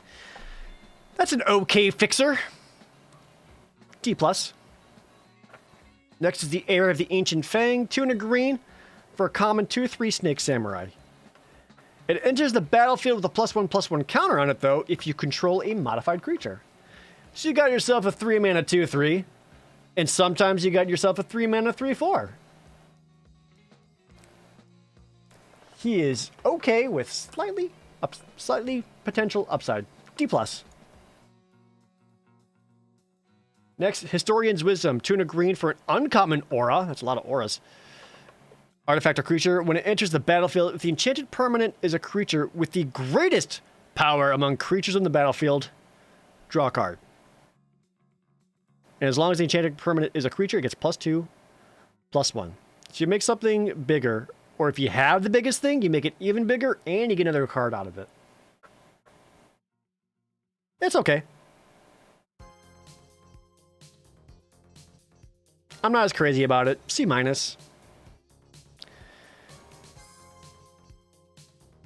Next, Jugan defends the temple. 2 and a green for a mythic saga. Chapter 1, make a 1/1 green human monk creature token with tap, add green. Chapter 2, put a +1/+1 counter on up to each of 2 target creature.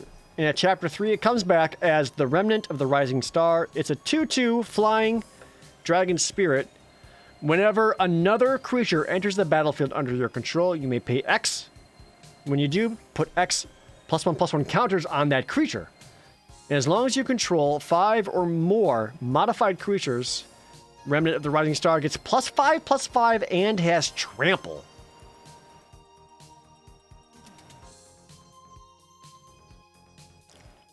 That's like a cute little ramp spell. Gruul payoff, yeah, absolutely. Red-green cares about modified creatures. And if you can get this guy up to a 7/7, that's pretty bonkers. At least it does come down with a 1/1 to either ramp you or at least provide you a chump blocker. It has a lot of stipulations to make it really, really good, but it is okay as it is. I think it's gonna be like a B-. Maybe like a build around B+, but likely gonna play out more like a B-.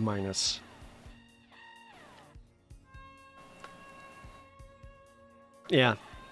Next is another mythic right next to it. Kodama of the West Tree.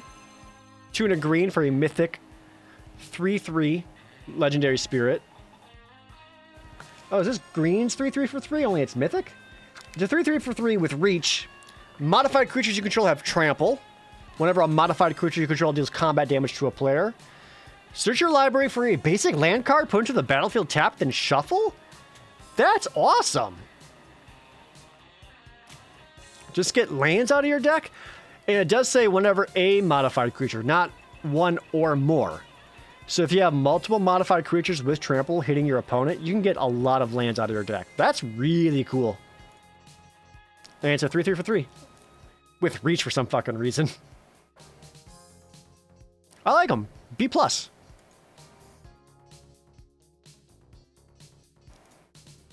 Next, we got ourselves Season of Renewal. 2 and a green for an instant speed, a common. Choose one or both. Return target creature card from your hand. Return target enchantment card from your graveyard to your hand. These are always really cool too.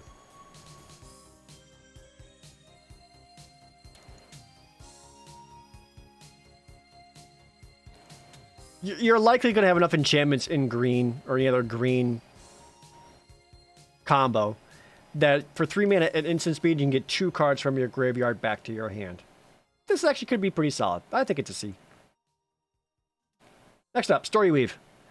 2 and a green, uncommon instant. Choose one. Put 2 +1/+1 counters on target creature you control, or put 2 lore counters on target saga you control. And next time 1 or more enchantment creatures enter the battlefield under your control this turn, each enters with 2 additional +1/+1 counters on it. Fucking cool, man.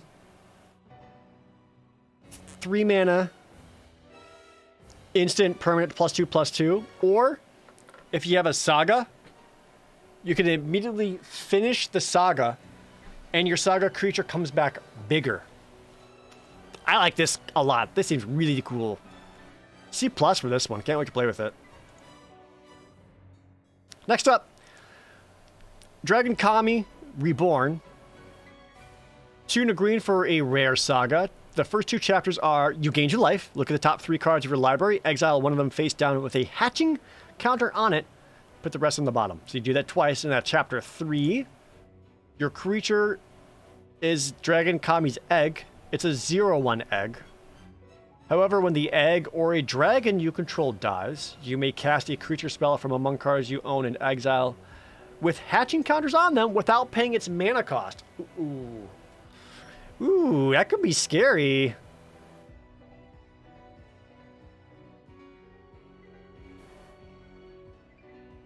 That could be scary. It's possible that an opponent absolutely punishes, or sorry, you absolutely punish an opponent for this if you find something big off the egg and it just hits the battlefield. Normally stuff like this makes it hard because, you know, if you got no creatures out, you might die. But it getting just a little bit of extra life could be pretty important. Ah, Persnickety Puppy Raid. Thank you, Persnickety. What's up, Raiders? Welcome to the stream. My alerts just aren't working today at all, for the record. I had to do them all by hand. Manually. But thank you so much. We're just going through the new Magic set, checking it all out. Dragon Kami Reborn, I actually like quite a bit. It looks like a C+ to me. Especially if you can get this on curve. Oops. Next, Web Spinner Cuff. Tuna green for an uncommon equipment spider. It's a 1/4 with reach. Equipped creature gets +1/+4 and has reach, reconfigure 4.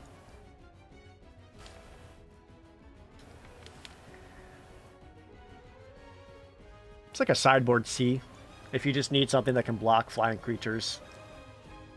Yeah, this feels really sideboardy. Sideboard C. Next, Boseiju reaches skyward. 3 and a green for Uncommon Saga. Another one. Search your library. Chapter 1. Search your library for 2 basic forests.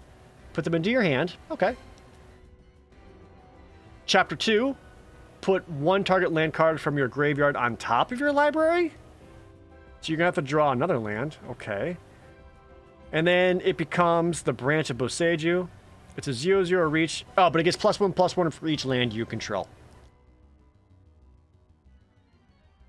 It's okay. I really don't like the put the land on top of your library part.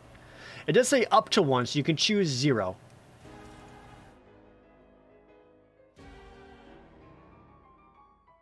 Yeah, it's still just kind of okay to me. C-.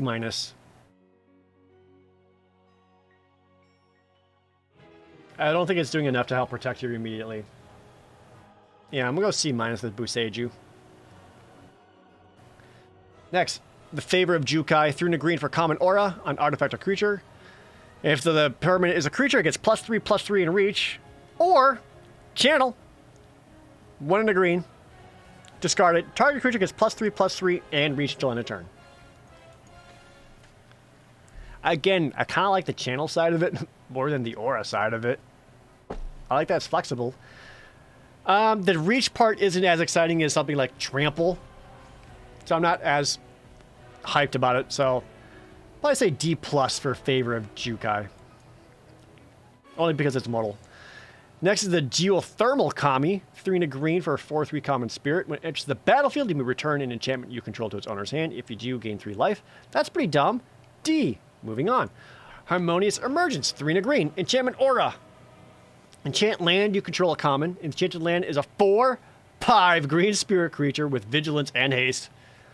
And then if the enchanted land would be destroyed, sacrifice Harmonious Emergence instead.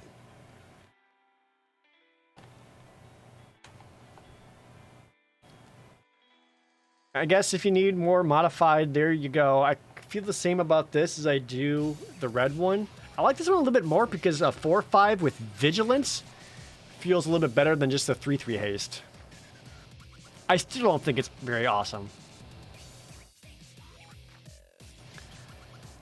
I feel like it's a D+, but it may end up being important in your red-green decks. Next.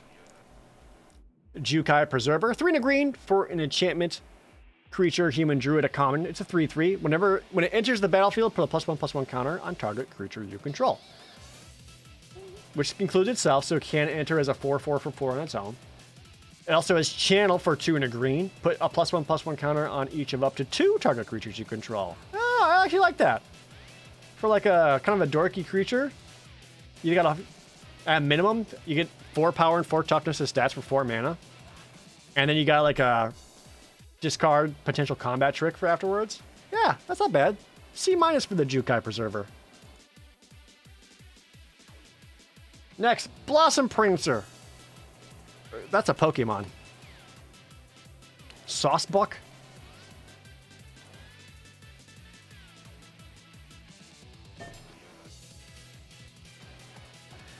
3 green green for an uncommon spirit. It's a 4/4 with reach. Lots of reach in here. Guess you need that green to stop ninjas. Alright, so when enters the battlefield, look at the top 5 cards of your library. You may reveal a creature or enchantment card and put them into your hand. Put the rest on the bottom of your library in a random order. If you didn't, gain 4 life. Yo! This card's good! 5 mana 4/4 reach that finds you another creature or enchantment creature. Very good, I like this. C+ for Blossom Prancer. Next is the green Invoke. Invoke the Ancient. 1 green, green, green, green. Rare sorcery. Create 2 4 or 5 green spirit creature tokens. For each of them, put your choice of Vigilance, Reach, or Trample counter on it. I figure you're playing mono green, that's good. But you won't be, so it's dumb. F. But potentially playable in your green ramp deck, because you could be getting a lot of green lands out. This is probably the most playable one. It's like a build around B if you're getting the lands and mana out for it. Otherwise, F. Next, oh, the green dragon. Kira, the Boundless Sky. They all sound like Yu-Gi-Oh cards. 3 green green for your mythic dragon spirit. 4/4 flying Death Touch. And then when it dies, choose 1. Search your library for up to 3 land cards, reveal them, put it into your hand, then shuffle. Or create an XX green spirit creature token where X is the number of lands you control.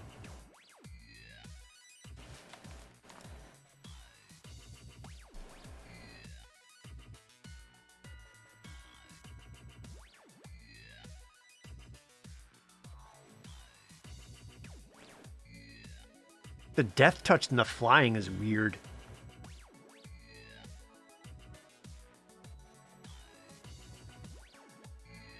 I feel like they just did that because they didn't know what else to give it.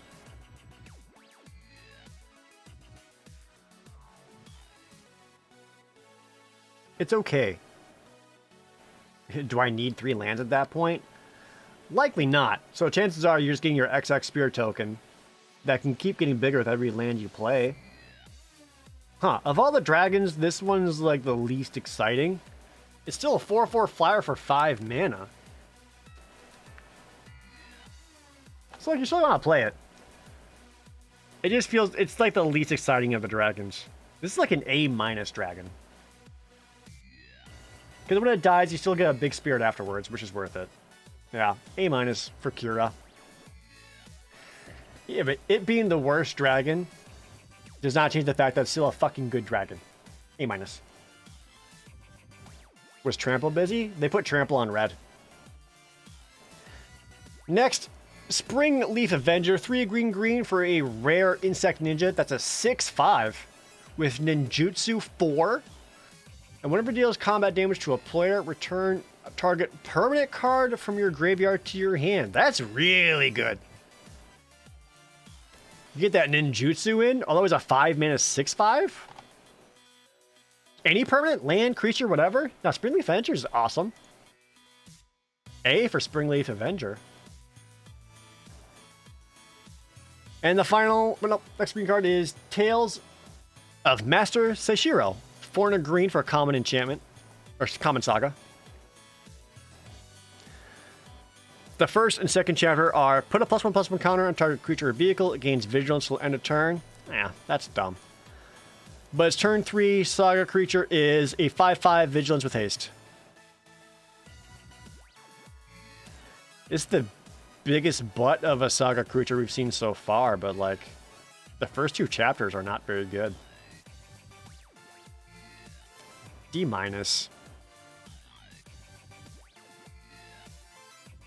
Yeah. D- for that one. Final green card.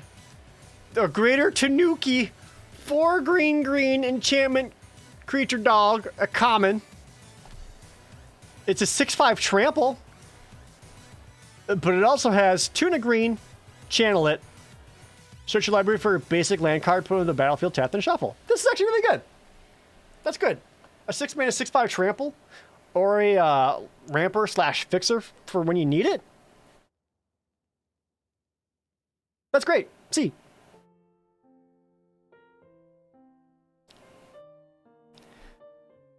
All right, we finally at the gold cards. Apparently y'all were waiting for these, and I don't know why. But here we go. So we're going to see a lot of the signpost uncommons here, where it basically shows you what like what the two color pairs want to do when you're drafting them.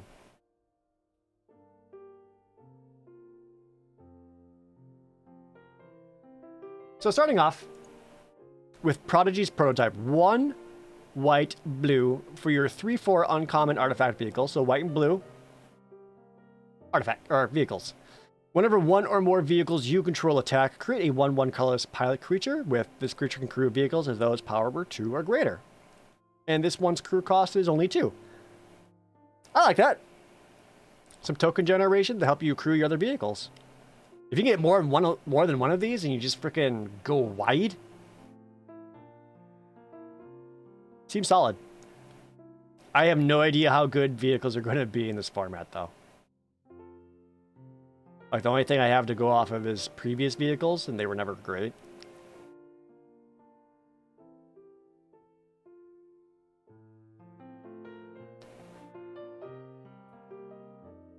I mean, you want it.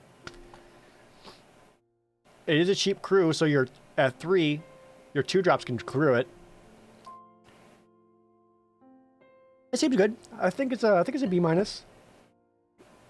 And then, like, in your vehicle decks, like, this is a great payoff. Next is the Silverfur Master. Blue-black for a 2/2 with Ninjutsu blue-black. Ninjutsu abilities you activate cost 1 less to activate. That's awesome.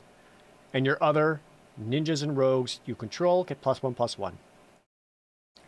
What is the point of ninjutsuing this in? This rat looks like it should be an L5R. Yeah, it does, yeah.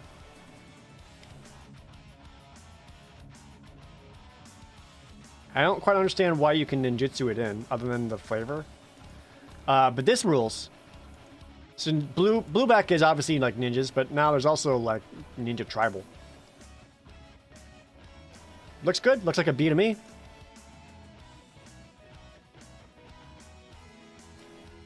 Next. Kaito Shizuki, a Planeswalker, 1 blue-black. At the beginning of your end step, if Kaito Shizuki entered the battlefield this turn, he phases out. So basically the turn he comes out, he immediately protects himself by just phasing out. What are his abilities? He's got 3 loyalty, +1, draw a card, discard a card unless you attacked this turn. Okay. -2, make a 1/1 blue ninja creature with this creature can't be blocked. And his -7 is get an emblem with whenever a creature you control deals combat damage to a player. Search your library for a blue or black creature card, put it onto the battlefield, then shuffle. This is very good.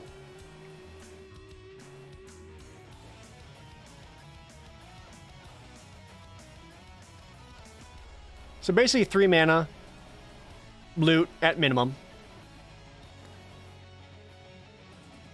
I like that you can make little 1/1s to set up some ninjutsu effects. And only at 3 mana. Again, he phases out, so like you're gonna get at least 2 activations out of it, which is awesome, typically. He's not like bonkers crazy good, but Kaito still seems very good to me. I don't know if he's a B+ or an A-. Probably an A- just for being a Planeswalker. You lose the 1/1s though? You sure? Because you lose it's a token, but it's a guaranteed ninjutsu activation. That is a small price to pay. I'll lean A-, but he very well could be a B+. Next, Satoru Umezawa. 1 blue-black for a legendary human ninja rare 2/4.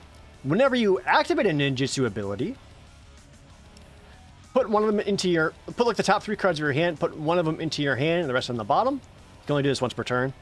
And every creature card in your hand has ninjutsu 2 blue-black. Man, that's another great ninjutsu payoff. Freaking excellent.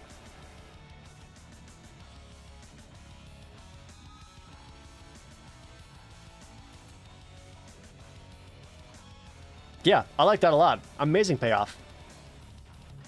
Hey. And if you can ninjutsu anything, then you get, like, look at the top 3 cards and card selection. Yeah, A for Satoru. Next is Kotose, the Silent Spider. 3 blue to black for another legendary human ninja at rare. 4/4. That's a lot of text. Hold on. Okay. So when the Silent Spider enters the battlefield, exile target card other than a basic land card from an opponent's graveyard. Search that player's graveyard, hand, and library for any number of cards with the same name as that card and exile those. Then that player shuffles. For as long as you control Kotose, you may play one of the exiled cards, and you may spend mana as though it were mana of any color to cast it. Okay. That's a lot of mana to basically say you get a 4/4. A lot of words to say you get a 4/4. Plus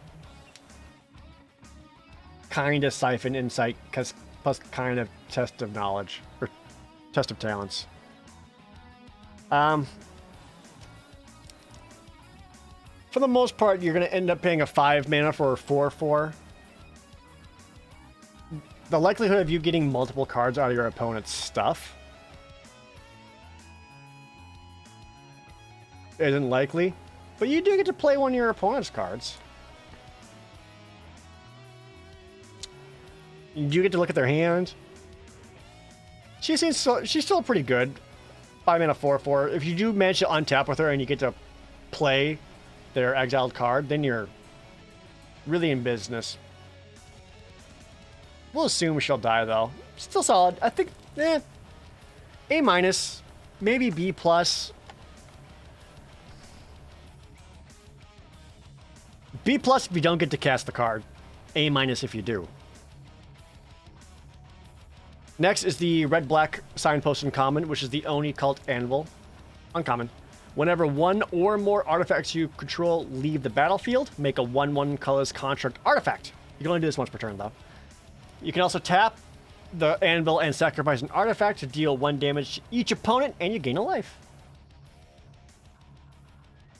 I like this one a lot. There's a lot of artifact bouncing. Damn. As soon as you get a 1/1 colorless construct ability, you can start sacrificing those constructs to drain your opponent for 1, and then you get another construct immediately after it. This card seems very good. I like this guy a lot. B plus. And you can do it instant speed. I like it. B plus for the Oni Cult Anvil. We got a Mythic Saga though. Hitasugu consumes all. Mythic 1 black and red. Destroy each non-land permanent with mana value 1 or less. Yeah, okay. Chapter 2, exile all graveyards. Okay. Chapter 3, Vessel of the All-Consuming. It's a 3/3 trample. Whenever it deals damage, put a +1/+1 counter on it. Any damage, okay. Whenever it deals damage to a player, not combat damage, just damage to a player. If it has dealt 10 or more damage to that player this turn, they lose the game. It's a little redundant. If you're playing limited, chances are if you dealt 10 damage to them, they're already lost. And then all the damage has to come from the vessel. Yeah, that would be a good achievement. It's not good. I would sideboard this in against an opponent who is, say, generating a lot of 1/1s.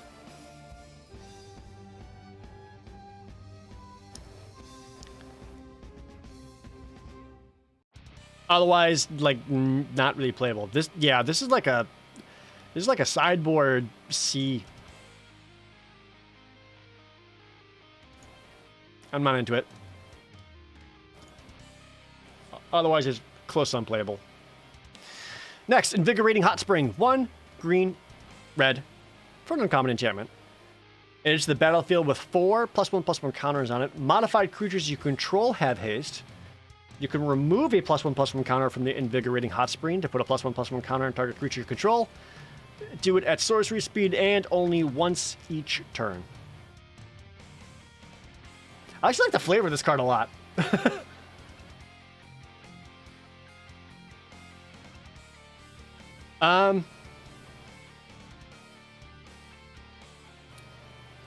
Yeah, this is a way to make sure you're getting your modified creatures, and it basically allows you to, with this out, any creature you cast now has haste because you can get a +1/+1 counter on it right away. This seems good. I don't like it as much as the other one so far, but I like it. Probably still a B for Invigorating Hot Spring. Yeah. Next is the Jukai Naturalist. Green-white for a legend, or for an enchantment, human monk and uncommon. It's a 2/2 with lifelink. And enchantment spells you cast cost 1 less. That's fantastic. Green-white's all about enchantments, and this is like incredibly good payoff for that. Wow. It's a fucking lifelink too, because why not? Excellent, B+. If you get these in multiples, then you're like really in business. Yeah, B+ for Jukai.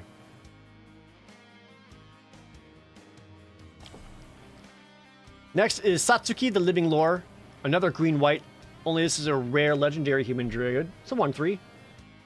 You can tap her, put a lore counter on each saga you control, activate only the sorcery. That's cool. That's a cool ability. And then when Satsuki dies, choose up to 1.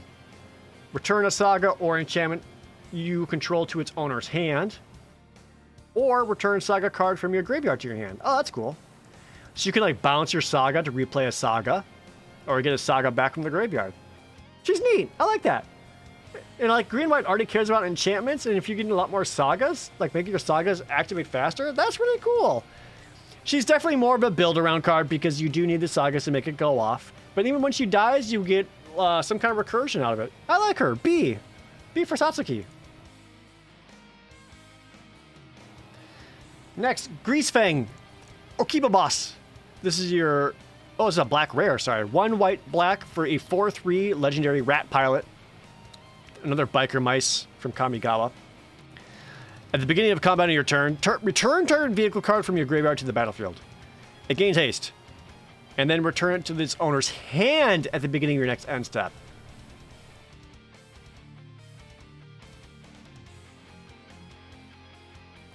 So the way this plays out, you get a vehicle card back from your graveyard, resolves, and then you can crew it using Greasefang or any of the other creatures you can.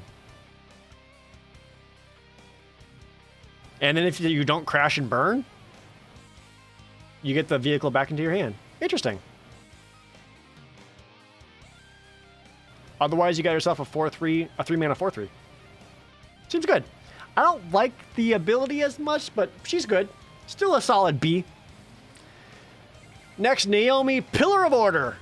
Oh, this is the black and white uncommon signpost at 5 mana, 3 white black for 4/4.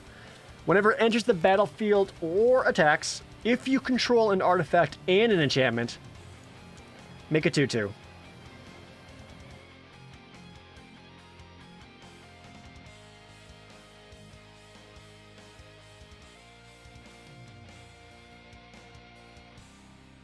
It's like very unexciting.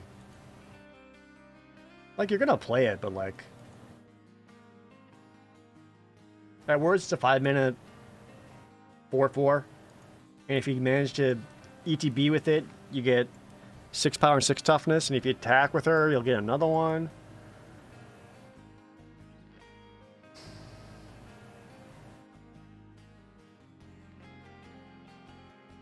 Can make 2 2/2s? No, it's only 1 2/2. You have to have an artifact and an enchantment. But when she attacks, you do make more. It's fine. It's incredibly like not exciting. Like C+, I guess. Yeah, I'm not into this one, personally. Next, Spirit Sister's Call. Mythic enchantment, 3 white black. At the beginning of your end step, choose target permanent card in your graveyard. You may sacrifice a permanent that shares a card type with the chosen card. If you do, return the chosen card from your graveyard to the battlefield, and it gains. If this permanent would leave, exile instead. Fascinating. So you can sack like one of your shitty creatures to get a big creature out. Or your enchantment to get enchantment creatures out. If you got somehow managed to get really, really big stuff into your graveyard, you get a really big thing out for just sacking like one of your dorky creatures.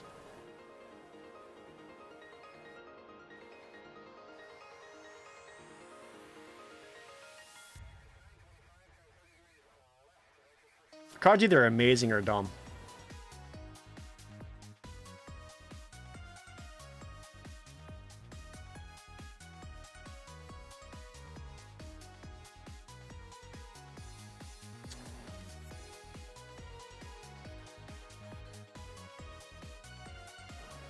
I don't know if it's quite built around, because I think it would work in most decks. It's probably like a C+. The only thing I worry about is eventually is running out of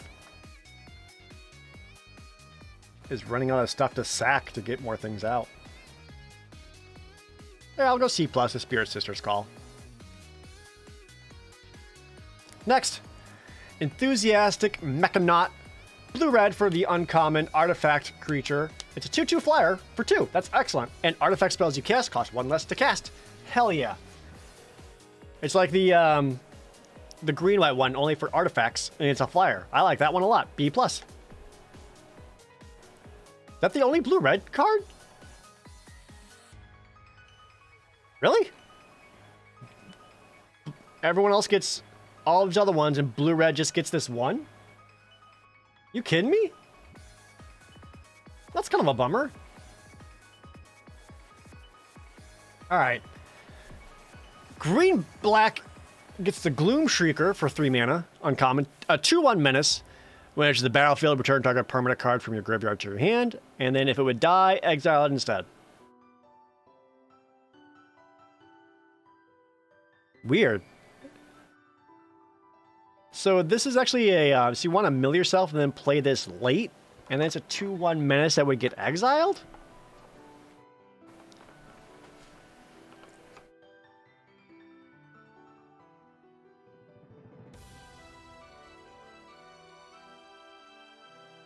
That also just kind of seems mostly okay.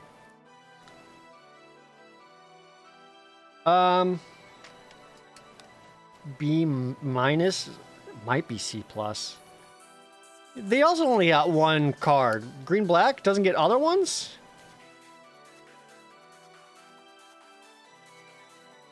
Bummer. Yeah, C+. Next, Eiganjo Uprising. 1 red and a white. Create X. 2/2 white samurai creature tokens with vigilance. They gain menace and haste until end of turn. Each opponent creates X -1 2/2 white samurai creature tokens with vigilance, sorry.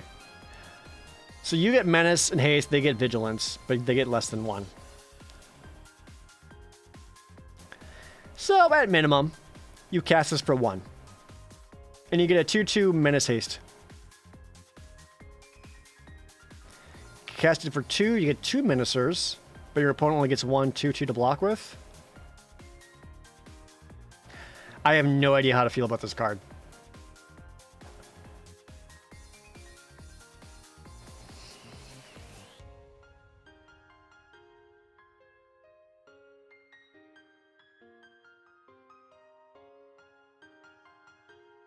Because if you cast it for 1, you're not helping your opponent block. If you cast it for 2, your opponent still doesn't have blocks. If you cast it for 3, your opponent can double block one of your menacers.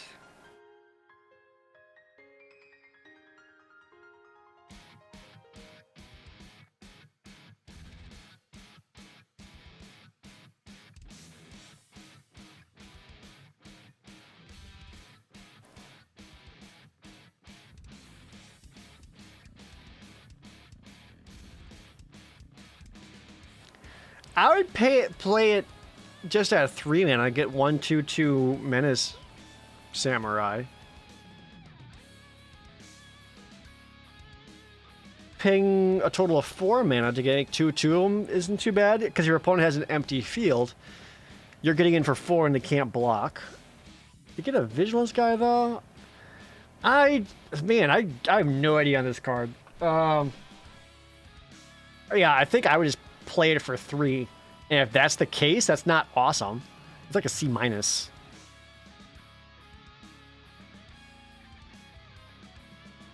What a weird card.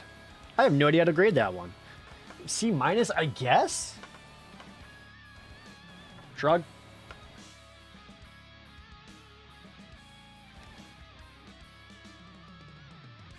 Oh yeah, your guys are also Vigilance. You have Vigilance, Menace, Haste.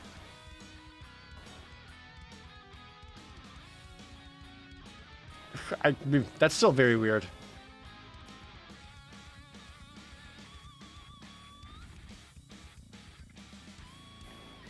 I'm gonna stick with C- on it. It seems so bizarre. My head hurts looking at it. All right, I'm just gonna move on. Risona, the Asari Commander, 1 red white for a legendary human samurai at rare. It's a 3/3 with haste. If it would deal combat damage to a player, if it doesn't have an indestructible counter on it, give it an indestructible counter. Whenever combat damage is dealt to you, remove an indestructible counter from Risona. That's fucking cool. So you can like give her magic armor?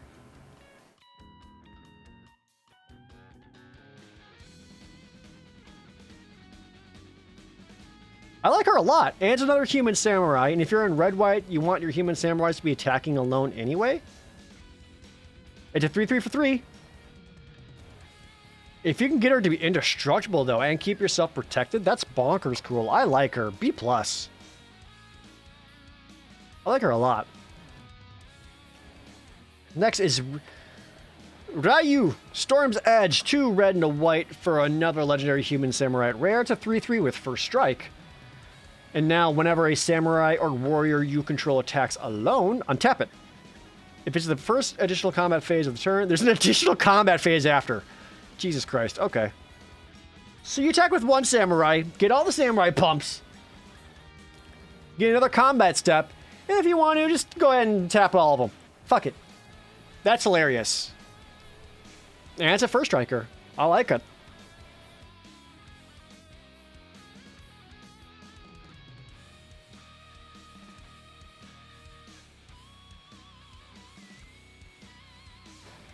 Probably another B+ for Ryu.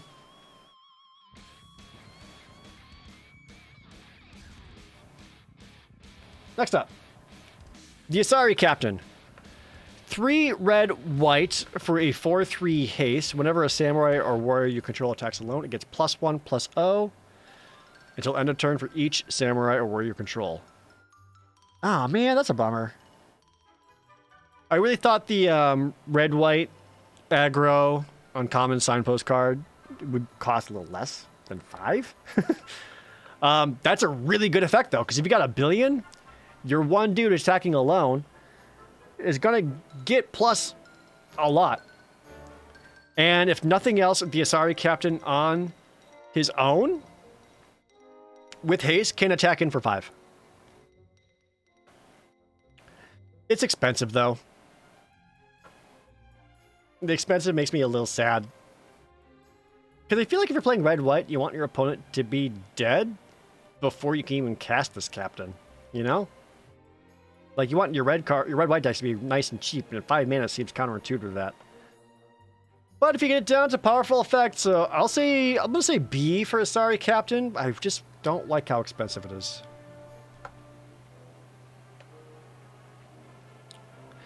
Next, Tamio, she's back. Sort of completed Sage. Rip.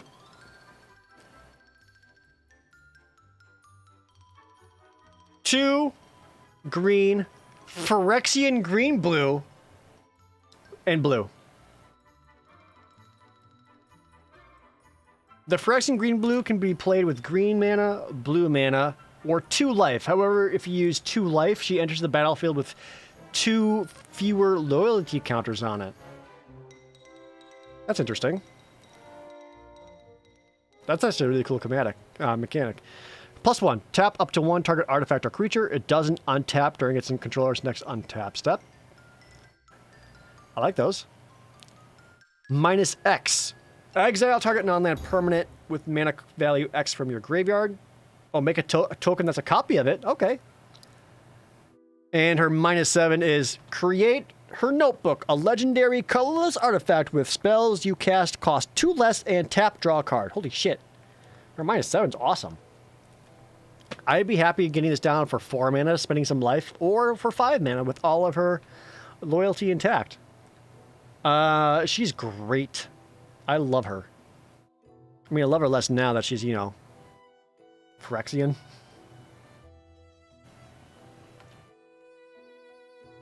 Is she the only one that had the completed symbol?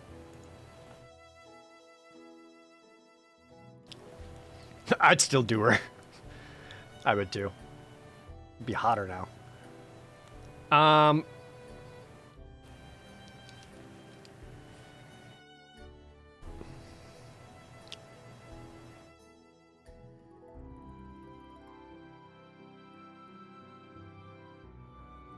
It's an A or an A plus. No, I think the Wanderer was A plus. She's like an A though. She's very good though. Yeah, A. You'd be happy to play this. And normally it's like hard to play with like the double pip, but because they have the Phyrexian mana option, it's not so bad. She's very good. A.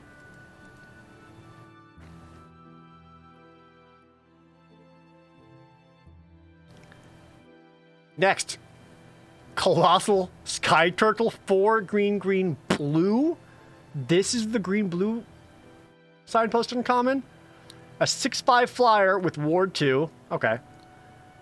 But it has 2 channel abilities? 2 and a green, discard Colossal Sky Turtle, return target card from your graveyard to your hand, or channel 1 in a blue, return target creature to its owner's hand. Oh, that's actually pretty cool.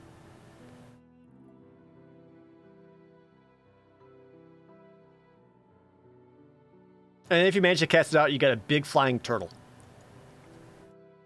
That's fine. Especially if you can ramp it out and get it down before turn 6. Solid. Yeah. B. B for the Colossal Sky Turtle. Next is Isshin. 2 heavens is 1. Red, white, black for a 3/4 legendary human samurai rare. If a creature attacking causes a triggered ability of a permanent you control to trigger, that triggers an additional time. Holy shit. Splash black for this bad boy in your red, white samurai deck? I'd rather play this guy than the Asari Captain. That's bonkers. That's a lot of triggers.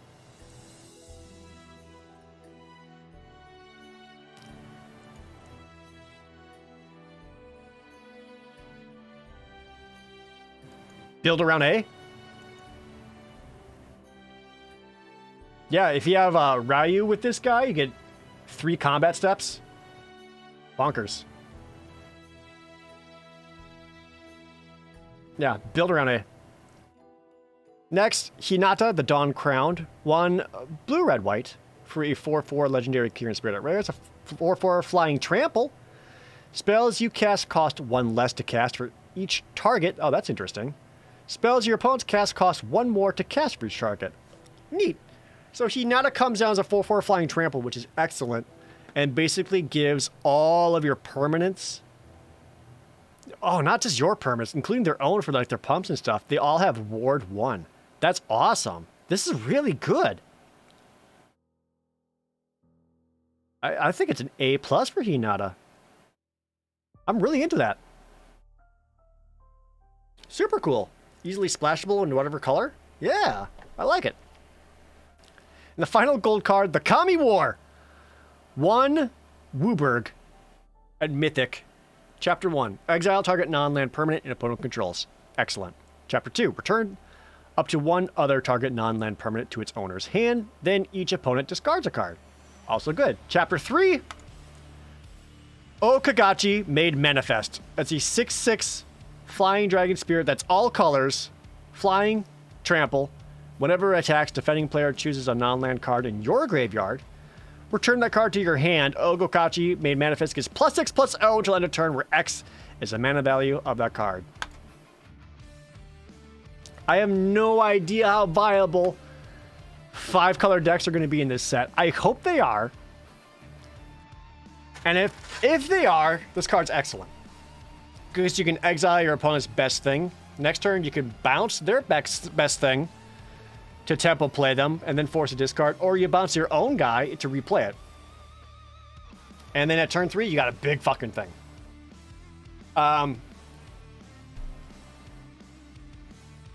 Yeah, again, you have to play a 5-color deck for it. But if you can, hey. All right, that's all the gold cards. Finally, we got, what's that? Artifacts and creatures? Here we go. Starting off with the Bronze Cudgels. It's a 1-mana equipment and uncommon. You can pay 2 to give your equipped creature +X/+O, where X is the number of times this ability has resolved this turn. Oh, that's fascinating. So at 2 mana, they get +1/+O. You pay a total of 4 mana, they get a total of +3/+O. And at 6 mana, they get +6/+O. And the equip cost is only 1. Yeah, and then they go bunk. You have to keep pumping mana into it, though, to give it the +X/+O, which I don't like. This card doesn't seem very good, actually. It's a cheap equipment, but I don't like it. D. I could see myself playing this in, like, red-black artifact decks where I just need cheap sacrifice outlets. It looks like a D, maybe D- to me. Next is a rare equipment, Eater of Virtue for 1 mana. Whenever equipped creature dies, exile it. Oh, equipped creature gets +2/+O. And as long as a card exiled with Eater of Virtue has flying, equipped creature has flying. Oh, the same is true for every other keyword you could fucking think of. And the equip cost is only 1. This is awesome. For only one, I almost said 1 money. 1 mana? This is an excellent card. And then anything that gets exiled just makes this equipment that much better? Wow. I love this. This is super cool.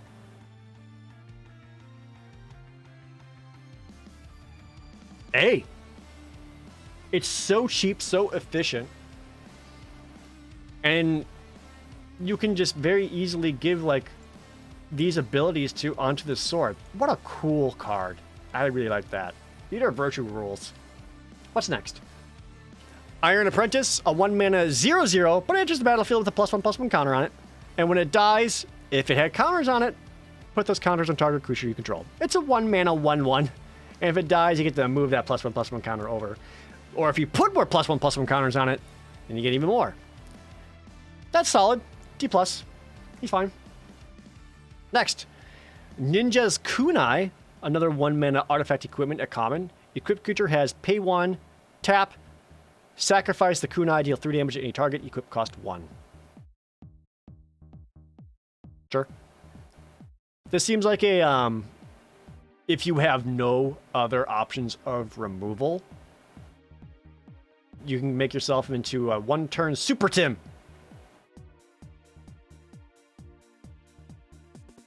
I like that it's 3 damage for a grand total of what?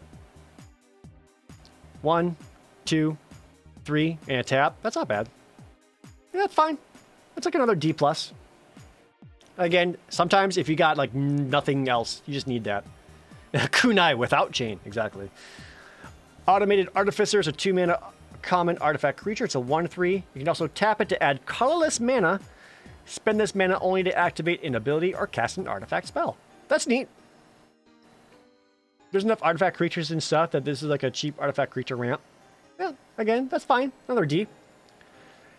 Containment Construct, a 2-mana uncommon artifact construct. It's a 2/1.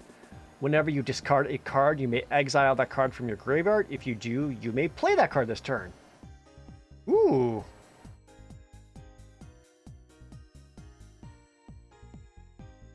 So this guy kind of allows you to, I feel like, be a lot of mana, but he kind of sets you up to be able to channel one of your cards and then be able to play them.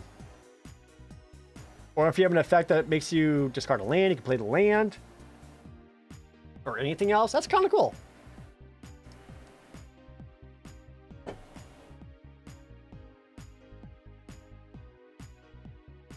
It's still pretty situational. But he seems alright. Probably still a D+.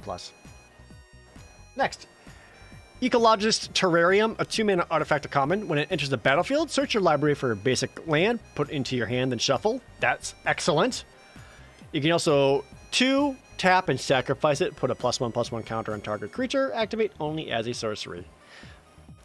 Okay, so this is your uncommon land finder / mana fixer. And then cashing it in for a +1/+1 counter isn't as exciting, but in all of your modified decks, that's pretty cool. Yeah, C-. Land fixing alone makes it great. C- for that.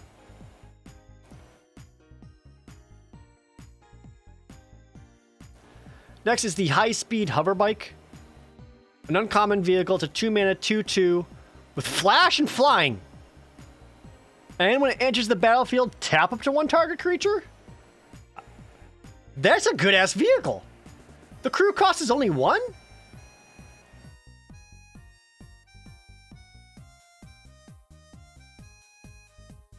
I really like this one.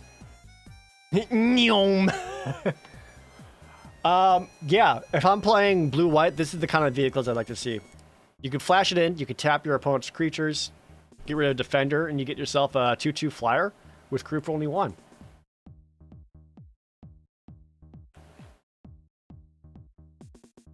Neat. C+. I like that a lot. And even if you don't have a way to crew it, you can still flash it in just to tap down their biggest thing. I like it. C+. Mech Titan Core. A 2-mana rare artifact vehicle. That's a 2/4. Its crew cost is 2.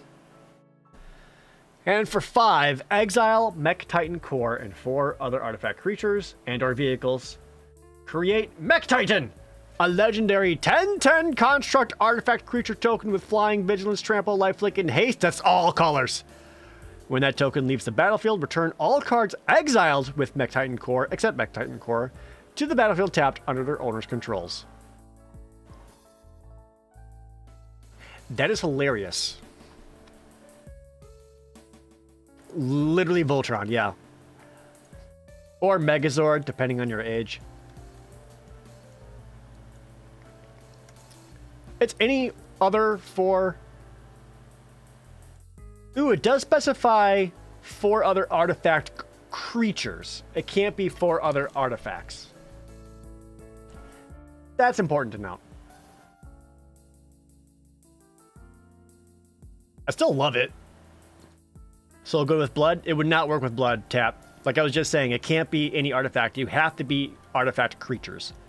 Or vehicles. Not just any old cheap artifact. But like, fuck yeah, dude. There's so many artifact creatures in like every color. That's awesome. You still need to build around it though. Like the 2-mana 2/4 crew 2, But if you can do its other ability, like your opponent has to deal something with it, or they're just fucked. Yeah, that's like a build around B-.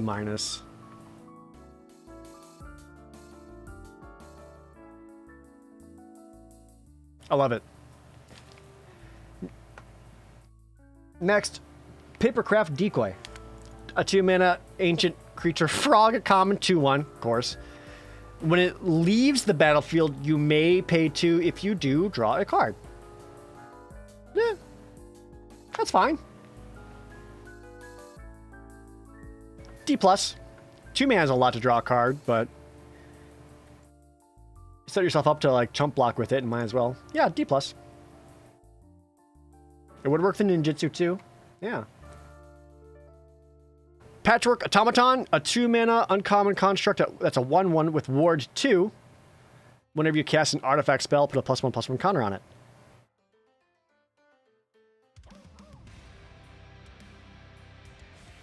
That's kind of neat.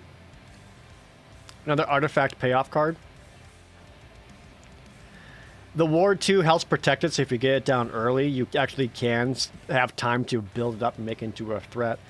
Seems okay to me. I like it as a C. Next, Reckoner Bank Buster, a 2-mana rare vehicle. It's a 4/4 with crew 3. but it enters the battlefield with 3 charge counters on it. For 2 mana, you can tap it and remove a charge counter. Draw a card. Okay. Then, if there are no charge counters on it, create a treasure token and a 1/1 colorless pilot creature token with this creature cruise vehicles as though its power were 2 greater. Neat. If nothing else, it gives you a means of dumping mana to draw some cards. And then eventually it generates its own pilot to accrue itself. And in the late game, you can immediately pay it for 2. Pay 2, draw a card off it right away. I actually like this card quite a bit. That seems neat. I like it at a B.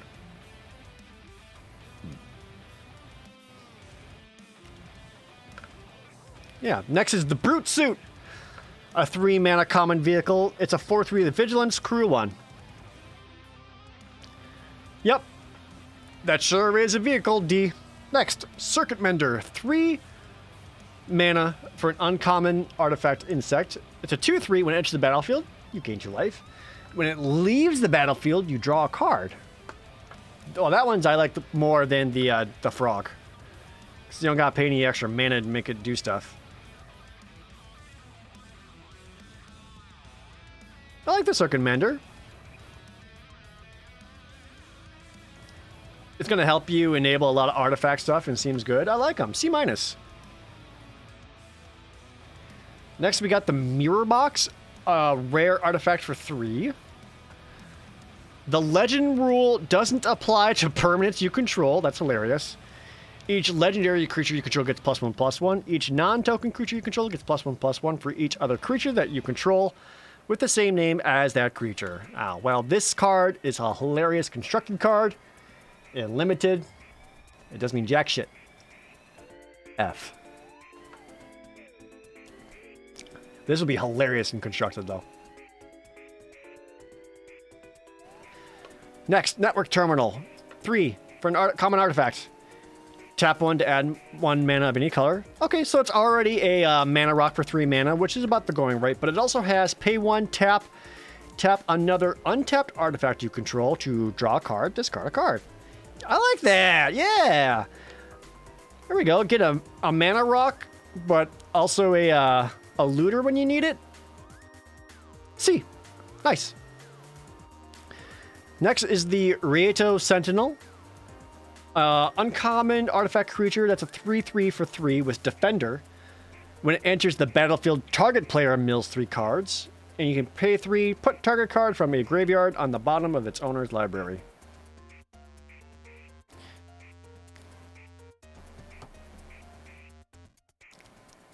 Uh-huh. D.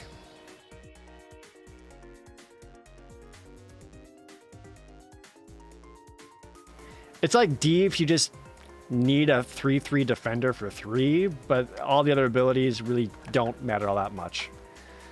Yeah, not great. Next, Runaway Trash Bot, an uncommon creature. 3 mana for a 0/4 of Trample, but it gets +1/+0 for each artifact and or enchantment card in your graveyard. That's kind of cool. So all of your trash artifacts help make this guy bigger.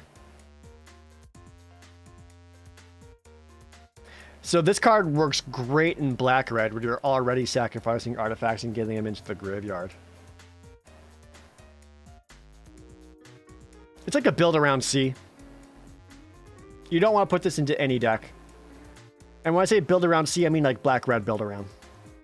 Next, there's so many artifacts. Searchlight Companion, a 3 mana for a 1/1 flyer. When it enters the battlefield, create a 1/1 colorless spirit creature token. This is neat. A 3 mana 1/1 flyer that comes with an additional body, and that flyer can help you set up your ninjutsus. And if you ninjutsu to bounce it back to your hand, you have to play it again to make additional bodies. Neat. C-. Next, Dramatist's Puppet. It's a 2/4 construct for 4. When it enters the battlefield, for each kind of counter on target permanent, put another counter on that kind of on it, or remove one from it. So it's like a 4 mana 2/4 super proliferate. because it can be not just +1/+1s, it can also be saga counters.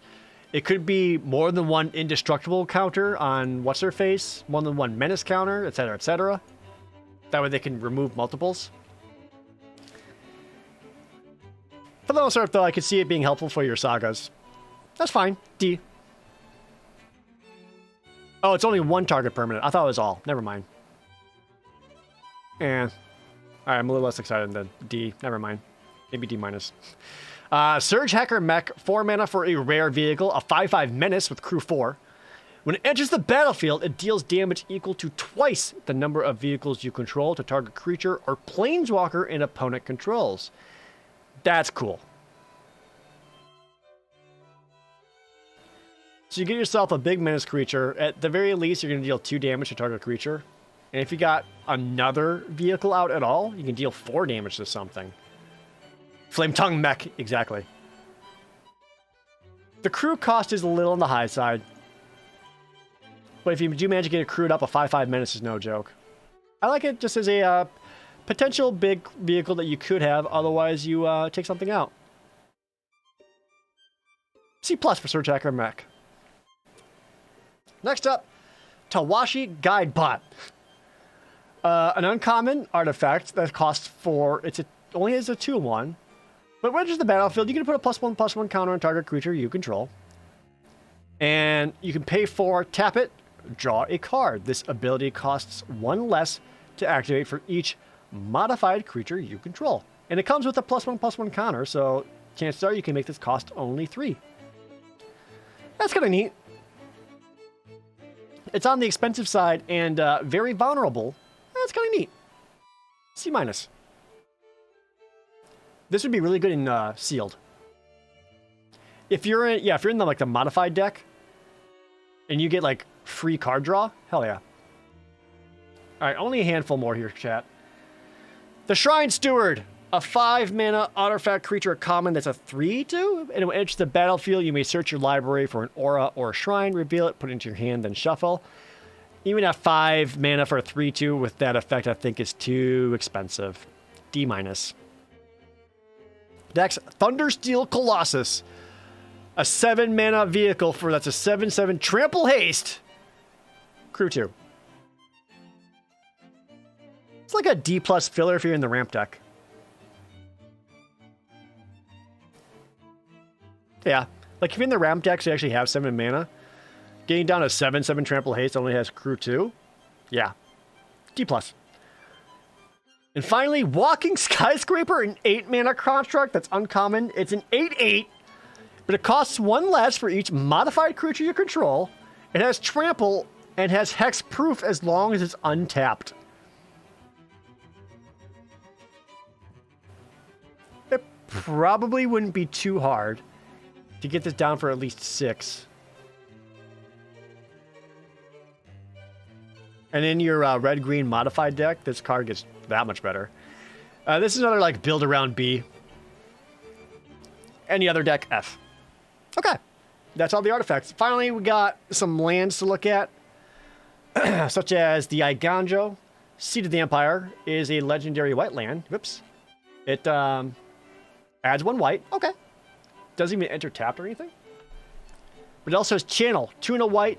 Discard it. Deals 4 damage to target attacking or blocking creature. It costs 1 less to activate for each legendary creature you control. That's awesome. So you got yourself a land that you can actually use right away. And if you don't need it, you got yourself a Gideon's Reproach for later. That's excellent. B+. Easy B+. It doesn't go into the A range because I don't know if I would quite want to first pick this over most things. But it's very good. B+. Oh, blue's got one. Otawara, Soaring Sky. Same thing, legendary blue land for blue mana. But you can also channel it for 3 no blue. Return target artifact, creature, enchantment, or planeswalker to its owner's hand. 4 mana bounce. That's a little on the expensive side.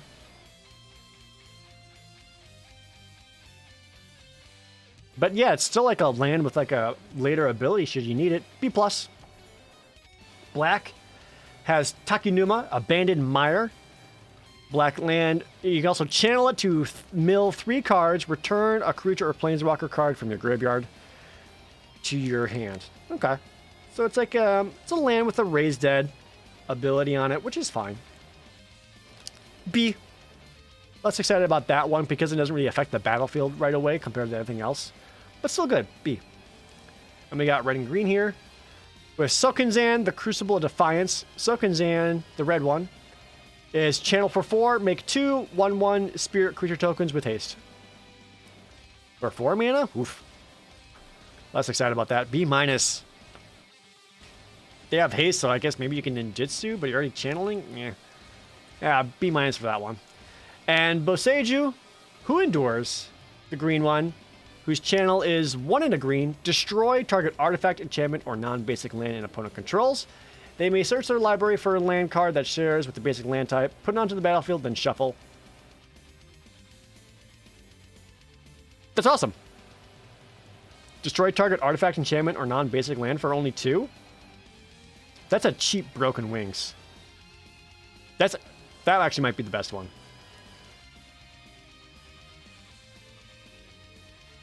This one's an A minus. That's the best one. A minus for it, yeah. And then we got, is it the full cycle of tapped lands? Oh yeah, Dismal Backwater, Bloodfell Caves. These are all reprints. They enter the battlefield tapped. They gain you a life, but they also fix you. We also got a couple extra ones in here. We got Mechhanger, an uncommon land that gives you an colorless mana, or it can give you 1 mana of any color for pilots or vehicles. You can also use it to. You can also pay 3 with it to make a vehicle become an artifact creature. That's cool. This would be really good in your blue-white decks. Yeah, build around bees and those. Next, Roadside Reliquary, an uncommon land with add colorless mana, or pay 2, sacrifice it, draw a card. If you control an artifact, draw a card. If you control an enchantment. So it's an uncommon card that you could potentially cash in later for up to 2 more cards. That's cool. I actually like that. Another B for Roadside Reliquary. Secluded Courtyard. When it enters the battlefield, choose a creature type. Add colorless mana or 1 mana of any color, as long as it's for the creature of the spell of the chosen type, or activating the ability of a creature of the chosen card type. This one's less good because you want to have a bunch of a single creature type, and in limited, you're typically not going to get that. So this one's closer to like a C minus. And then Uncharted Haven, a common land, enters the battlefield tapped. When it enters the battlefield, choose a color. Add 1 mana of the chosen color. Oh, interesting. So this is like the all the tapped lands, but you can make it to any color you want. So you can make that color you need right away, or your splash color. That's very good. B+. And that is everything. Which is great. Because my face hurts from talking so much. These are all just the alternate arts. This set looks really neat.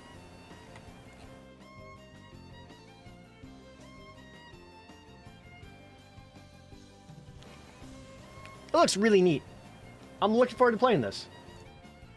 Which the first instance we have to play it is going to be Thursday. So on Thursday, I'm going to stream myself playing the first ever drafts of Kamigawa. And saying goodbye to fucking Crimson Vow forever. Because goddamn. Like goddamn.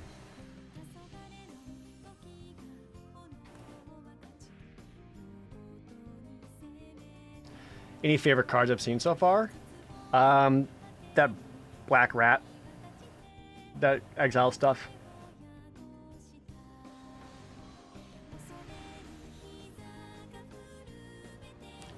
Cool. This is going to be a cool set. I'm looking forward to it. All right, chat. My face hurts from talking so much, so I'm going to wrap things up and get out of here. Sorry my alerts weren't working today. I just assumed Streamlabs is broken for some reason. Don't know.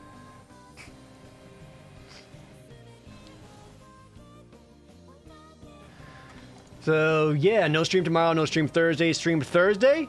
Kamigawa, be sure to come on by for that. Hopefully I'll see you there. If not there, I'll see you over in the Discord. Chibi Acer recorded all of my grading from today and posted into the Discord, which is really cool. I look forward to looking back at that and kind of seeing how my thoughts lined up with others. Anything I'll miss from Crimson Vow? Honestly, blood tokens. Blood tokens gave every single one of your cards cycling for 1. And that's really good. Farm Cat. Oh, now it's working with the $25 GP toss. I don't know why it's only working now, but that's weird.